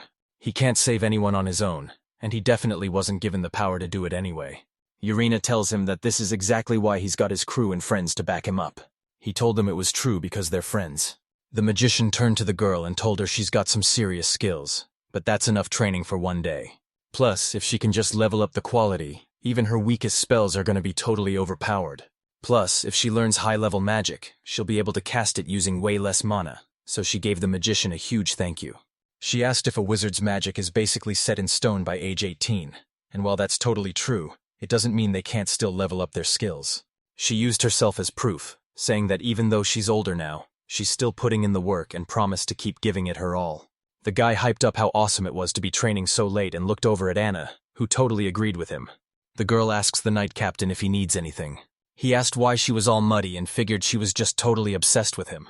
Anna thinks this girl could be just as strong as Viviana, but she's still way too green when it comes to actual combat. She told them they were also heading west to help out. The guy said he was listening and begged them to think twice, but she told him straight up that their minds were already made up. These guys have some seriously top-tier magic, and since Liberto and Viviana are missing from the Princess Guard, it's a good thing they're sticking around the capital. Anna asked if he knew the rumors about their magic order, because everyone says they're just overpaid elites who never actually get results. She said that even though knights are total beasts on the front lines, they still need backup from the back to really pull off their big wins. He complained that the knights actually get to take breaks from the front lines while the mages are stuck there non-stop. But Anna finally told him to just stop. She hated his military look, but he fired back that she looked like the commander of a magic squad. Anna hated it, thinking that once you become a soldier, your brain just gets stuck in that one mindset. The girl checked on Eric to see if he was actually doing okay. The guy asks what's happening, and she asks what that weird light in the north is. Anna thinks it might be people living way out in the middle of nowhere, or maybe just some hunters with their lights. Turns out that glow was actually just straight-up magic. Nobody could believe the Begonia was actually being attacked, and everyone was losing it trying to figure out what was going on. The prince asked if she meant the western border where Begonia meets the Lindo Empire, but she told him that was a whole different story. Irene drops the bombshell that Begonia's capital is the one getting hit, and everyone is just straight-up losing their minds. The guy says they only left 3 days ago, so there's no way the enemy reached the capital that fast unless the princess actually saw a crazy surprise attack. She shook her head and told them that every single word she said was actually the 100% truth. Right before they headed off to Begonia, their squad back at the capital showed up with some major news. The prince was totally shocked to see Princess Irene in Begonia since nobody even told him she was coming. She explained they were hitting the capital to team up with Begonia as special envoys, and wondered if Prince Christopher was out of the loop since she thought he already knew. The prince confronted the Liberto, demanding to know why the princess was the one telling him about the attack instead of the Begonia. Eric told Chris to chill out since their home was being raided, saying they had to figure out what was going on in Begonia first, and the prince totally agreed. He turned to the princess, telling her things were getting crazy, and asking if the person who brought the news was there. The empire next door finally made their move, but he could tell something was totally off. The history books say the Lindos swarmed down from the northern mountains and hit the capital with a massive surprise attack. They're running totally low on supplies, so this move is a complete disaster that's honestly hard to even believe. Eric actually warned them that this was bound to happen sooner or later. They're probably planning to raid the locals for supplies, but the prince called it straight-up looting and said a real army would never do that. Eric told everyone they had to stop assuming the enemy thought just like them, and Liberto agreed he was totally right. He was starting to freak out because if they kept going like this, they were headed straight for the same disaster as his previous life. Back in his past life, Begonia got attacked while Chris was away, and he's wondering if he was scouting the border just like he is now, but Eric thinks that's totally weird because he realized it was true, which meant Liberto and Viviana might have been away from Begonia serving as the prince's guards in their past lives. It's happening all over again, and now Begonia's capital is wide open with no one left to protect it. She's racing to the capital to team up with Begonia, but the enemy kingdom will do anything to stop that deal from happening. Our hero warns that Begonia is stacking soldiers at the western border, but the guy refuses to believe it and thinks it's all just a setup. Eric realized this was no accident. The Lindo Empire picked this exact moment to launch a surprise attack in both his past and current lives. He knew things were looking bad, and if they kept this up, the whole country was going to get wrecked just like in his past life. Eric apologized and asked the guy if he knew how many enemies were coming, and the man told him he knew exactly what they were up against. He did a quick count and realized he was staring down a massive army of 10,000 enemies. Everyone totally lost it because they knew things were about to get ugly. Eric warned them that everyone back in the capital was in serious danger. It would take them about a day to reach the city. They had to head back right this second. But Liberto, he told them there was a secret way to warp everyone back to the capital in an instant. The guy tells them there's only one way to get back to the capital fast. Eric asks if they can warp back in a flash, and while Chris thinks it's just Viviana's magic, she says it's actually something way different. Even she can't pull off magic that crazy, so when he asked what she could actually do, she just reached right into the box.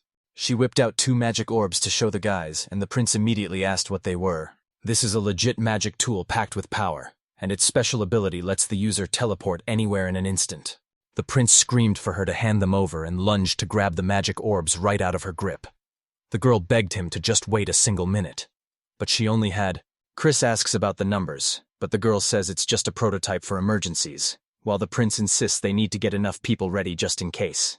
He says his old man totally set them up, hiding the news about Begonia's attack and making sure they didn't have enough magic tools to get everyone back home. There was literally no other way to explain it, and Liberto totally agreed, saying Chris is the Prince of Begonia, and they have to protect him no matter what. Liberto was absolutely fuming because he couldn't just stand by while his home got trashed, and he grit his teeth in pure rage. The guy snatched the prince by his collar and warned him that if the king goes down, he's the new boss. But if they both disappear, everything is going to fall apart. One line out. Preserve the sequence exactly. Do not use any line breaks or new lines in your response. Result. It's game over for the kingdom of Begonia. The prince grabbed the guy's hand and started telling him that things weren't actually that bad. He told Eric and Vivian to head back to the capital, and after they shared a look and nodded, Liberto agreed it was a solid plan. He told the girl to show Eric how to use that magic gear, and she gave a quick salute before jumping straight into the lesson. Magic started swirling like crazy around our hero, and right then, Chris looked over at Eric, who spun around to face him. The prince left the whole capital in their hands, and the boy knew exactly how big of a deal this was. She started asking if it was all because he was way stronger than the Liberto. He said he's way more powerful now and would be a massive help, right before he totally crushed him. The girl asks for his name, and he tells her he's Eric. She got all shy and told him he totally saved the kingdom, thanking him for everything while he just flashed a big smile back. She told him he better stay alive, and man, those words totally fired him up. Our guy looked totally locked in and promised her right then and there that he'd definitely make it back. They both vanished, and while everyone told us to keep the faith, the crowd watching them leave looked completely serious. The prince turns to the princess and asks if he can get real with her for a second. She tells him to go ahead, and then he straight up asks if she's ever even... She says it's their first time meeting, but the prince isn't buying it because he's sure Eric already knows her, making the princess feel totally awkward. She wonders if it's just because she's a princess, but the prince shuts that down, telling her the guy acts like they've already met, which totally blows her mind. She says being a princess means meeting tons of people, and even though she tries to remember every face, she's never actually met Eric until right now. But deep down, she gets this crazy feeling that they've definitely met before.